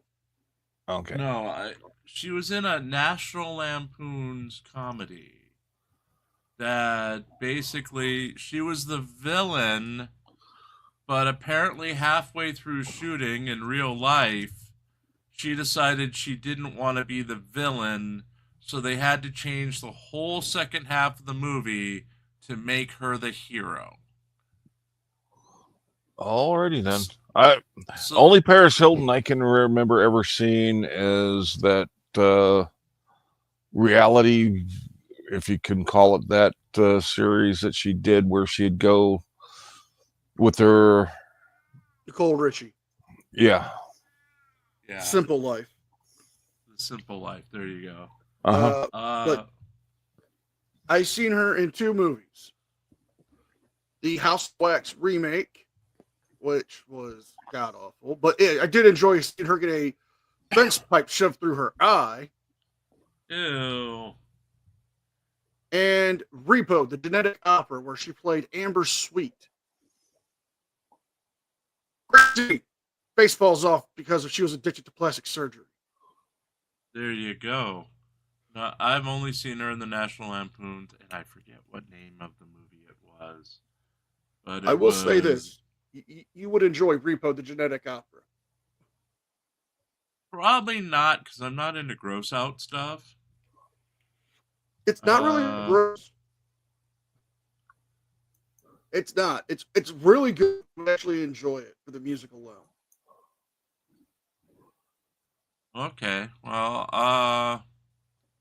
yeah. Hey, Super Super. says hi, NCR. There you go. Hello. Parsons admits to watching a naughty movie of Paris Hilton, which puts him in the lead for this, the charms of this woman that we're about to see. It sounds like he might want to now. He might want to star in a movie with her. Is what it sounded like to me. I'm just saying. That's right. I'm gonna talk to them real quick, and then I'm gonna see if we need to. She's also a part of it. Yeah. Excuse me, ma'am. Yeah. So who are you to him? I'm Audrey. I don't know his name.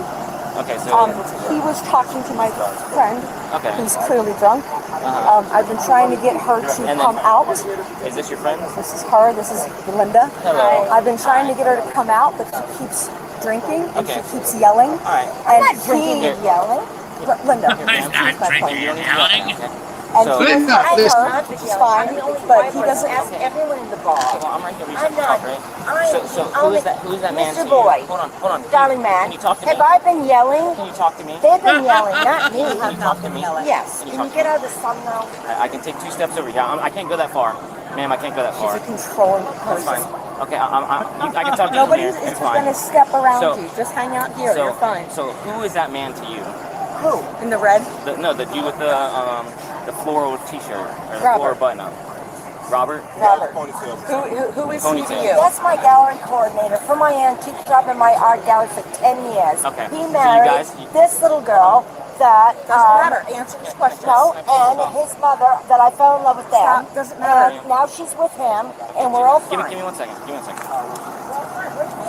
Give me a second. Can you stay back there? You're gonna have to stay back there. Oh So yeah, which this one one was is physical with, just so I can make sure? Was it the younger lady or the older lady? The older lady. The older lady. Okay. I don't need this. Okay. Well, it's too late now. We're already here. All right. Yeah, I didn't call them. He That's did. perfectly fine. Yeah, and that's within the law. That's right? all it So is Italian, Irish people. That's how we act. Okay, that's perfectly fine. All right. So that man is just like a business partner to you. Correct. Okay. You don't live with him. No, I pay him Can I to take me. Can I please ask you questions and you can Yes, just answer them like a normal person? If you point at me like that again, you're gonna go to jail. You understand that? If you come over here like you're gonna touch me, you're gonna go to jail. Okay, I did not give you permission to do that, so you need to control yourself, all right? I understand you guys have been drinking. I'm asking you questions. I'm conducting an investigation. No, I'm going when I'm through death. My husband died. Right, okay. my mother Sorry to hear died. that. My dog died, and I'm trying to visit my kid, and my Yeah. wheel falls off again. I'm under extreme stress. Well, you don't need to take that on me, right? I'm not here taking it on conducting- you. Well, you are, all right? Oh, So, boy. that man is just an employee, right? You've never lived with him? No. You've never been in a relationship with him? Nothing like that, He right? he was my gallery coordinator. Okay, that's fine. I'm asking questions, right? You're So, in the lead right now. 10 that's years. perfectly fine. He's been All right, so working for me. they're saying, I paid him Are you to gonna let me drive talk? me up Are you gonna let home. me talk? Okay. But you have to listen to what I have to Okay, say. well, I'm asking you specific questions. If You obviously Parsons don't wants want to to marry her answer. now, I'm willing to perform the marriage. I don't know. Serial, we need you to decide, should this woman, and you'll get a glance of her in a minute, marry Person, or should she marry NCR? It's up to Serial to decide. So let's give this pleasant woman every opportunity to make her case. Answer my questions. You don't want us here, so I'm trying to make sure that I cover my bases so that way we can get you guys out of here, okay? But so they're saying that he grabbed you, he pushed you, he was pulling on you. No, he anything did like not. That? Okay, so That's not none, true. None of that was outside of your consent. None of that was true. Okay, He never even Do you have touched your driver's me. license on you? He never touched me. Do you have your driver's license That on you? boy is a Do you have gentleman. your driver's license on you? Yes. I do have to go and You can put just it down. You can just put your drink down on the ground. You can just get your driver's license out of your bag. Or you can hand your drink to her. No, not on here. Well, can you hold it? I'll put it down. I don't want it on the ground. Okay, Unbelievable. I need your driver's license. So what you guys is plan after this? They're dropping the bloody car that the tires come off 5 times. Okay. This is a Driver's 5 times. Right, we're taking it to Tire Plus, darling. Okay. Taking it to Tire Plus. Right, and that boy decided to call the police. Not that I have anything against police. Believe me, my family was police. I give chocolates to Blueberry, police. you've got another minute, and it's up to Parson and NCR to state their cases why they should be And married I to this woman. appreciate you, being police people and putting your life in danger. I'm like, I appreciate that. I really. Let's start with NCR. Why should you be married to this woman? I shouldn't be married to her. I'm awful. Should. You have to argue why you should. I have no arguments on why I should because I don't believe in love, apparently. Okay. Now, her temperament is perfect for you. She's very loud, so you know where she is at every time. Every time you go to the store, you could hear her from the other end of the Walmart. To be fair, I would just need to follow the trail of empty Smirnoff bottles to find her. I'm just saying. Now, she also likes her mixed drinks. So, cocktails and that sort of thing. Just because I enjoy a good old fashioned does not mean she's right for me. Now, on the other hand, Person has she looked old enough to be old fashioned. Yeah, Person has no excuses as to why he should not be married to her. Age, time, whatever, they're all in Parsons' advantage. So, Serial, what do you think?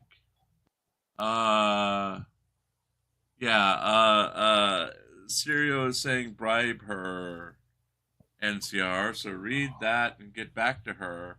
You've got another minute. Jim, are you trying to say Parsons got the self-esteem of a stripper? Yes. Parsons is very proud of his body. Okay, that doesn't have anything to do with self-esteem. Actually, Parsons now says she sounds rich. That's a good reason for me to marry her. So, Cicero, check your DMs. Stereo, you got to make up. Oh, she says Parson 100%. Parson 100%. Well, that's good that we have someone on hand, such as NCR, to marry you off. Let's get straight to that. Dearly beloved, we are gathered here again on this auspicious occasion to marry off Parsons to, I don't know what she is, but let's just call her a somewhat socialite. Does Parsons... Yes, Hank? Never mind.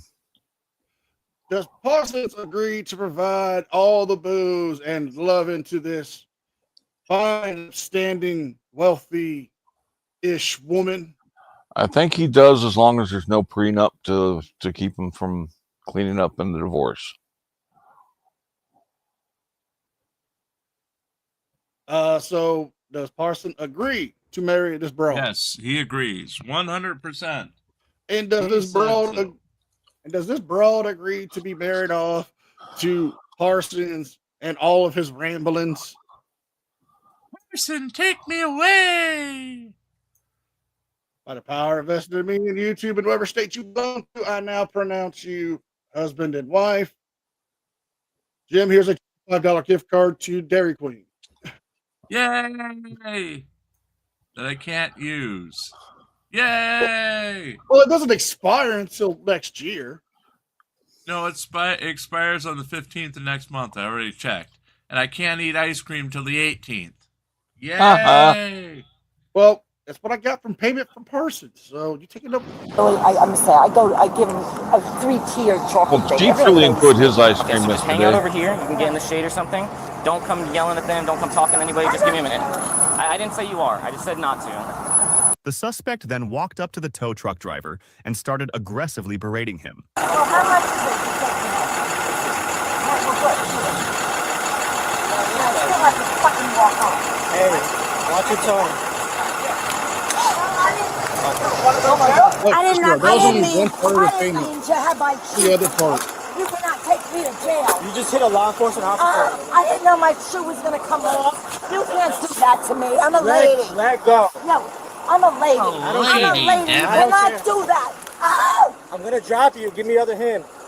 Give me your other hand. You cannot do that. Give me your other hand. No. No. No. I don't belong in a jail. I'm a lady. Well, you're gonna go to jail This today. can't happen. Just grab your phone. No, you cannot do that. Darling, you cannot do that. My shoe fell off. Darling, you can't do that. What do you think, Hank? Hey, sister. Go She's a lady. She might be able to cook Parsons some good brisket.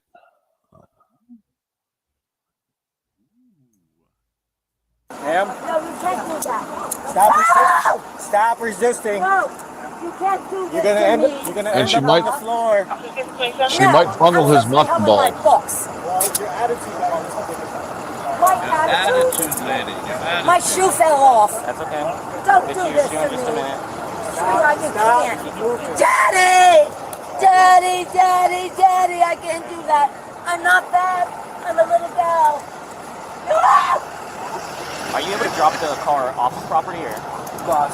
Yeah, where you want me to leave it at, bro? Just anywhere that's not here. Anywhere that's not here? You I can, got do the, you can do the next building's property, just Wherever not else, here. I got you. Look at it. So that way when they're waiting for their next tow truck, they can see not here. My shoe fell off. I didn't mean to hurt you. I love the police. Please don't take me to a police station. No, you're gonna go to jail. No, that's not proper. I love you. Don't take me to a police station. No, you're not taking me to jail. Okay. No, you cannot.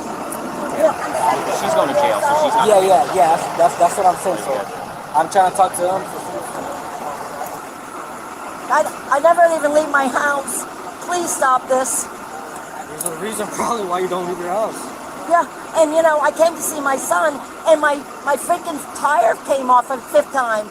I'm stressing, and my daddy died. Why does her My tire husband keep died. coming off? Please take that off of me. I can't breathe. But when a law enforcement officer, you hit a law enforcement I didn't hit him. My shoe fell off. Because No, the car. my shoe fell off. Put your shoe on. Fell off. There you go.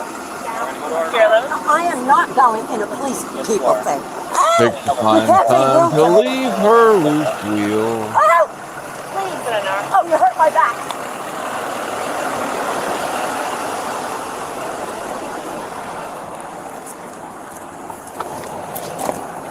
Here, do you have any pockets, anything on you at all? Do you like a patch on her waistline, back of your hand? Linda, do you have anything on you at all? What? Anything. Like what?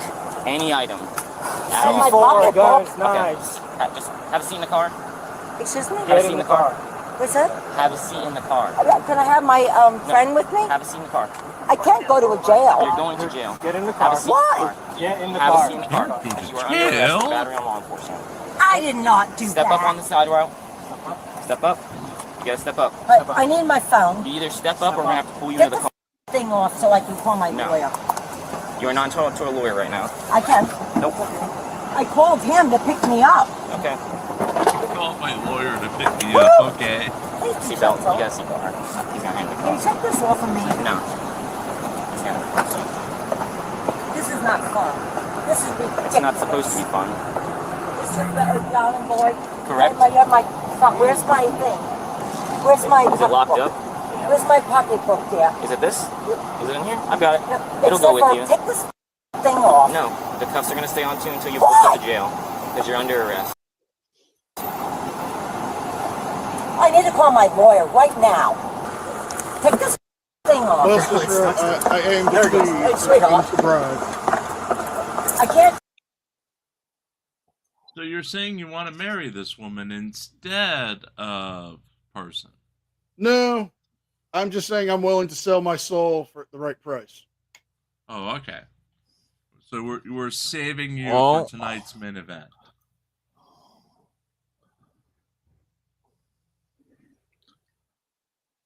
I mean, Jim, as long as you don't sign a prenup, it could be financially lucrative.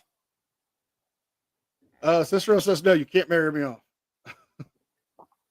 Well, we might have someone to marry Serial off to tonight. Because we have a couple coming up. A couple. Give me my phone and I'll call my lawyer right now. I called him earlier to see if he could pick me up. Are we sure that may not I be never- best for Phil? He likes this purple. Point your back to the back of the car. I want to adjust these cuffs for you. Look, she wants to- I'm not going to take them off. You have to take them off. No, I'm not going to. All right, I'm Face going that to call my way. Face that lawyer. way. Please take them Face that off. way. Linda. Why would you take Okay, Why I'll would leave you? them. Take the, Do you want me to adjust them, or do you want me to they're leave them how tight. they are? They're too tight. Okay, so I need you to face the left side of the car Why does she look so I like can Dee adjust them. Why are Snyder you if doing had this black to me? Because you battered a law enforcement I officer. did not. My That's shoe your- fell That's off. your opinion. You are intoxicated. It's not. You are intoxicated. I have been going through stress. You are intoxicated, okay? Can I'm you not take saying these that things? No. Please, sweetie. No. I did not mean Linda, to hurt you. Linda, either It went. Look. Linda, See? Linda, Look. Linda, Look. Linda, See? Linda. Look. Are you going to do it again? Because if you do it again, we're going to start charging you the second move count. out of the way. I No, just want to I show you. understand what you're saying. I don't need you to show I me. cannot I go to a understand. jail. Okay, well, put your feet back in the car. I'm not going to adjust your hands then. But please don't Either take you're going to let me me to a jail. adjust your hands or I you're can't not. be with those Okay. people. I'm scared of those put your feet people. in the car. You cannot Be do with this those to Put your feet in me. the car. Dear Jesus, dear Put your feet in Jesus, the car. dear Jesus, please don't let them do it. Take it away from me, darling, please. Well, It's until too the dear hard. Jesus, she resist sure some more? sounded to be a possible No, Put your Jewish. feet in the car.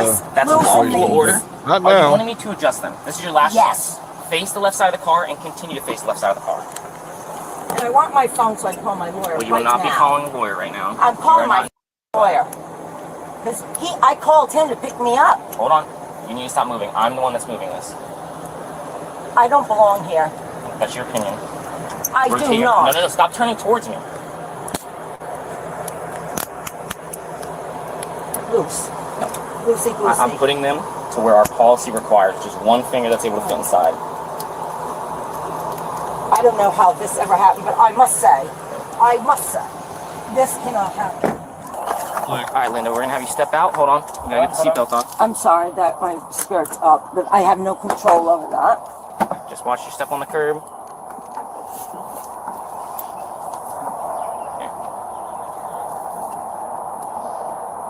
You got it?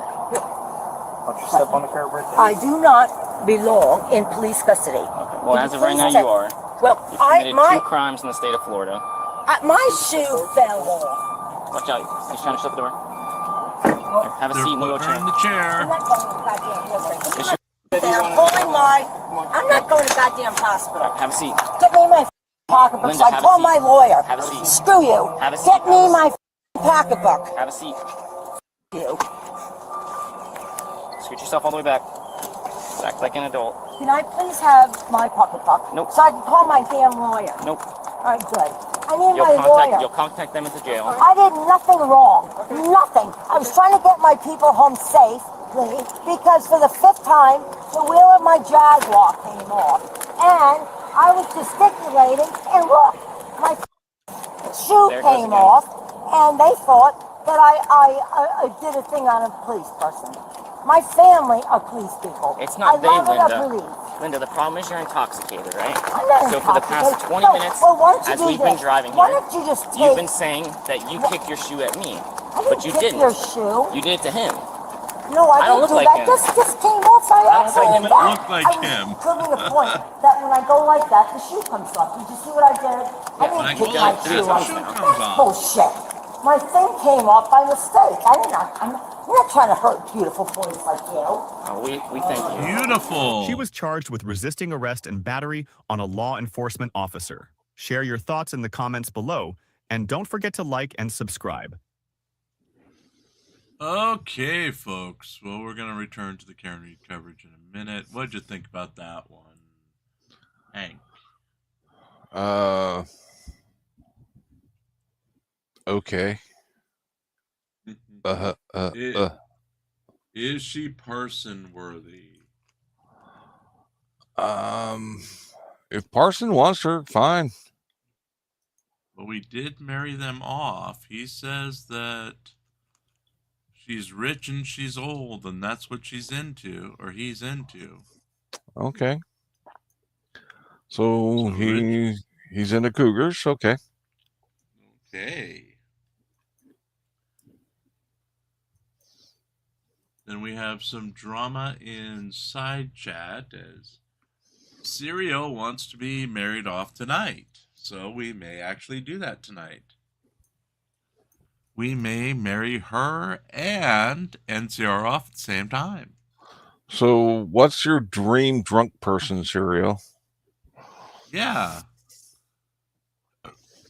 Yes, Ariel. You may share the bribes. I mean, the monetary gain of questions you've asked me with Matt G. Yes.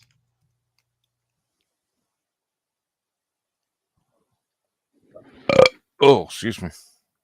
There you go. Yeah, you're right. Eating that much makes me want a nap now. I warned you, but no, didn't want to listen. No, but it was good. It was good. That's good, I guess. I'm nice and full. As we have 2.5 more hours to go. Probably all of them on Jen McCabe. What do you think of the testimony so far, NCR? Did you hear any of it? I did not hear any of it today. I've been busy. Had doctor's appointments. Well, part of the morning break was taken up because apparently the judge was mediating a dispute, according to one account, between the O'Keefe family and Karen Reed's family. There was some sort of argument going on within chambers. Okay. Are they the modern day Hatfields and McCoys? Nah. None of this was done over a pig or a jacket. Now, I can... if they just had beef with the McCabe's, Yeah. That kind of makes some sort of sense. But why are they having beef with John's family? Because they don't believe her bullshit. Well, yeah, they're claiming John is the real victim and therefore the real victim. So they're trying to claim that Karen fully supports John, but his family is siding with those who have set her up in criminal activities. Okay. Yeah. Do they get a family plan for their delusional medications? I don't know, but that's why the father seems to be turning into Mr. Burns. With every passing day, that man is hunched over more and more and more. Mm-hmm. I'm just waiting for him to put his hands together and do the little thing with his fingers and go, excellent. Good Lord.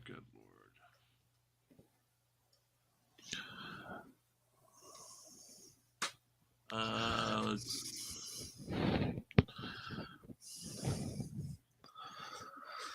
Any minute now, they should be back. They were supposed to be back at 45 after, so let's see what's going on this time. It's really difficult.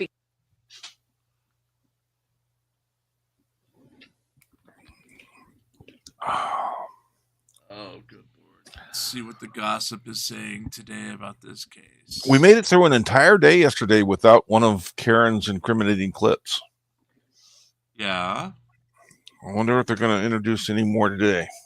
They were supposed to after he got the permission to play two of them after the cross.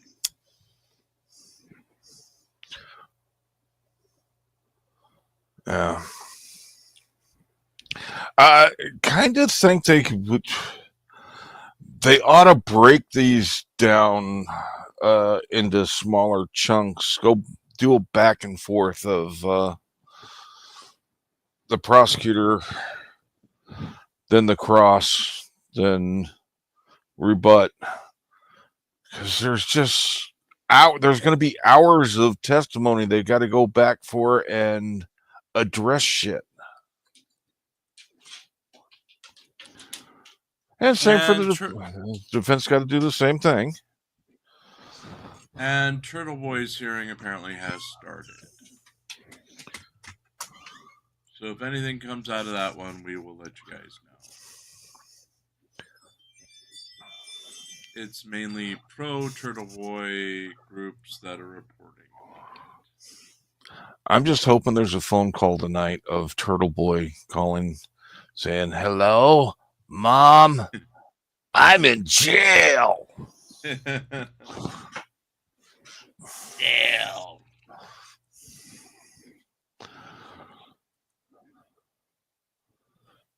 He may be getting started again, but I don't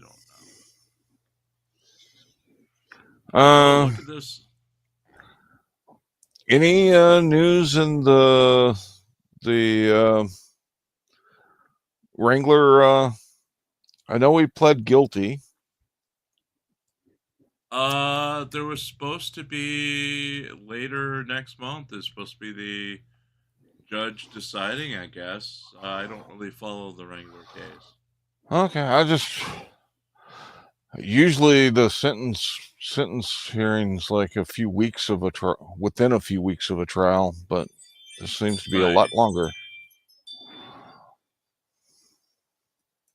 Well, remember, he didn't have a trial. He just had he threw himself on the mercy of the court. Yeah, but I consider that a verdict, end of a trial. Yeah. But, hey.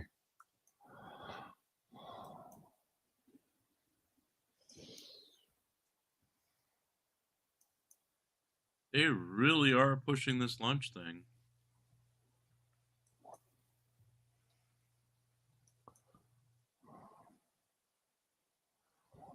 Remember, we'll be back at 8 o'clock Eastern tonight with the finale of the Torture Gym tournament. This round of the Torture Gym event. Well, we could have another Torture Gym tournament about something else, but this particular one wraps up with the final and third place finisher. What day do you get your ice cream back? May 18th. So on the 19th, we'll do something to take away your ice cream again. Well, Dairy Queen is in the running for the final, or for third place. That's not your only avenue of ice cream. Yeah, but let's see. No, sorry, Dairy Queen was eliminated. So never mind. The finals tonight is Popeyes versus Burger King, and then for third place is Jimmy John's versus Pizza Hut.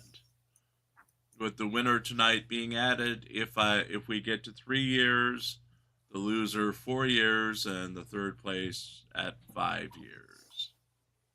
We've got another month to go in this Torture Gym month. So, yeah, I believe it wraps up on June 5th, which is Gia's birthday.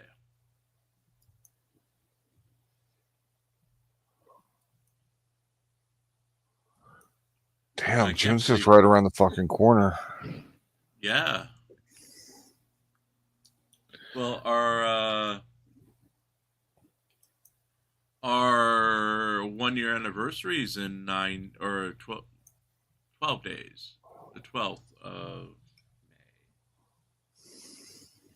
It was 1 year ago that date that we started up on this channel. And covering the Karen Reed murder trial. Oh, good Lord. And there's a high possibility continued the coverage of the Karen Reed murder trial. Yes. But there's also a very high possibility that we'll be back next year at this time for the third go-around. And this photo, they keep using it because it's very deceptive on how close that flagpole is to the front door. Right.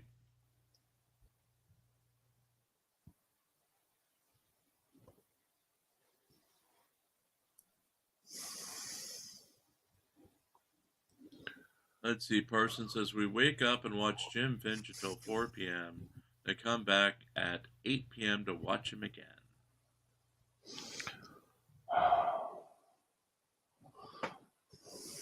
And he wants to know if we're going to start doing a roll call.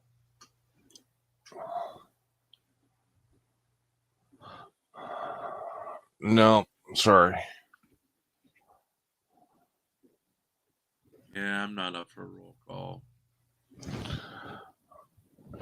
Roll calls kind of, if you don't take 45 minutes to an hour to go through your air quote roll call.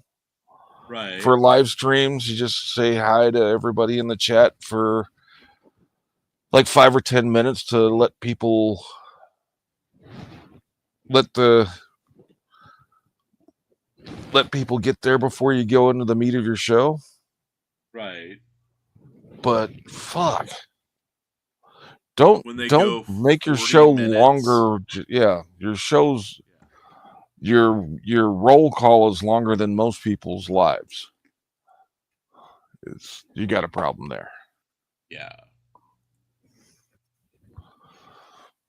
Or when you sit there and you answer everything that's inside chat. Yeah. More often than not, I have no idea what's going on in our side chat because a lot of times they do not talk about our topic, so I'm not even trying to follow it. One of the creators that I follow, and when he does lives, he'll like I said, spend the first 5 to 10 minutes saying hi to the people in the side chat, and it's basically letting a little time pass so everybody gets the notifications and has a chance to get there. Right. And then he is pretty interactive with the chat throughout, but it's not like he says everything. He just picks and chooses here and there,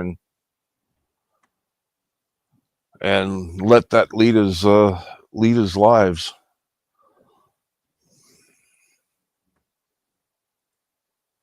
Surrender Monkey says I could make chat so toxic, not even I would repeat it out loud. Yeah, but then I'd block you. That's the whole thing. So I don't want to block nobody. I haven't had to do that in a while. Besides, we like you, Surrender Monkey. Yes, we like having you here.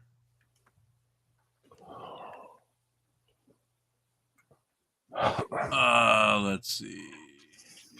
I mean, it's just how it is, peoples.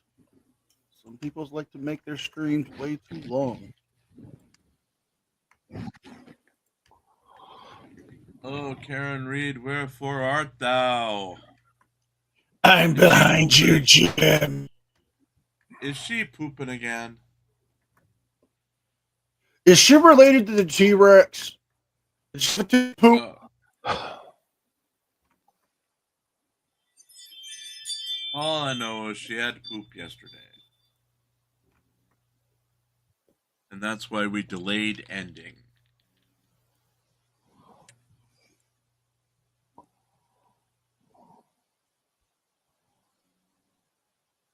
Hopefully this is finally live and they're all coming back.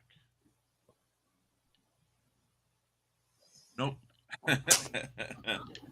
You jinxed it. Hey, Facebook Karen. Hi, Facebook Karen. Welcome back.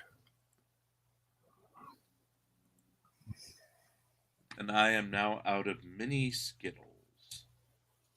Mini Skittles? I didn't even know there was such a thing. They're I knew of mini M&Ms. Skittles Littles. Okay. And they're tiny versions of Skittles. I got them in a little tube for Easter. Last week I ate up all the mini M&Ms, or M&Ms mini. I noticed in when they had all sorts of coupons for the Easter candies. They had a crap ton of Easter eggs filled with mini M&Ms, mini Starburst, mini this, mini that.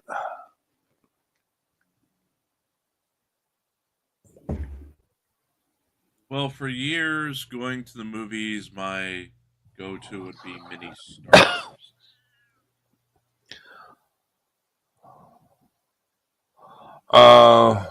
Usually going to the movies, I stop by the store on the way there. The dollar store's got great candy selections at a cheap price.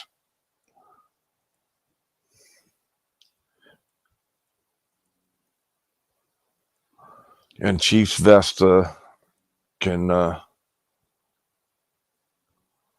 can put a couple drinks in there and candy just to watch the movie, so I don't have to pay the theater prices. Well, Chief sit through a whole movie.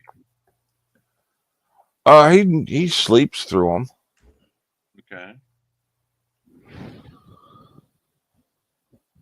But there's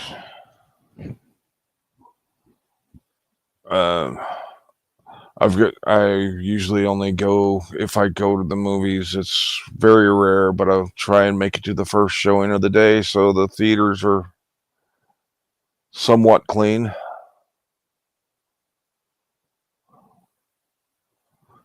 If you go at night and he lays on the floor, he might get stuck. Yeah, especially after the Minecraft movie, because they have a spot now in the Minecraft movie where everyone throws their popcorn and sodas and all that on each other. Fire extinguishers. Yes. Okay. The Yet another chicken reason not to go to rider- see that. chicken jockey moment. Everybody throws all their crap. Okay. If it wasn't for the Minecraft toys at McDonald's, I would have known there was a Minecraft movie. Minecraft Yes, just Jack- isn't my thing. Jack Black and Jason Momoa. Huh. Jack Black, I can see in that kind of movie, but Jason Momoa? Yeah. And then Thunderbolts comes out tomorrow.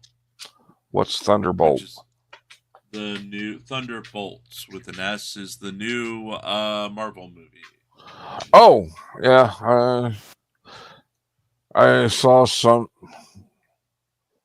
I think on the Disney Plus, I think they have a preview of it.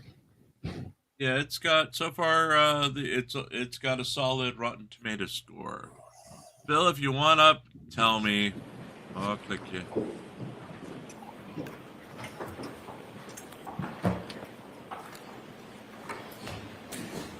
Or we'll click Right, you sorry anyway about and the just delay, have Jared. you. We were told that we blew a fuse, and that's why we couldn't get started on time. So They blew a these old fuse? courthouses. So, all right, we appreciate. Damn your it, Karen! patience. Quit Go blowing ahead, Mr. stuff. Jackson. Thank you, Your Honor. Are you back, Ms. Bill? McCabe, when you first saw Ms. Reed's SUV pull up, very shortly thereafter, you sent a text to John O'Keefe, correct? I walked to the door, saw the car, and that's when I sent him a text, yes. Right. So you walked up to the door, saw the SUV outside, and then texted him something at that, basically while you're standing at the door. I believe so, yes. What did you text him? Here? Okay. Yes, I'm back. That was, do you remember the time? Okay. I don't know. And take over for 5 minutes Would it while I refresh your go. recollection if you were to look at a series Plop, of plop, sis, piss. text Oh, what a messages relief contained in it a is. Cellbrite report? I think you've seen this before. Well, you go full Karen Reed. May I approach, Your Honor? Yes. Okay.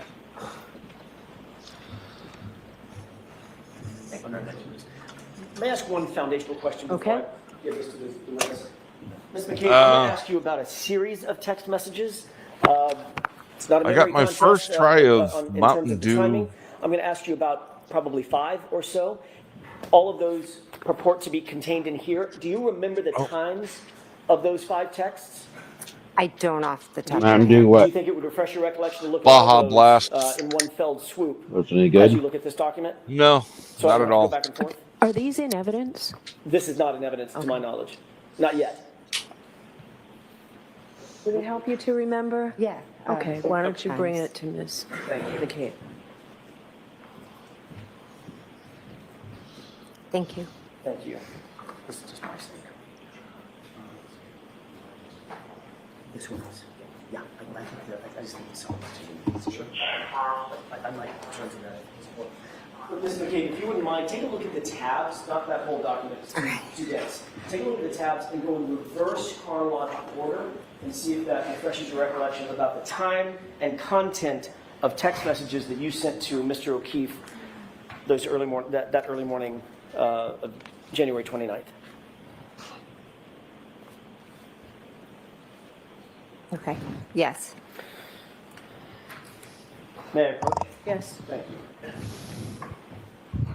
I'm not going to have to remember the exact times of all 5, am I? I'll help. Okay, thank you. Ms. McCabe, did Okay, you not see a making text any on big here deal that about was consistent memory with your memory and that reading you the texted times him? this time. Yes. And What's was the that difference? at 12:14? I'm sorry, at 12:27 a.m. I don't know if exactly, I'm assuming if it's on that paper.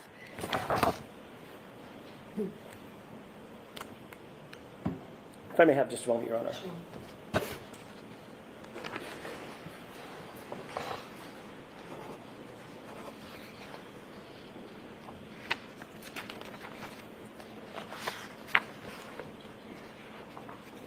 Why don't I see counsel at sidebar for just a minute? Sidebar. Sidebar number 6. Number 6. Let's see.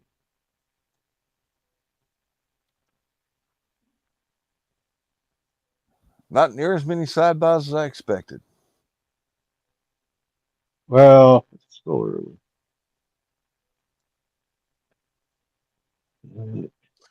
Yeah, but they did start rolling out pretty frequently once Jackson started his cross. Right. And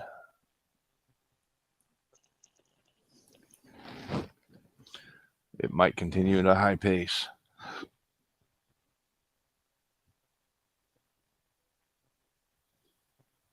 Well, what did they miss while I was out running errands? What's that? I said, what did I miss while I was out running errands? He kept asking his. He's like going after a point, but never gets there. Thank you. Gotcha.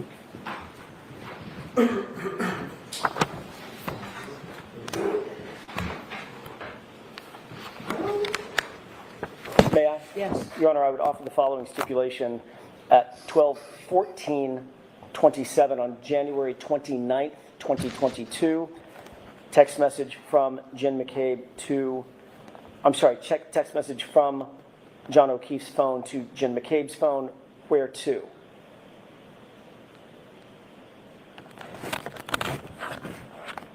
At 12:27, all these are on January 29th, 2022, at 12:27:33 from Jennifer McCabe's phone to John O'Keefe's phone. Here, exclamation point, question mark. Same date, 12:31:47 from Jen McCabe's phone to John O'Keefe's phone. Pull behind me. Same date, 12:40:31 from Jen McCabe's phone to John O'Keefe's phone. Hello. 12:42:09. Text message from Jennifer McCabe's phone to John O'Keefe's phone. Where are the letter U?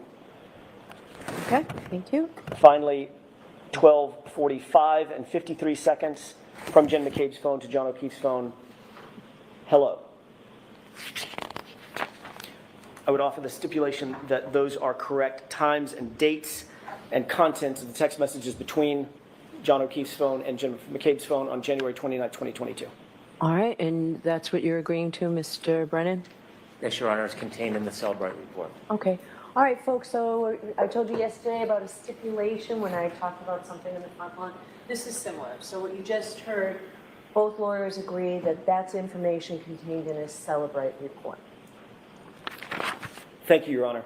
May I continue? Yes. At some point, you indicated that, and by the way, Ms. McCabe, at 12:27, it's now been stipulated to, you texted a single word, here, exclamation point, question mark, correct? Yes. Okay. You indicate that you saw the SUV move up after it was in front of the 34 Fairview residence. It moved up some number of feet, correct? The next time I looked, it was at a different location. Right. Now, you did not see the white Jeep move from the place that you originally saw it in front of the mailbox, correct? I never looked out at the white Jeep. But you never saw that move, ever? No. As a matter of fact, Mr. Higgins, that Jeep was in the same spot while Mr. Higgins was inside the residence until he left, correct? That's what I would assume, yes. Okay. And you never saw him go out and move his car and come back in or anything like that? I never did, no. After you, it's fair to say that once you noted that the SUV, Ms. Reed's SUV, was in front of the location, you started paying some attention to it. I went to the door a few times to look out, yes. As a matter of fact, in the course of about 19 minutes, you went to the door no fewer than 5 times, correct? I'm not sure if it was 5. You've indicated previously that for every time you went to the door and saw the SUV, you texted something, which are the texts contained in the document that was just stipulated to. Is that right? I did text 5 times, you are correct. Okay. So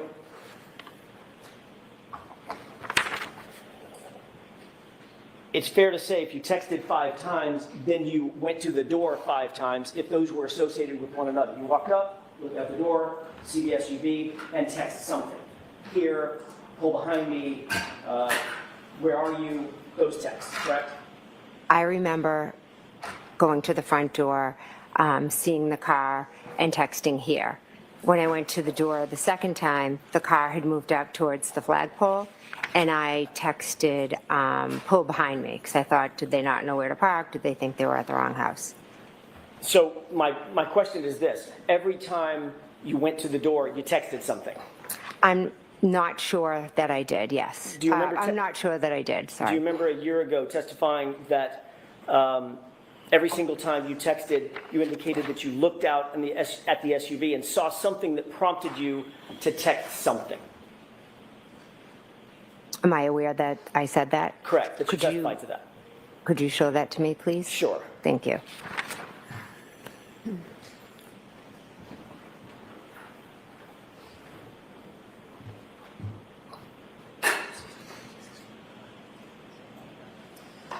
May I, Your Honor? Yes.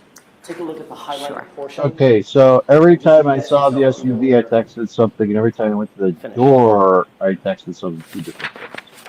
Well, I'm assuming she had to go to the door to see the SUV. Right.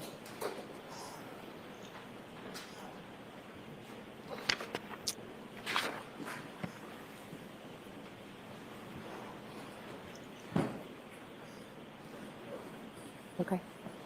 May I? Yes.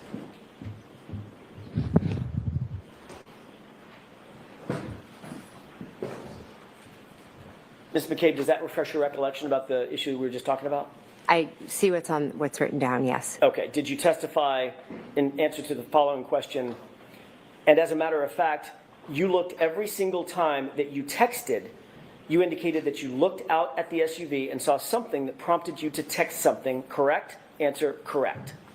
I answered correct to that, Okay. yes. So if you looked out, I'm sorry, if you texted 5 times, that's all I'm getting to, you went to the door about 5 times. I'm not sure. I remember definitely going twice.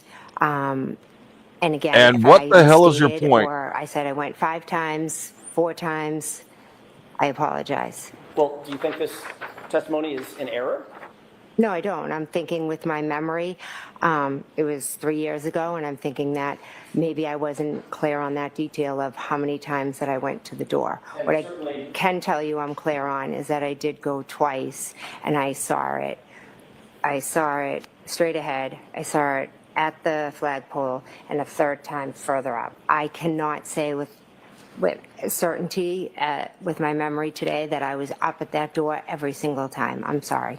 And then, and by the way, when you testified, as you just saw, that was a year ago, correct? Yes. A year earlier and a year closer to the event, correct? Yes, it So was. your memory would have been a little bit fresher then than it is now, a year later. I don't think I can compare my memory then to now. You can't compare your memory? Do you think your memory gets better with time or fades a little with time? Well, some things, unfortunately, I think about every single day with this case, the trauma of Sure. it and what I experienced and went through.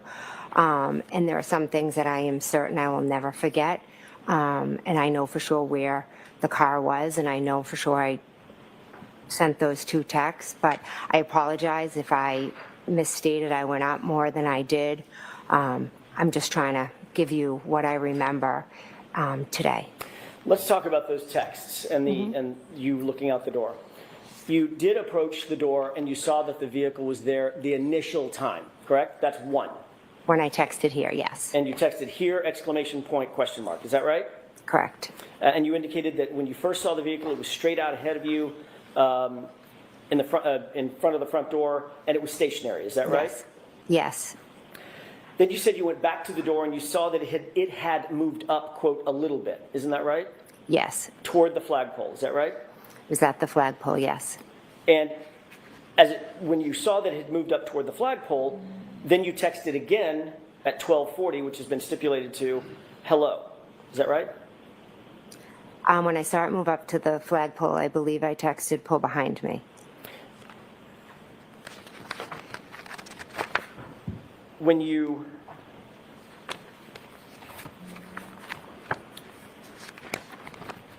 when you went the second time,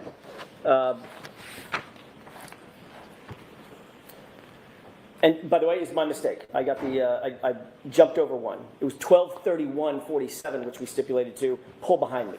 That's when the SUV was up closer to the flagpole, correct? I believe so, yes. Then you went yet again at 12:40 and saw the SUV yet again and texted hello. It was the second hello. I'm not sure if that was when I texted hello. But you did see that the SUV had moved again. Yes. Now where was it? At first it was straight ahead, then it was at the flagpole, and then it was further out. Then at 12:42, 2 minutes later, you texted, where are you, correct? Yes. Okay. At that point, it was still up by the flagpole? No, I'm not saying that it was still outside. Where was it? I'm not sure where the vehicle was. At 12:45, you texted yet again, hello. Is that right? Yes, I did. You've indicated that you texted hello the last time you saw the vehicle. Is that right? I'm not saying that today, no. Well, did you say it previously? In my testimony, did I say that the last time I texted? Do you have that written that I could see? You just read it. Well, that was your question that you had read to me. I never came out and said that. Ms. McCabe, I asked you if you testified to that a year ago. That's my question. Did you testify to that a year ago, that when you went, every single time you went to the door, you texted something because seeing the vehicle prompted you to text something to John? That's a summary of maybe the... Did you testify to that a year ago? To what? That when I went to the door? Yeah, different times when I went to the door, I did text, yes. And then you testified as well that you went to the door a final time and saw that the SUV was gone. It had left, correct? Yes, at one point I did. And that was just a couple of minutes after your last text at 12:45, is that right? I'm not sure of the time. Matter of fact, you've testified previously that it was around 12:50 that you last went to the door and noted that the car was completely gone. Is that right? I'm not sure of that. You're not sure of that? No, if you could show me, I'd appreciate it.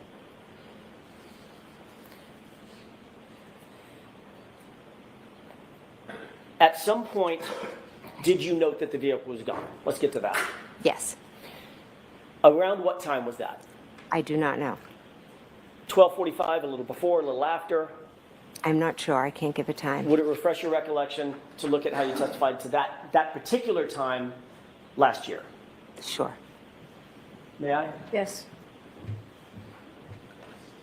Thank you. The highlighted portion, Thank you. Ms. McCabe?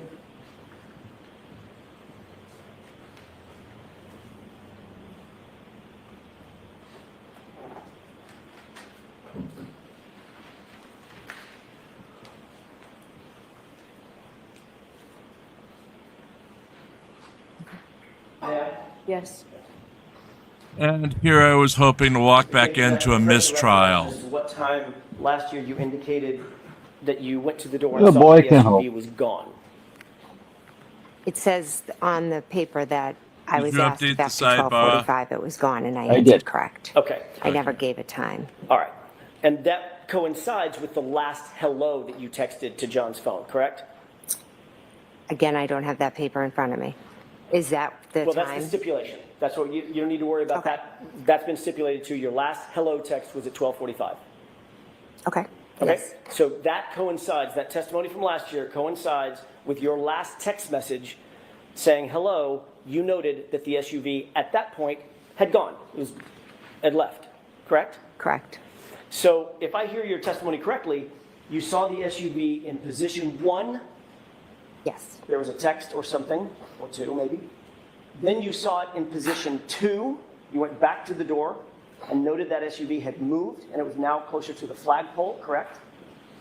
We've just asked 2 questions. It had moved closer to the The flagpole. first question is, you said I saw it and I sent a text, or 2. I know I just said 1 here. Okay. Then you saw it a second time, Correct. and now it's closer to the flagpole. Yes, correct. And there's texting going on. I'm not getting down to the minute of the text, but there's texting going on. You're sending texts. I'm sending, yes. Okay. Then you went back to the door a third time and saw that it had moved beyond the flagpole. correct? Correct.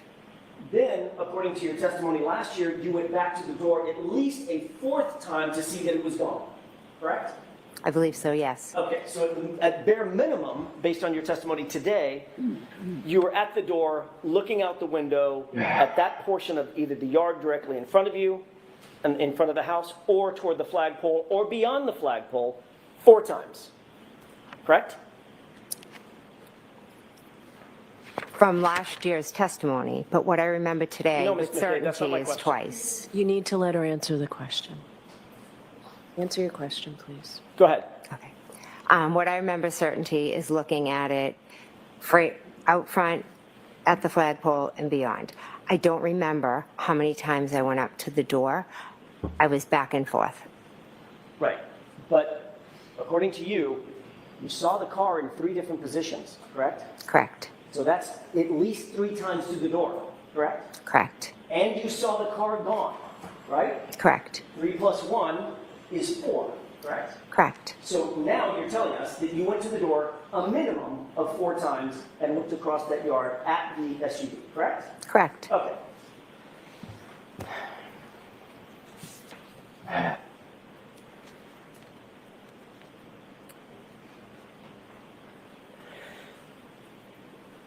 You had a Still clear waiting view of for a that point, SUV as you Alan. looked out the I didn't miss it while it was storm door gone. every time you went to the door, didn't you? It was dark and snowing, but I could see a vehicle out there, yes. As a matter of fact, you've indicated that it was a clear view. There was nothing obstructing your vision, correct? No, there was nothing but the weather conditions. And you indicated that, and by the way, the blizzard had basically just started. There was a dusting on the ground. It was snowing, it was accumulating. Right, but it was early. Early in the storm. Oh, yes, absolutely. Right. And when asked about whether or not you had a view, well, let me ask it a different way. In terms of your view of the SUV and the distance from the storm door to the SUV to that curb line, there was nothing obstructing your view. You had a clear view of that, a good view of the SUV, correct? When I looked out the window, I could see the SUV in front of me, yes. At no time during any of this interaction with the door, meaning going back and forth to the storm door, texting, looking outside, seeing the SUV in position 1, seeing the SUV in position 2, seeing the SUV in position 3, at no time did you hear any noise that was unusual, did you? No, I didn't. You didn't hear any screaming? No. You didn't hear any yelling? No. No loud voices? No. No foul language? No. You didn't hear a door slam? No. You didn't hear a verbal argument or a fight of any kind? No. You didn't hear a revving engine? No. You didn't hear the squealing of tires or the scraping of tires on the pavement? No. You didn't hear a collision take place? No. Or a crash? No. Or screams for help? No. Moaning, groaning, as if someone was in distress? No. As you looked at the SUV the first time, you've already indicated that you had a clear view straight out the door, right? It's right in front of the front door as a crow flies, right? It's not at an angle. Right there. Correct. Okay. You also previously indicated that you saw tire tracks in the roadway. Yes. In that very, very light dusting of snow, the accumulation that you talked about, you saw tire tracks of some sort. Yes. So that's down on the ground, beyond the yard, somewhere in the roadway. In the street, correct. You had a good view of those tire tracks as well, correct? Yes. As a matter of fact, you were able to describe those as sort of almost a wave, I think you once said? Yeah, across the street. I could see it because of the street light that was across the street. Okay, and that presented at least enough illumination based on your view, you could see the tire tracks in the snow. Yes, over to the left, yes. And you've detailed not just the shape of those tire tracks as being sort of like a wave, but where those tire tracks were, correct? No, like this, yeah. Where did you see them? I believe over to the left, if I'm looking out straight. Oh, sorry. That's okay. Straight.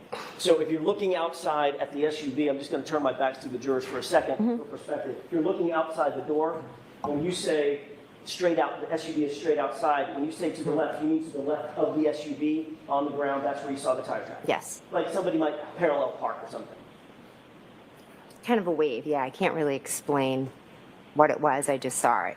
You weren't paying special attention. You weren't looking for tire tracks, were you? No, when I glanced out, I saw it. You weren't looking for anything in the roadway at that point. You just glanced out. There was something in your peripheral vision, and you made note of it. Yes.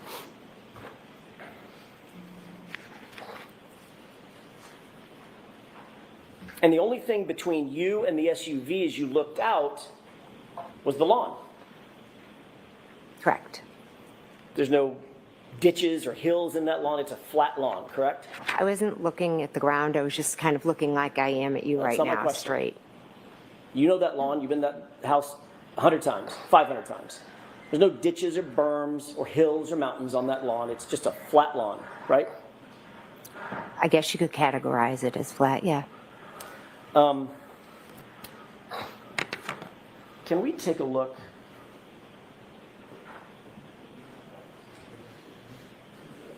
May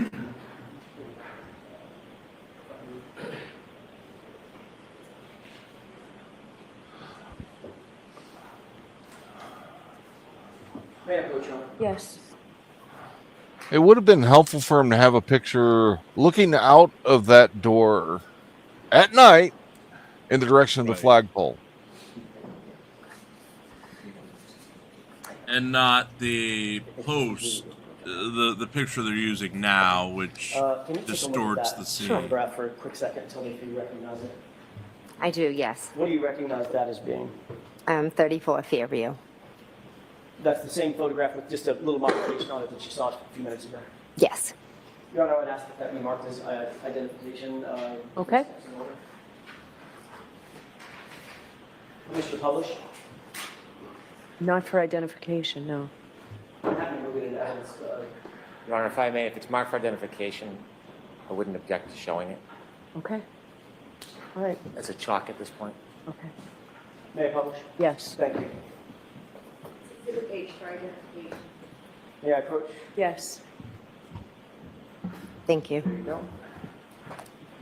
Mr. Wall, can you make that? There you go. Thank you.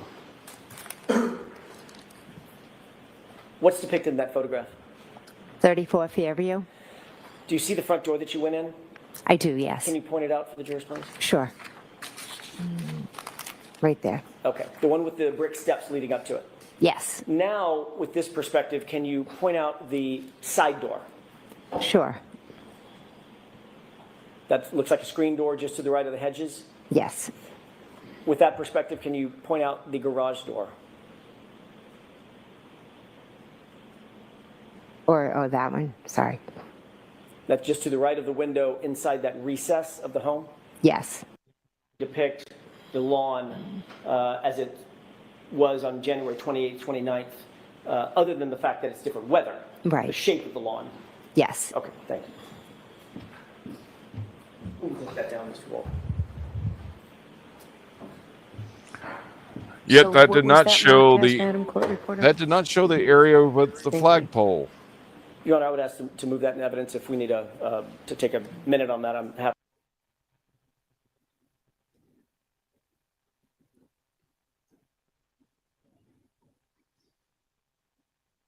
Was that you pausing it, or is that the? There must be them. I don't know. It wasn't me. Maybe it was me.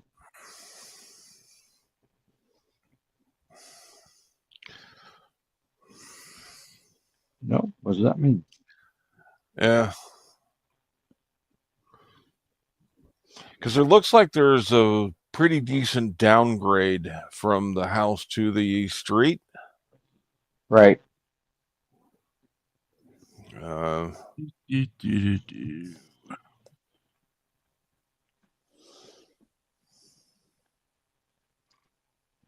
it's flat as the crow flies. Thank Okay.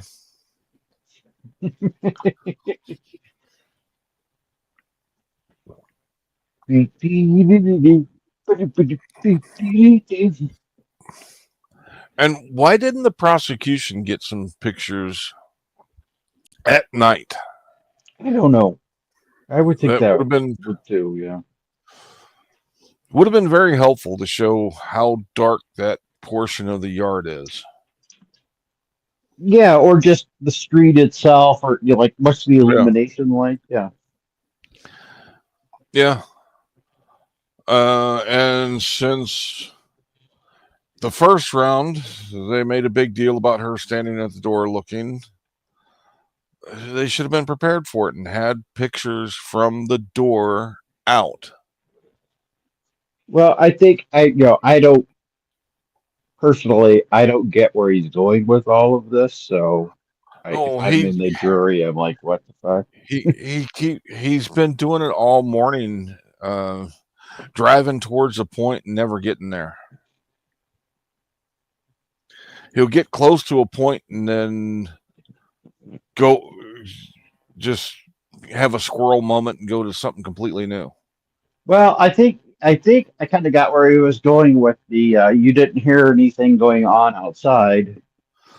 Yeah, so therefore it's not a fight like the prosecution is trying to contend. Well, in a home with a gathering of there's about a dozen people inside that are already drunk and are drinking more. Yes. Most likely music going, loud conversation. Yeah. So, hearing what's going on with all the doors shut, not hearing what's going on out in the yard, not too hard to believe. Right. I mean, I've been at some parties that artillery could go off in the front yard and you wouldn't hear it over the noise inside the house.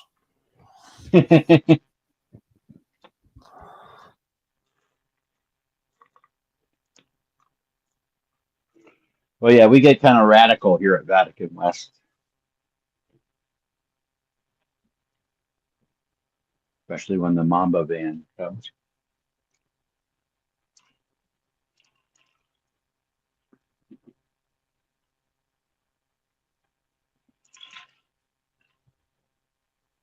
Okay, I'm back, I think. Okay. I'm Can you front. hear me? Okay. Okay. What are you saying okay to, Phil? Firing him. Okay, Firing then who? I can go. Jim. I thought we were firing him. Oh, Jim's Okay. back? Yes, Jim's back.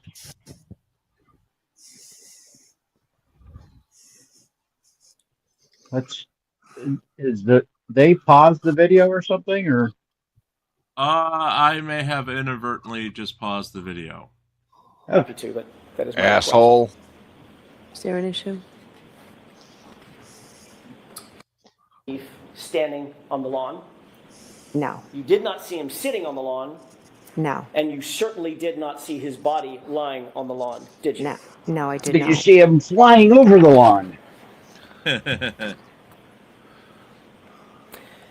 Ultimately, you left the location that night, the gathering, at 34 Fairview. The gathering. Is that right? You didn't spend the night there? That's No, what I we're went gonna call home. it now. The gathering. About what time was it that you left the location? Approximately, it was after 1:30. Approximately 1:30, 1:45. So this is maybe an hour later, later than what we've just been discussing. Yes. Seeing the SUV. Who did you leave with?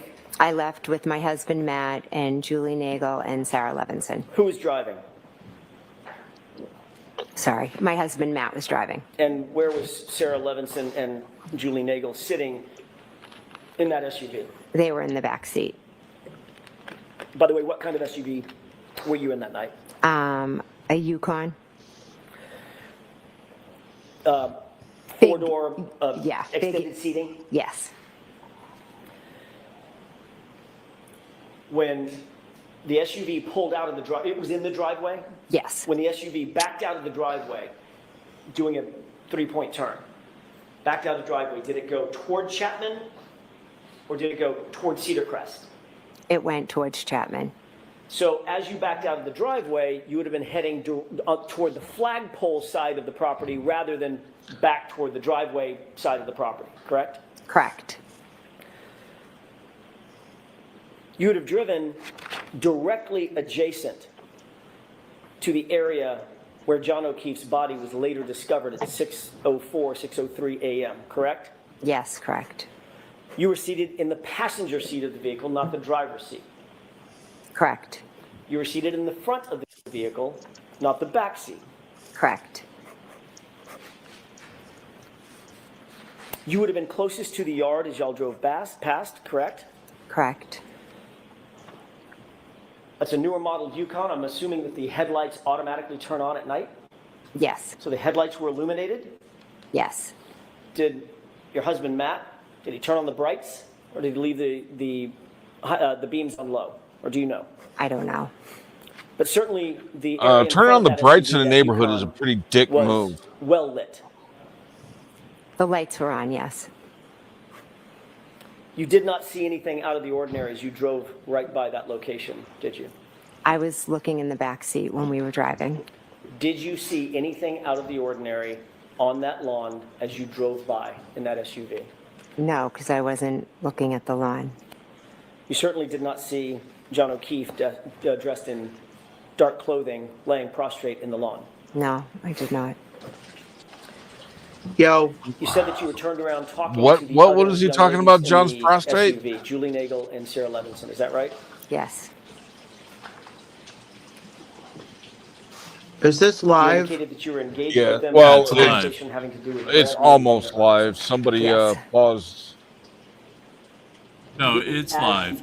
Okay. I caught up. Adjacent to where John's body was later discovered. Oh, so we He's- missed some testimony. He's still on direct examination? No, Yes. No. redirect. It's crossed, yeah. Crossed, yeah. Crossed, it's not redirect yet. No. According to you, you were turned around directly engaged with I Oh, that's don't. right.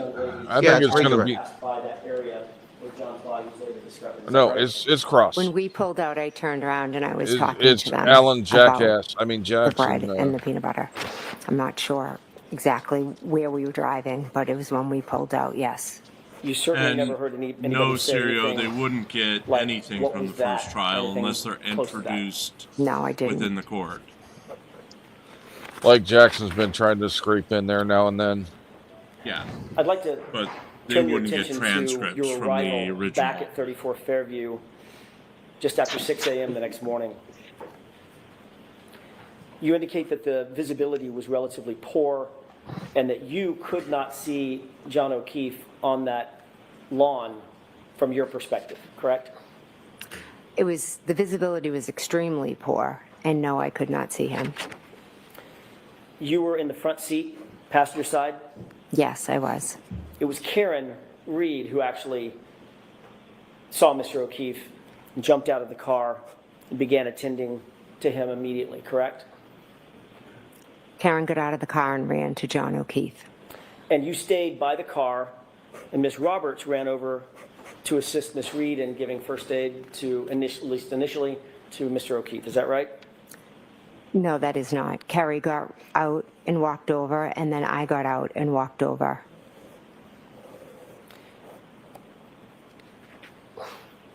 You indicated that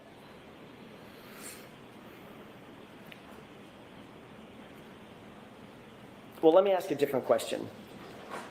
So Turtle Boy's across the hall in this Yesterday, area? you testified in pretty significant I detail. believe so, that when you got yes. out of the Yeah. car, you could not see anything even close to the flagpole, correct? Visibility was very bad, yes. Matter of fact, you used the word whiteout conditions. Is that right? Yes, I did. Whiteout conditions, you basically can't see your hand in front of your face. I wouldn't say that extreme, but I used whiteout as there's just snow coming at you. You were specifically asked by Mr. Brennan, how close did you have to get before you could actually see anything of note where Ms. Reed had gone? Is that right? Yes. You testified yesterday that you could see just merely shadowy figures of Ms. Reed and Carrie Roberts, and it wasn't until you got very close over to them that you could see John, in your words. Correct. As a matter of fact, you followed that up by saying that that was the first moment, once you got basically on top of them, that was the first moment that you realized that it was John, that there was a body on the ground, correct? I said as I got close to them, I don't think on top of them. Fair enough. It's my words, not yours. You did say, quote, very close to them, correct? I'd have to see it, but. Well, you just testified to it yesterday. If you remember saying, I did get very close to them. I know I said I had got very close to them or close to them, something like that, Okay. yes. Mm-hmm. I don't have a transcript of yesterday's testimony, I'm sorry. Then why are you suggesting Last she year you didn't testified say to it something that very way? different than that, though, didn't you? No. Isn't it true that last year you testified that you got out on the passenger side of the vehicle, which is, we'll agree, the furthest side from the lawn, as Ms. Roberts was driving from Chapman toward Crestview, Cedar Crest, correct? Yes. You testified that you were on the passenger side, and as you got out of the vehicle, you noted that Karen Reed was already at John. Is that right? As I got out and walked around the back of the vehicle, the shadowy figure of Karen had already gotten onto something. You further testified that as you got out of the vehicle, you noted that she straddled John, lifted up his shirt, lifted up her shirt, and went to lay on him. And Miss Roberts went over and said started removing snow from John's face. Correct? I have the page and line number. Where are you, Sure. Mr. Jackson? May 17, 2024, RT 114, lines 14 to bottom, onto 115, line 4. Is that how you testified last year? I'm sorry, would you mind just repeating it? Sure. Thank you. You testified in substance that you were on the passenger side of the vehicle, and as you got In out, substance. quote, as I got out, end quote, she, Miss Reed, was already at John. You indicated that you saw her straddle him, lift up his shirt, lift up her shirt, and lay on top of him while Miss Roberts went over and removed snow from his face. That's how you testified last year, correct? Object. Is that how you testified last year? I'm not sure. I know. Next question. Would it refresh your recollection if you were to look at a copy of your testimony from last year?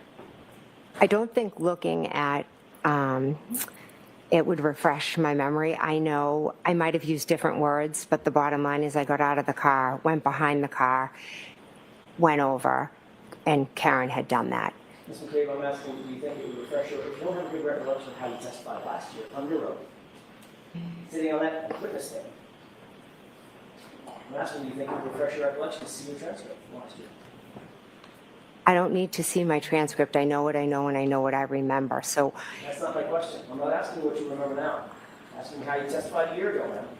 whether I said it was as we're fighting over silly words, whether I said as I got out of the car, we were there. Words matter. They matter a lot. Okay, so remember, Mr. Jackson, no comments. Ms. McKay, can I answer his question? Okay. Do you remember exactly how it is that you testified last year? In other words, I do not. I know he's a prick. May I approach? Yes.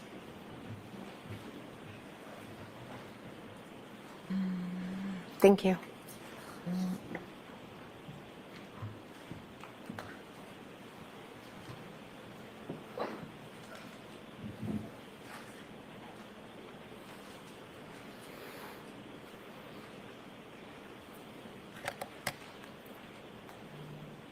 Home for an early end today.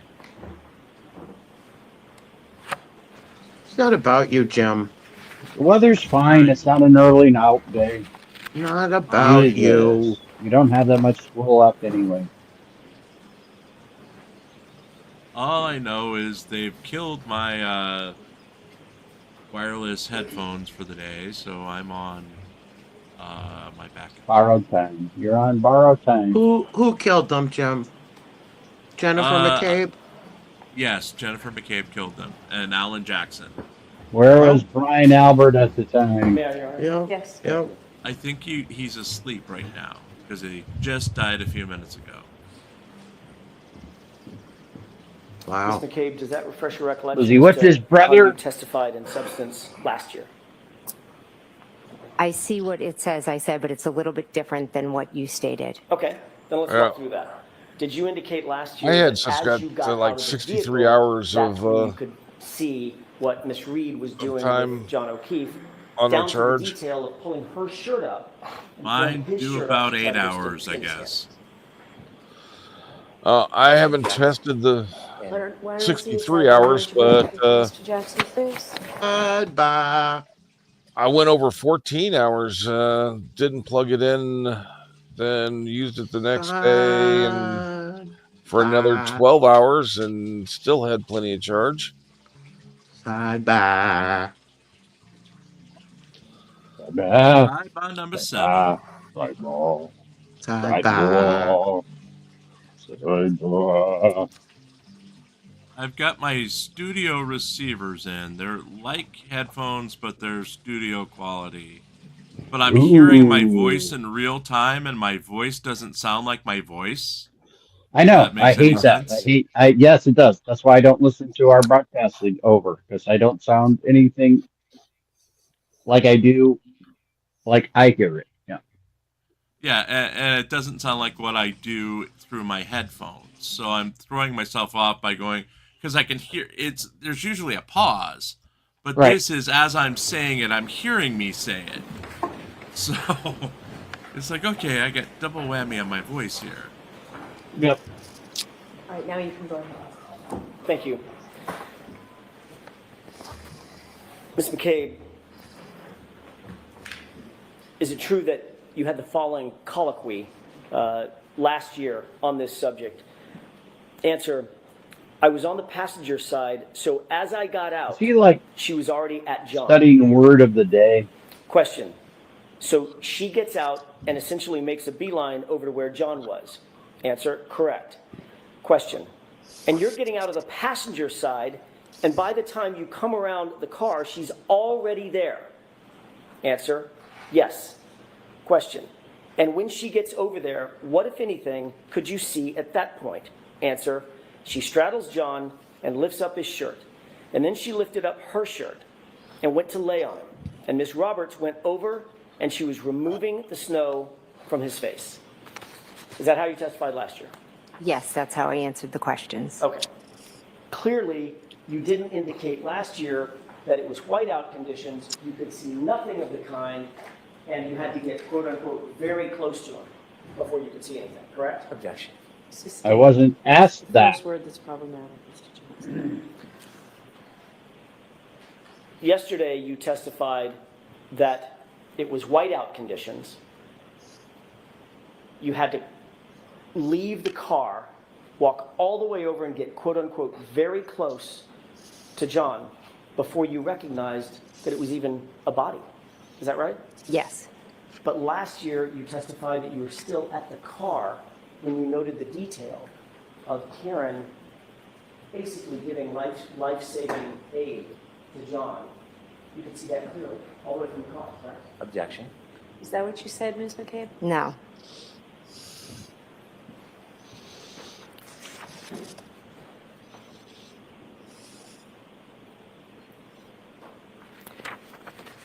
Is there a reason, Ms. McCabe,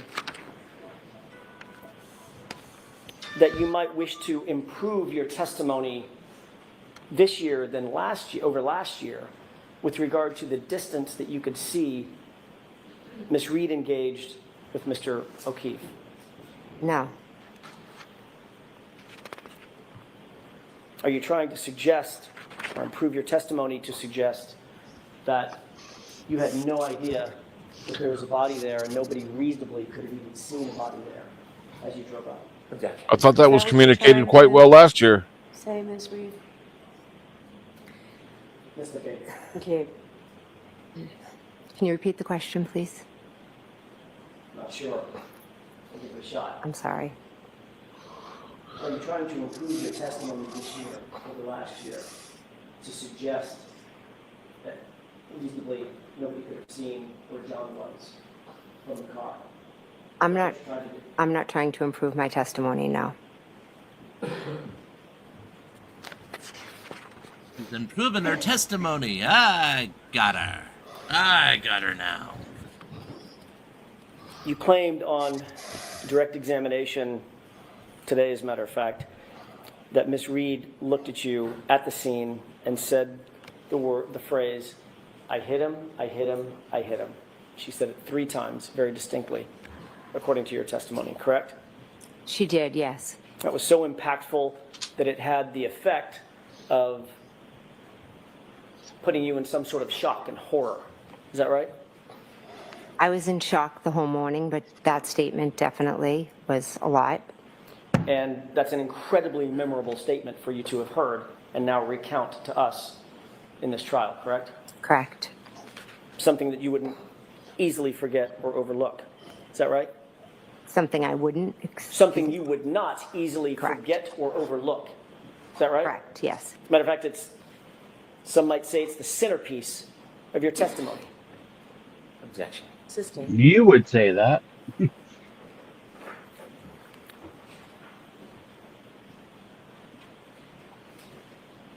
The centerpiece, I say, the centerpiece. And not the centipede, Okay, because my argument does you not have testified legs. Ah! At a grand jury in April of 2022, did you not? I did, yes. Before you testified, you took an oath, very much like the oath that you took before you testified in this case, correct? Correct. You swore to tell the truth, the whole truth, and nothing but the truth, so help you God, correct? Correct. And that included the whole truth at the state grand jury, correct? Correct. That was only weeks, several weeks, but weeks after this incident, right? April 26th versus January 29th, 2022. Is that right? Correct, yes. Things were much fresher in your mind then than they are now. I wouldn't necessarily say that. Especially something as momentous as an admission from my client that she hit him. Would you agree? Would I agree that she said that? Would you agree that that would be fresh in your mind? Something as momentous as that. You wouldn't forget that. I will never forget it. You wouldn't overlook that. I will never forget it. You would not overlook that either, would you, Ms. McCabe? I answer the questions I'm asked. Can you answer the question that I just asked? You're not answering my question. Would you overlook that? No. And the reason you wouldn't overlook it is because it was so impactful on you, having heard that. Not once, not twice, 3 times. Thrice. I hit him, I hit him, I hit him. Is that right? Yes. Time's a lady.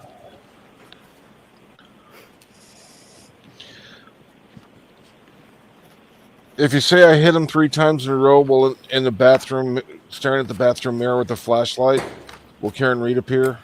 Yes. Did we miss approach? getting... Yes.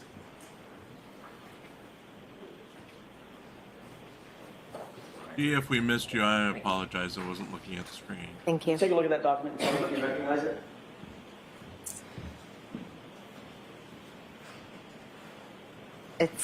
Yes, I see it.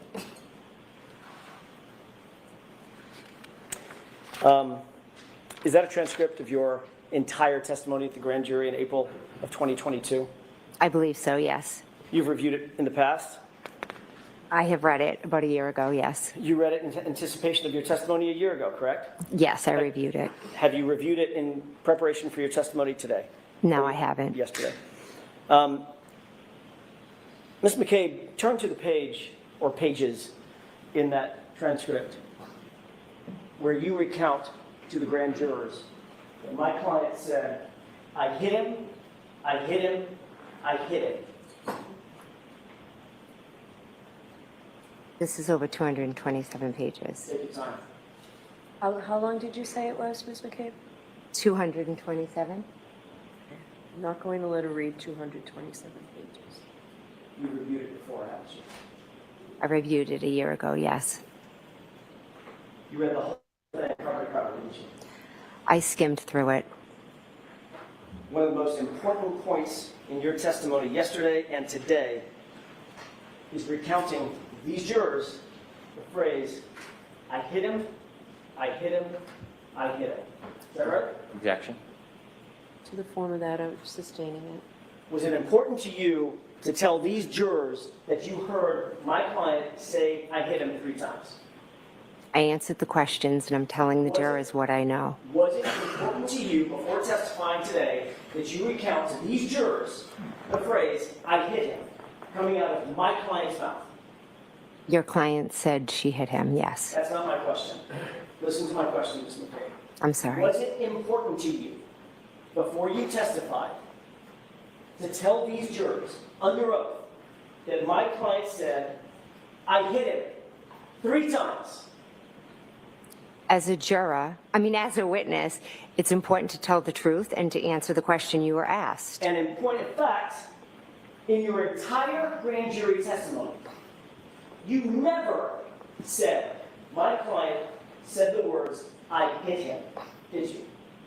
Again, it's 227 pages. Ms. McCabe, you were there. They're your words. I'm not asking you to rehearse something. You were there. Did you tell the grand jurors that my client said I hit him? I have testified a number of times, but I was there the morning of January 29th when your client said I hit him, I hit him, I hit him. Did you tell that to the grand jurors? I'm not sure. It's because you didn't, did you? Again, I'm not sure. Ms. McCabe, you were asked in your grand jury testimony no fewer than 12 times, 12 separate times, you were asked to repeat words that my client said both before, going to, and at the scene at 34 Fairview that morning. Correct? Objection. Do you know the answer to that? No.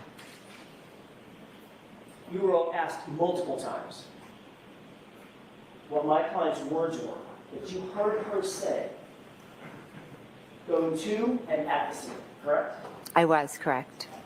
And you recounted those words truthfully and honestly at that time, correct? Correct. Because you were under the same oath that you're under today. Correct. And things were much fresher in your mind then than they are now 3.5 years later. Would you agree with that? I hit him, I hit him, I hit him is just as fresh today as it was 3 years ago. Turn to page 190, if you wouldn't mind. Sure. Turn the page. For court and counsel lines 10 and 11.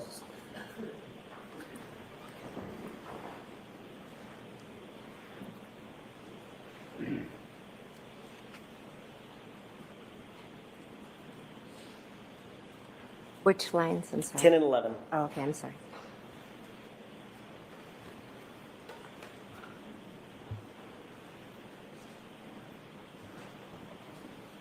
You recounted what Ms. Reed said to you over the phone to the grand jurors, correct? Correct. And what she said at 4:53 a.m. was, did I hit him? Could I have hit him? She didn't say it. She asked it, correct? She didn't say that at 4:53. Did you testify that what Ms. Reed said to you that morning over the phone was, could I have hit him? Did I hit him? Yes, I did. May I approach? Yes. May I? Oh, sure.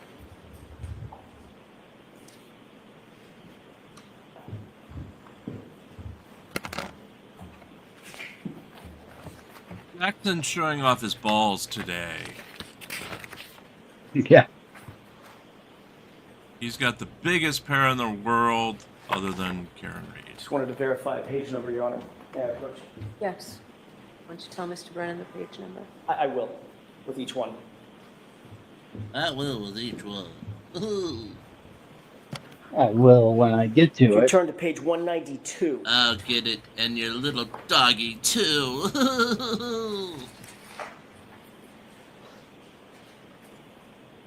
Line 4. What did you tell the grand jurors my client said in that answer? Foundation. What are we talking about? I'll ask it a different way. Did you answer a question on page 192, line 4, concerning my client's statement. Did I answer a question? You were answering a question, correct? Oh, yes, yes. All right. I'm sorry. And the answer that you gave to the grand jurors was, she said, could I have hit him? Correct? Yes, that's part of the answer I gave. Turn to page 193. I'd object. So I don't want to have to see it sidebar. We need context in order for this to be admissible, Mr. Jackson. I have no idea what that said. Your Honor, everyone, I can make an offer of proof at sidebar if you wish. Okay, why don't you come to sidebar? Sure. And bring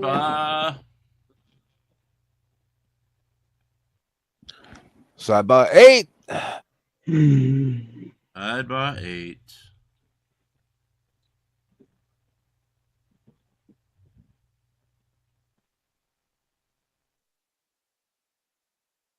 Sidebars are what flavor today, Phil? What flavor? Well, in the afternoon, I like to go with a little something special. So we're going with the mango peach salsa. For tomorrow, can I request a little bit of pumpkin spice? Pumpkin spice. If I could find it, it's not really the season for that. I know, it's just a little bit cool out today, and I feel like some pumpkin spice.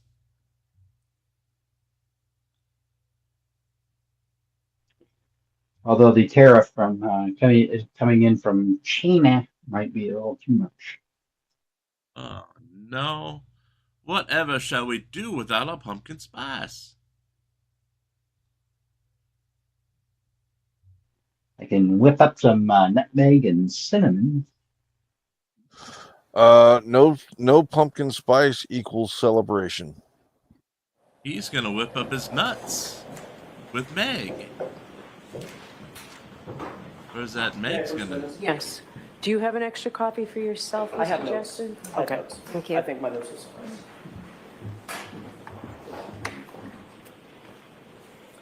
It's Meg's nuts, and that means she can't participate in women's sports. On page 192, line 4. Oh, no. For context, were you talking about a statement that was made in Karen's car on that morning before you got to the scene? 192. 192, line 4.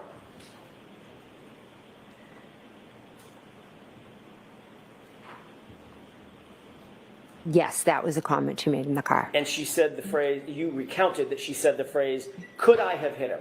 Correct? Yes, that was part of my answer. Take a look at page 193, line 1 through 2.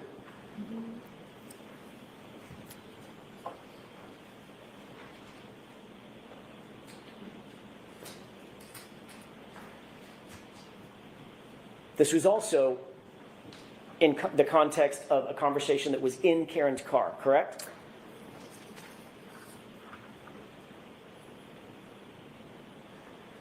Yes. And the phrase that you attributed to my client was, could I have hit him? The question, correct? Yes. Page 193, line 23.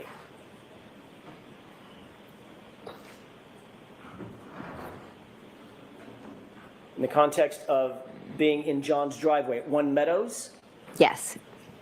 and you attributed the statement, and she's asking if she could have hit him, correct? Yes, when she showed me her taillight.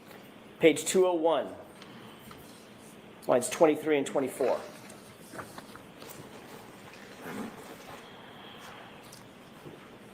This is driving to Fairview. She asked, what if I hit him? Could I have hit him? Correct? Can you tell me the lines? I'm sorry, lines 23 and 24. Page 201. Okay, sorry.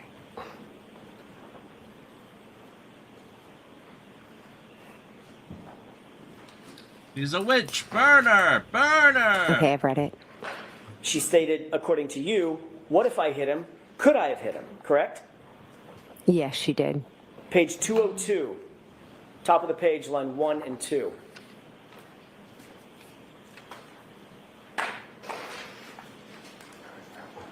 Again, in context, this is driving to Fairview before you arrived at Fairview.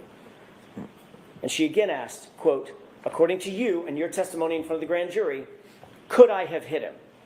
Correct? Yes, I see that here as part of my answer. Then turn to page 208, lines 24 and 25.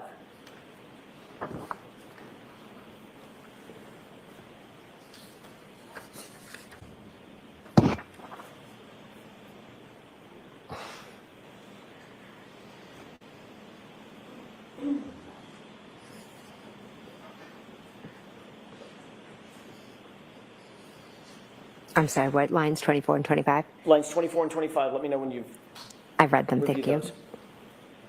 For context, this is at the scene, outside Fairview. Yes. And you told those grand jurors under oath, she asked, did I hit him? Could I have hit him? Correct? Yes. On page 208, lines 24 and 20, I'm sorry, 208 and 209, going on to page 209, lines 1 through 3. You actually recounted to the grand jurors a conversation that you said my client had with a female EMT standing right there, exactly as you testified to today. Female EMT. You see that? I do, yes. And what did you say my client's statements were in front of that female EMT? In this, I say that she said, could I have hit him? Is he dead? It's actually, did I hit him? Oh, sorry, I missed that part. I apologize. Did I hit him? Could I have hit him? Is he dead? Is he dead? Is he dead? And that was at the scene in front of the female EMT, exactly the scene that you're describing. You attributed the 3 statements to my client to today, right? There was many different times when we were talking to different EMTs, the female EMT, the men, the police officers. May I approach? Yes.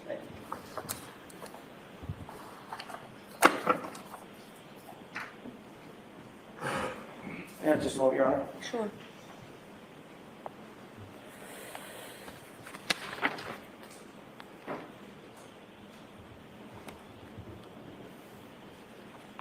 Serial, we would prefer you to be there if you want to get married off. Yes. But we could wait till tomorrow, too, to marry you off.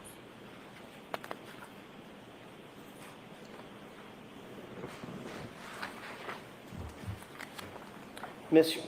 McCabe, your full statement at page 208,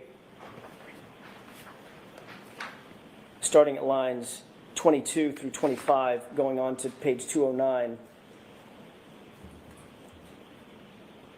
down to line 4, was, quote, so there are different, police officers getting statements from us. And at one point I'm standing with Miss Reed and she's saying, did I hit him? Could I have hit him? And there was, I believe, an EMT, a female, standing right next to me, listening to her yelling, did I hit him? Could I have hit him? Is he dead? Is he dead? Is he dead? It was pretty much nonstop. That was your testimony in front of the grand jurors, correct? Yes, it was. And that was April 26th, 2022, correct? Correct. Not one time. Not one time, Ms. McCabe, did you utter the phrase, I hit him, as it relates to my client in front of that grand jury on April 26th, 2022, did you? Not once. I'd have to read through the 227 pages to see. As you sit here today, do you remember ever saying to those grand jurors, she said, I hit him, I hit him, I hit him, in front of a female EMT? I've spoken to in a few grand juries. What I said specifically at different ones, I don't recall at this moment, but I do know that morning your client said, I hit him, I hit him, I hit him 3 times, and there was a female EMT there.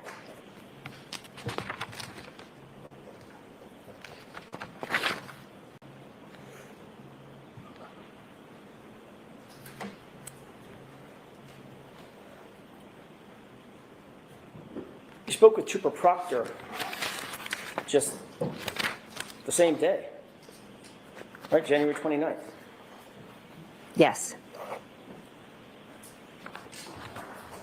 Trooper Proctor was taking notes Yes. about your conversation? Yes, he was. You reviewed those notes, as a matter of fact, at some point. I didn't review his notes. I think I've seen a report at one point or another. On that very day, January 29th, 2022, when you were asked to recount what happened at the scene, who was doing what and who said what, you never told Trooper Proctor that my client said, I hit him either, did you? Oh, I told him. Yes, I did. He just leave that out of his report? I'm not responsible for his report. No, you're not. But you have read his report. So again, no comments, Mr. Jackson. Ooh, he's being bitchy here today. I have seen it before, yes. And Judge is slapping him down and without hesitation. Yep, for once. Hopefully the ARC witness is worth it, Jackson. Yeah. Alan Jackass. Thank you. You looked at that report for another particular this morning. Do you still recognize it? Yes, I do.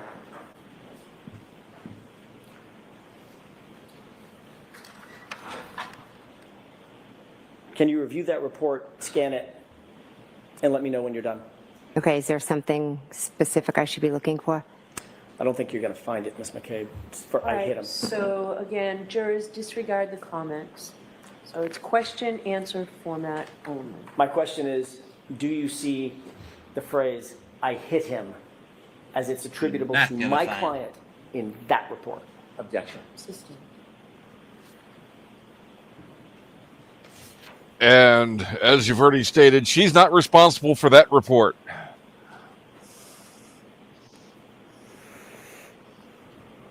He's the Do devil, you I recall say the telling devil. Trooper Proctor that my client said, I hit him, I hit him, I hit him? Objection. Do you recall that? Yes, I told him. He was taking notes at the time.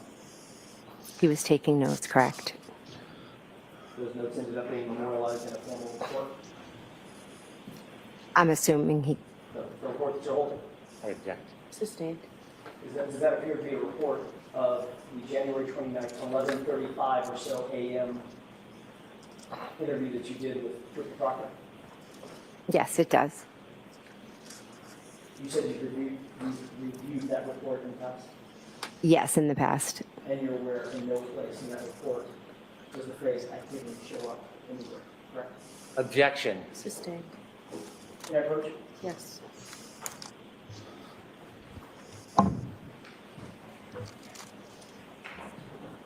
Oh, I'm sorry, I'm going to approach the witness.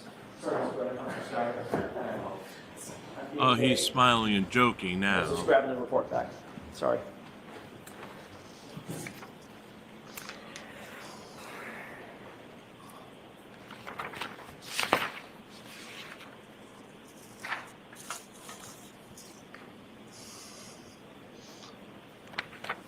May I have just a moment, Your Honor? Sure.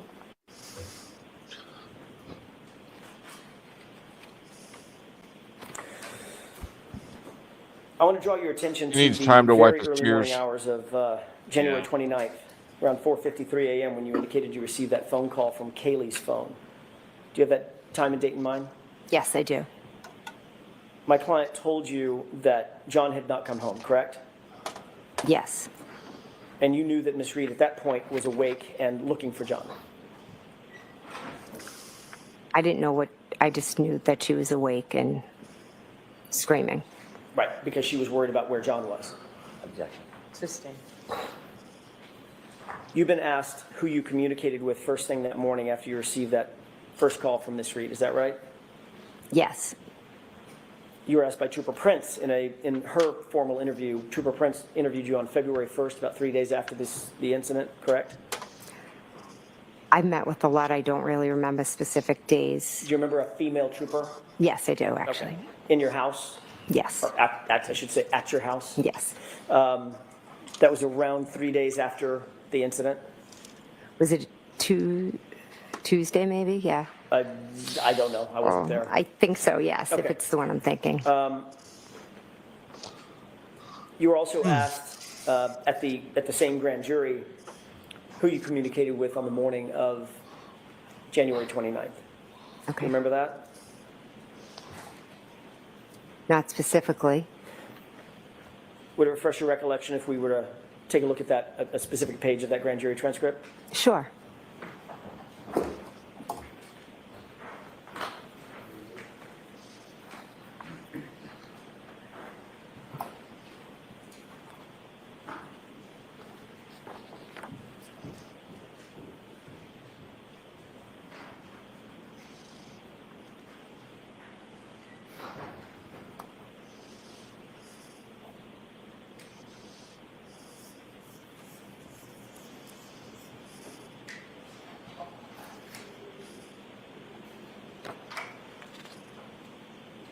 Good morning again, Pants. Do you need a couple of minutes, Mr. Jackson? I do, Your Honor. So, jury, Hiya, just Pants. stand up and stretch, okay?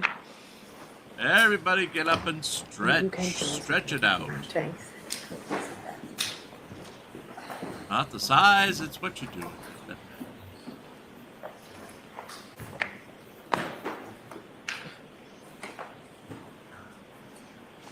Mr. Jackson, do you want a 5-minute recess? Sure. We're still going to Sure. stop at 4, so really 5 minutes, folks. We'll have you go back and come back. Oh, so we've got half an hour. Yay, they're stopping at 4 today. So we're at a 5-minute break. What have we taken away from Hey today? there, Karen Reed trial watchers. You know what a lot of the trials we cover remind us? That the world is unfortunately very... Other than we missed Gia, who was backstage, and we missed her. Apologies again to Gia. We'll work on that. I wasn't paying attention. I pulled her up when she was backstage. Did Did you? she come back? Did she leave and come back? I don't know. There was a message saying, hello at 3:02. I'm not sure what time it was. She came in, gave it about 15 seconds. You didn't pull her up, so I did. Okay. Do I need to give you a copy of the transcript to refresh your memory? Yes, you need to... That might help me recollect my memory. Might not. Oh, dear God. Is he It's going to get it? over. Is he going to get all the way to a point sometime today? No. It should probably go on half day tomorrow like they did last year. He has nothing to give.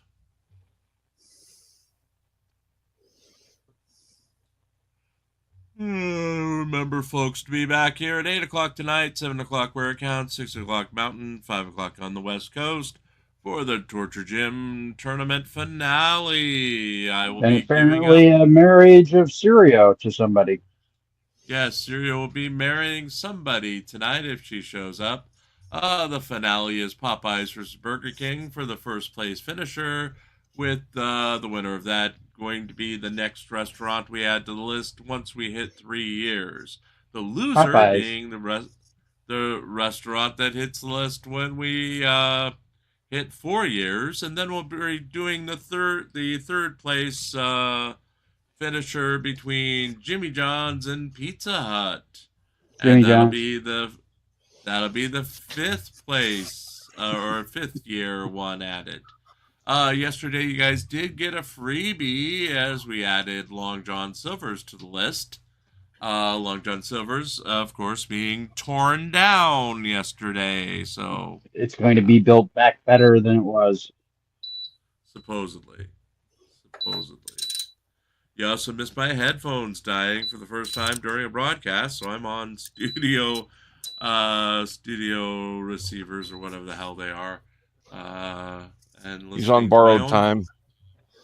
And listening to my own voice in real time, which is kind of weird.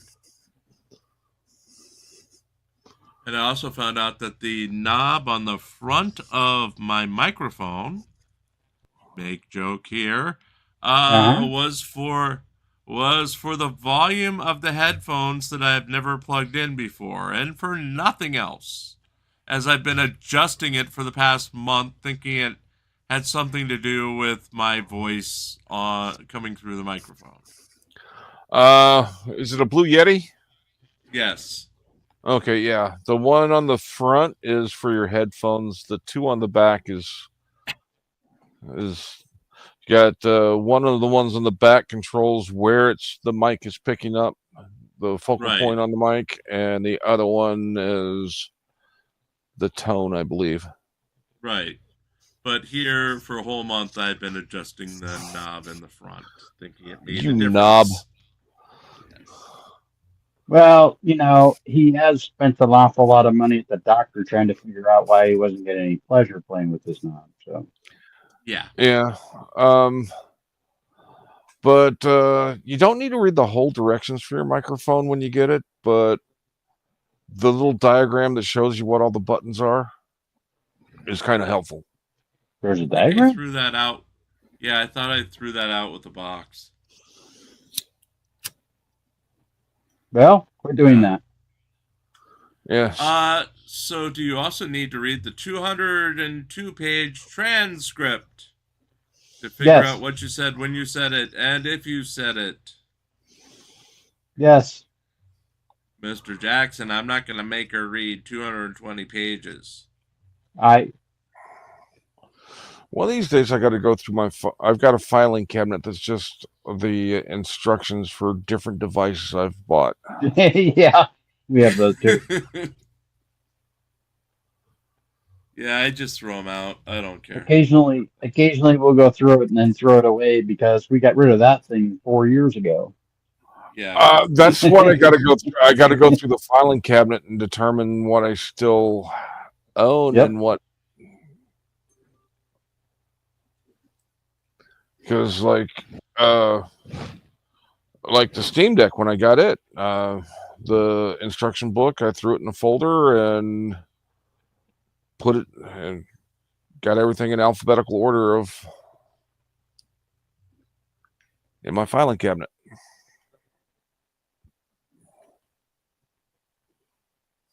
All I know is it's 4 o'clock somewhere. Start drinking, folks. Start drinking.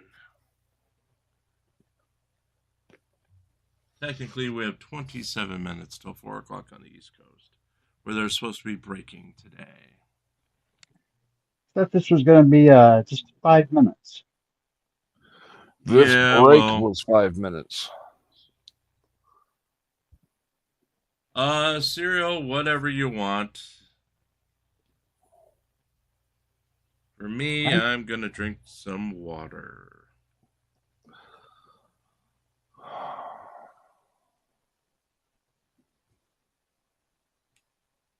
Oh, good Lord. Maybe she's in the toilet again. Flush her, quick. Hey, G is back. Yo. See, I saw you this time. Last time, I brought you up one time. Did you drop and then come back? I was here and I was in backstage being ignored as usual. So I just left on my own accord. I know when I'm not wanted.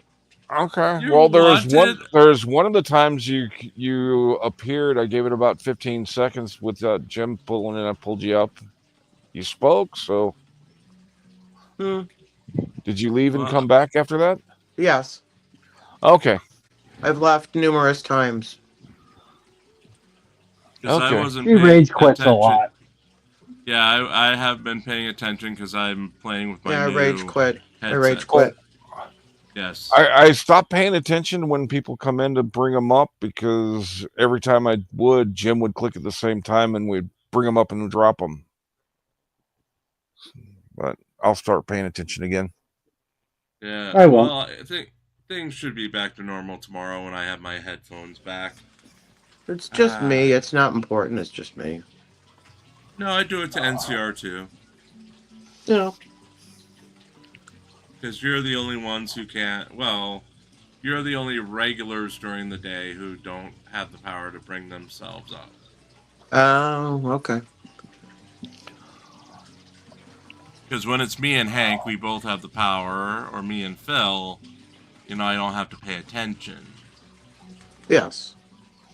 Do you ever pay attention?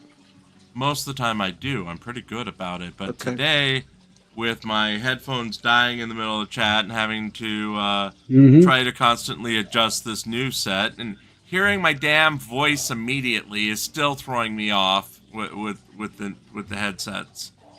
So there's usually a delay, so I'm hearing myself as I'm talking, and it doesn't sound like me. That's gotta be annoying. Yeah, it doesn't sound like me. So, yeah. Who is it then? Fred. It's Fred.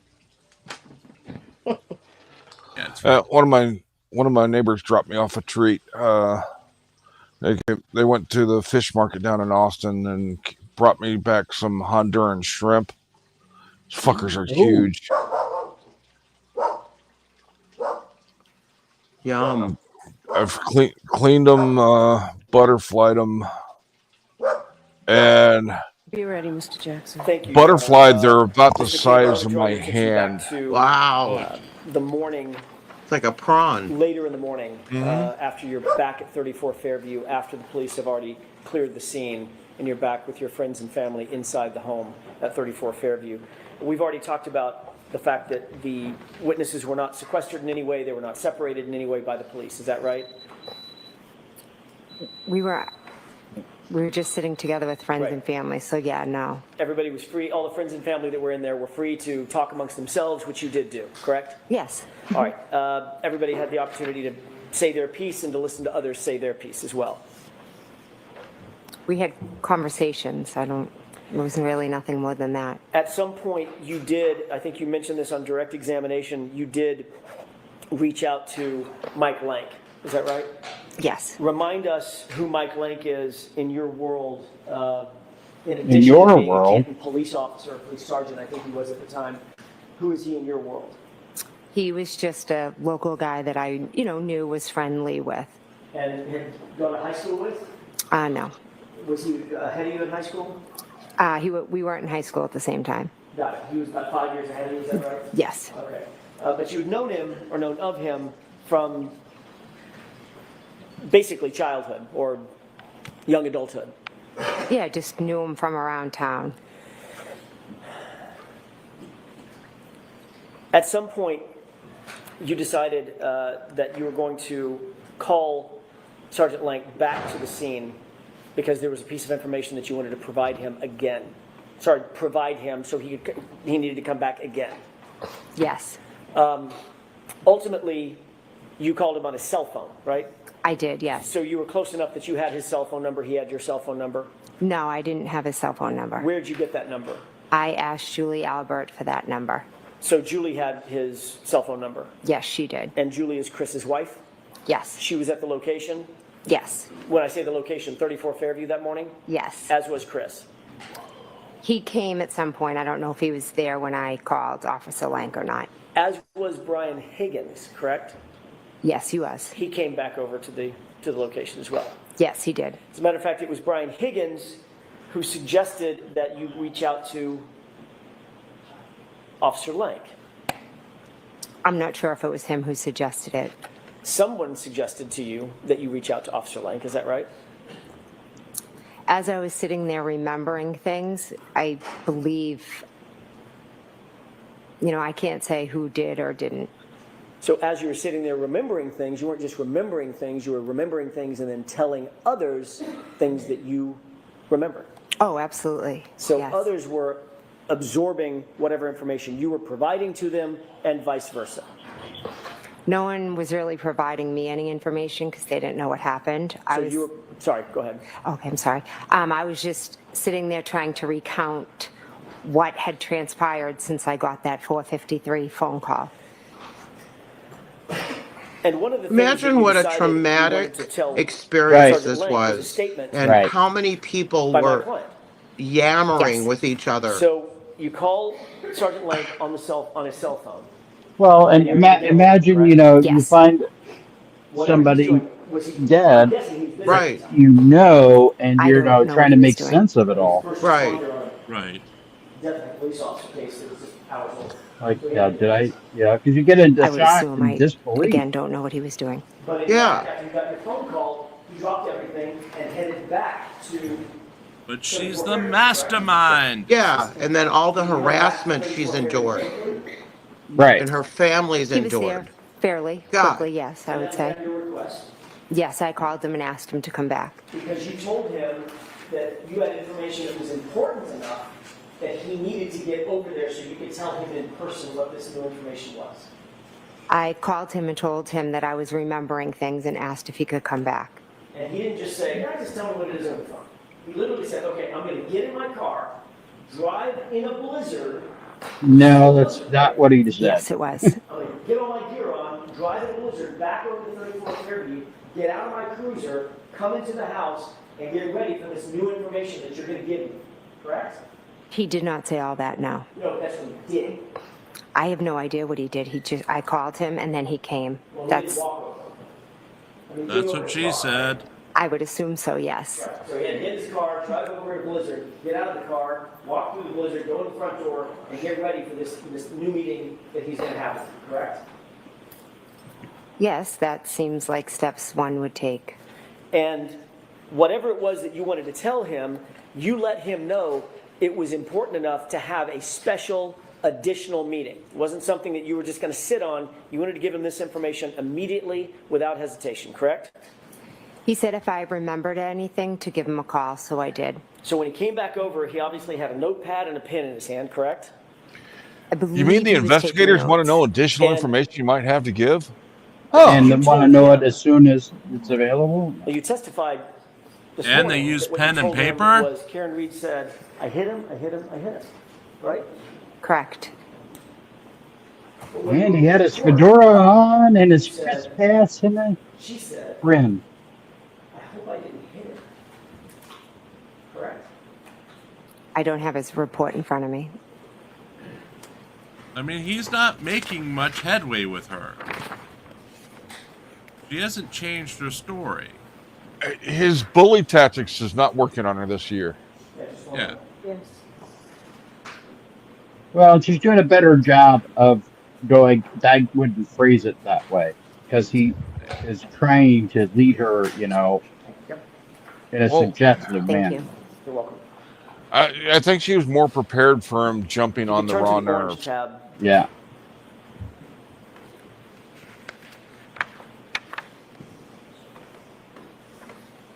Do you see that? I do, yes. Okay, and you've had a chance to read it? Just the highlighted Okay. part. May I approach? Yes. Thank you. Approach. 17 minutes left, folks. In 17 fact- minutes. What you told Officer Lank was something to the effect of, I hope I didn't hit him. Correct? Incorrect. I told him that she said I hit him. He wrote in his report, you just read, something to the effect of, Sustained. I hope I didn't hit him. Sustained. Is this another example of an officer getting a report wrong? Objection. Is that report right? Your Honor. Objection. Sustained. How would she know? Move on, Mr. Jackson. Because apparently it's her job to I hope I didn't hit him. approve all Or reports. something to the effect Right. of, I hope I didn't hit him. Sounds an awful lot like, could I hit him? Did I hit him? Do you agree with that? If that does sound similar, yeah.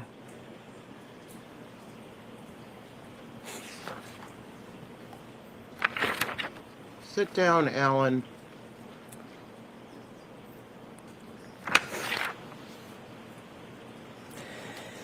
You testified yesterday that during that first phone call, that first phone conversation with Ms. Reed at 4:53 a.m., she told you, according to your testimony, that in that phone call, in that very first phone call, Ms. Reed said she had gotten into a fight,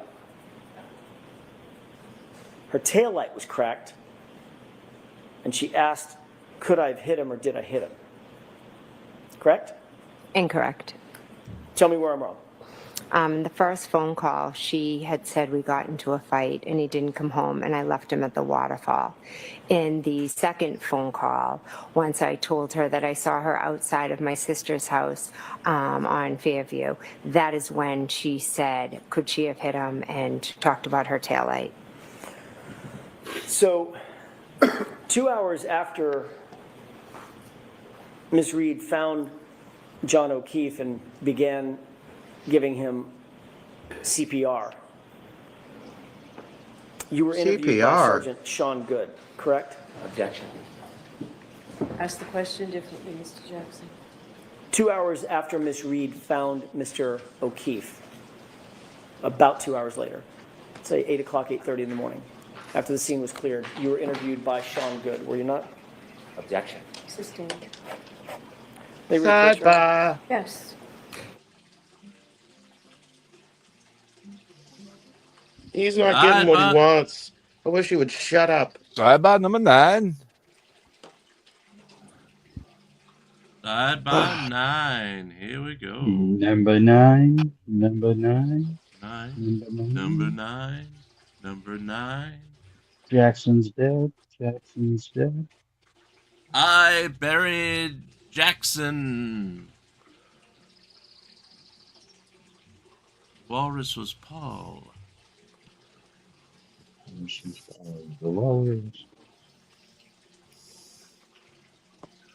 For some reason, I want to say Kachu.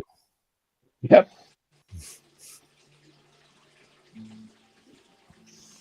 Let's see if they wrap up for the day. It's 47. Jackson's not getting anywhere.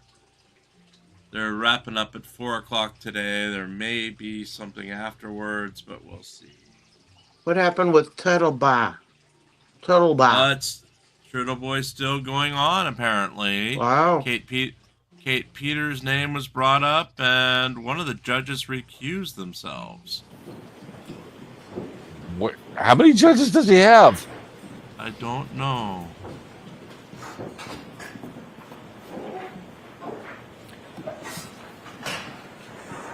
May I? Yes. Thank you.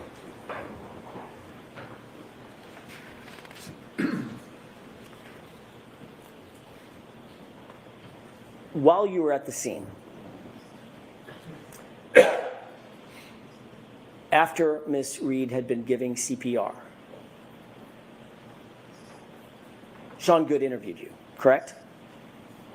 I don't remember a formal interview with Sean Good. Do you remember talking to him? When he arrived at the scene, I do remember briefly talking to him after all three of us gave John CPR. And he gave you, he asked you certain questions about what you'd seen, what you'd heard, what had happened, correct? I have to tell you that I remember seeing him there and I remember talking to him, but I do not remember specifics of any conversation or any questions that he asked me. Do you remember him telling you, do you remember him asking you about any initial calls you had and you telling him about that 4:53 call and the early morning calls thereafter? The initial calls before you met up with Miss Reed? I don't recall. Did you tell Sergeant Good, by the way, he was a sergeant at the time. Sean Good was a sergeant, not an officer? I'm not sure. Okay. By the way, you knew Sergeant Good, did you not?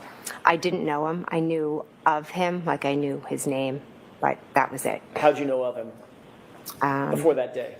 Because his sister is a year or two younger than me, and I knew she had a brother that was younger, that was a Canton cop, just through the town, but I didn't know him. Okay, friendly but not friends. I wouldn't even say I was friendly with him. Okay.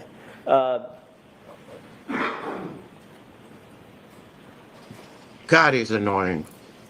You actually told Sergeant Jackson's Good never at the heard time, of, when he like, asked hey about those neighbors. first phone calls, that when Miss Reed You know, called, the neighbors where you just go, inquired hey. about John's whereabouts. So I know them, but I don't know them. Again, I don't recall my conversations with Sean Good. You certainly never mentioned to Sergeant Good the incessant screaming and hysteria that you've described here in court. Objection.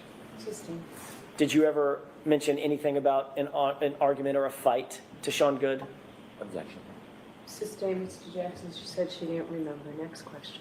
I have to go through the series of I machinations. have to I go know what she through all remembers, the but doesn't remember. questions that I want her to admit Next she doesn't question, Mr. remember. Did you mention anything about a cracked taillight to Sergeant Good? Objection. Sustained. Do you have no memory at all about what you talked to Sergeant Good about? There were many officers there, Right. and like I said, I know I talked to Sergeant Good, but I do not remember the specifics of my conversation during that chaotic scene. Okay. I'm Well, sorry. Let me ask a different question. There were many officers there, and many officers were asking you questions, correct? Correct. Did you ask, did you tell any officer while at the scene that during those first few phone calls, first couple of phone calls with Miss Reed, that there was incessant screaming and hysteria? Again, there were many officers asking me questions. Most of them were regarding who John was, if he had medical issues or concerns, things like that. Right. It was a chaotic scene. I don't remember any specific questions about phone calls. I apologize. But you did tell at least one officer about the initial phone call that you received indicating that John may be missing, correct? I possibly said I got a phone call and that's why I'm here. We all came out to look for him. I apologize for not remembering specifics. Did you tell any officer at the scene anything about an argument or fighting that Miss Reed said occurred on that first couple of phone calls? Again, the conversations were very brief and they were with a lot of different officers. There wasn't yes or no? in-depth conversations. It's yes or no, Let her answer the question. Do you recall, that is a yes or no question, do you recall telling any officer about a conversation in the initial couple of phone calls that you had with Miss Reed about fighting or being in an argument? Do you recall that? I cannot answer yes or no. Well, you either do or you don't. If you don't, I said say there you was don't. many different conversations. I am not sure. So you don't recall? I'm not sure on specific conversations about that. I apologize. Is there a reason why you're not telling us that you simply don't recall making that statement? Sustained. Do you recall telling any officer about a cracked taillight that came up in one of those first two phone calls? At the scene? At the scene. Again, I think all the conversations were about what was happening in the present time. And literally, this was a couple of hours after this incident, correct? When everything was freshest in your mind. These conversations were at the scene when Miss Reed was running around screaming. When she's in shock, dickhead, get over it. Again, there were many officers there that I spoke to. Ms. McCabe, do you understand my question? Did you understand the last question? Alan Jackass, spoke do to you an understand your officer in the question? Again, I could have. I am not sure. I don't remember every officer. It was a chaotic scene. I had just found my friend on the ground. So the answer is, I don't remember. I don't remember speaking to him. No, sorry. And she's already said that multiple times, but you weren't satisfied. Later that morning, you did have a conversation with Officer Lank that you actually do remember, correct? Yes, correct. What you told Officer Lank, or Sergeant Lank, was that you received a phone call from Kaylee's phone and that Karen Reed was distraught because John never came home, correct? I told him she was, I don't remember the exact words, but I told him something like she was hysterical and screaming and said John never came home. You never mentioned that she said anything about a fight during that initial phone call, correct? Again, I'm not sure what exactly was said during that initial phone call. You never mentioned that she said something about a cracked taillight in that initial phone call or those two phone calls, correct? Are these phone calls with who? Who are these phone calls? Who am I speaking to The at this initial point? phone calls that you had with Miss Reed. Yes. You never mentioned to Officer Lank, or Sergeant Lank, that Miss Reed mentioned anything about a fight or an argument, correct? I don't remember. You don't. You never mentioned anything about Miss Reed saying anything about a cracked taillight in one of those two initial phone calls, correct? Again, I don't remember all the things that I told Officer Lank. And you certainly never mentioned that Miss Reed said anything about could I have hit him during in either of those initial phone calls, correct? Again, I don't remember my specific conversation with Officer Lank. So you don't remember the conversation that you had with Officer Lank when it was the clear light of day, you had a chance to take a beat and a breath, catch your breath, because it's now 11:30, 11 o'clock in the morning. You don't remember anything about that conversation, but according to your testimony, you remember in detail what my client said, waking you out of a dead sleep, correct? So I didn't speak to him at 11:30. It was earlier in the morning when he came back to Fairview. Let's call it 9 o'clock, whatever. Okay. Right? Whatever. It wasn't the same. Whatever. My client. It doesn't matter what the truth is. I need you to be burned at the stake, you witch. But when you recounted that conversation or those conversations to Sergeant Lank, you didn't say a thing about Miss Reed saying that there had been an argument, did you?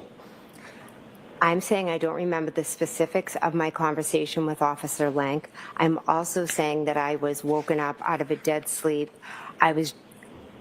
Karen showed up at my house screaming. I went out to help her look for John. And then we found one of my closest friends on the front lawn. And she was saying crazy things and acting crazy and Ms. acting McCabe, that's not my erratic. question. And so every Ms. McCabe, police that is officer not my that I question. spoke to, Let her finish. every police officer that I spoke to, I tried to answer their questions the best I could. It took me hours and in some cases days to remember all the things that Miss Reed had said. My mind, I was in a state of shock. But the minute I remembered, she said, I hit him, I hit him, I hit him. I called Officer Lank. And your memory is getting better even as we sit here today, correct? There are certain things I will never forget, Mr. Jackson. Including the fact that you never, ever, ever said, she said. Including the fact that you're a jackass. When you were asked about it 3 months after the incident, correct? She said, I hit him, I hit him, I hit him. You never told that to the grand jury, did you? I don't remember specifically that every grand jury and everything I said, but I can tell you with 100% accuracy, she screamed, I hit him, I hit him, I hit him. You never said that to the grand jurors. I don't recall if I did. You were there to get the truth, correct? The truth is, she said, I hit him, I hit him, I hit him. You were asked that specific question at the grand jury. What Oh, he's did she getting say angry. at the scene in front Because of the he's judge? trying gonna to get Hulk out. he's trying to get her off of this. and I she wasn't ain't- asked what she was she's said not at the letting go. scene. Answer to that question. I'm objecting. The objection is sustained. Ask one more clear question, Mr. Jackson. What was the answer you gave in answer to the question about what was said by Miss Reed to the EMT, the female EMT at the scene? What did you say she said? I don't know if I was asked specifically what she said to a female EMT. All right, we're going to end this now. Good. I have one more Ooch. question. Ooch. Go ahead. I can't end it like this. You said Okay, she jurors, said- ignore the comments of counsel. Ask one question, Mr. Jackson. Wow. Yep. that she said, could I have hit him?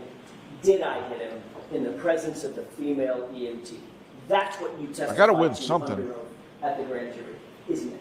Yes, because she also said that. All right, so folks, we are done for today. You remember tomorrow is the day that we're not in session. So we will see you Friday. Friday is a full No day. court And tomorrow. I'll have to give you those questions. You can stay and file out after the jurors is okay. Please do not discuss this case with anyone. Don't do any independent research or investigation into the case. If you happen to see, hear, or read about the case, please disregard it. Yeah, Let he us got know. burned Be very good. Careful with your social media. Love Have it. a great night, a good day off tomorrow. We'll see you on Friday. Thank you. Nice. I hit him, I hit him, I hit him. Yeah, and that's gonna linger till Friday because there's no court tomorrow. Yep. I can't end like this, Your Honor. Hey there, I Paramount haven't trial asked watchers. You a know what a lot of relevant the trials question we yet. cover remind me of that. So, folks, as I said, we don't have a show during the day tomorrow, but we'll be back with you tonight. And we should have a nice paper tomorrow. We didn't have one today, but we'll have a nice paper tomorrow. You mean we're not going to have an 8-hour show of just drunk girl theater to get NCR a whole harem? No, I don't think so. I think we'll be catching up on other things tomorrow. But let's catch up on something else right now, as the there's fireworks going on over the Turtle Boy hearing. Ooh. Kate Peters' name came up. Let me just scroll backwards. I thought he was supposed to keep her name out of his mouth. Well, Tim Bradle. If Kate Peter is a government informant, the DA is paying people to intimidate people in the Karen Reed and Aiden Kearney cases. Oh, so the more judge shit. responds to that. Okay, so maybe we need to have a hearing on that. Okay. Then, the prosecution is playing a video of Kearney saying Jesus told him to seek revenge on people and that he wished a police officer and his family die in a fire. Nice. Then state troopers getting hit by cars is actually a good thing. Ooh. And him cheering when a state trooper was hit by a drunk driver last year. Oh, chilly. Wow. Let's see. Class act. Class act Yep. he is, I tell you. Class act. But he lost Award his winning. Twitter. He lost his Twitter page because he doesn't know what was the word they used? Okay, let's get clarification here. Let's give it a minute. Aiden Turtleboy Kearney's lawyer loses again during a bail revocation hearing on Wednesday. The judge allows in evidence of one of Kearney's followers sending a threat of some kind of police officer after Kearney wished that the officer die. So let's give it, I don't know. We'll have a report on this in the paper later. But this is coming in over in the Karen Reed do-over area in our Discord server. If you don't want to visit Twitter, there's also a live feed, and Grant's, I think Grant is providing a live feed on this. But we're not going to stick around for that because that'll keep us here another hour. So, any last words before we get the hell out of here, folks? Ciao, Bella. Remember, 8 o'clock tonight, 7 o'clock where it counts, 6 o'clock on the Mountain Time, and 5 o'clock on the West Coast. We'll be back with the finals of the Torture Gym. What restaurant is leaving my life and how I'm depressed tournament. And then we'll update what we know on Turtle Boy, and then we'll do some Drunk Girl. If Serial is here, then she gets married off tonight. If not, we'll make someone else pay. That's it, folks. We're out of here, and we'll talk to you later.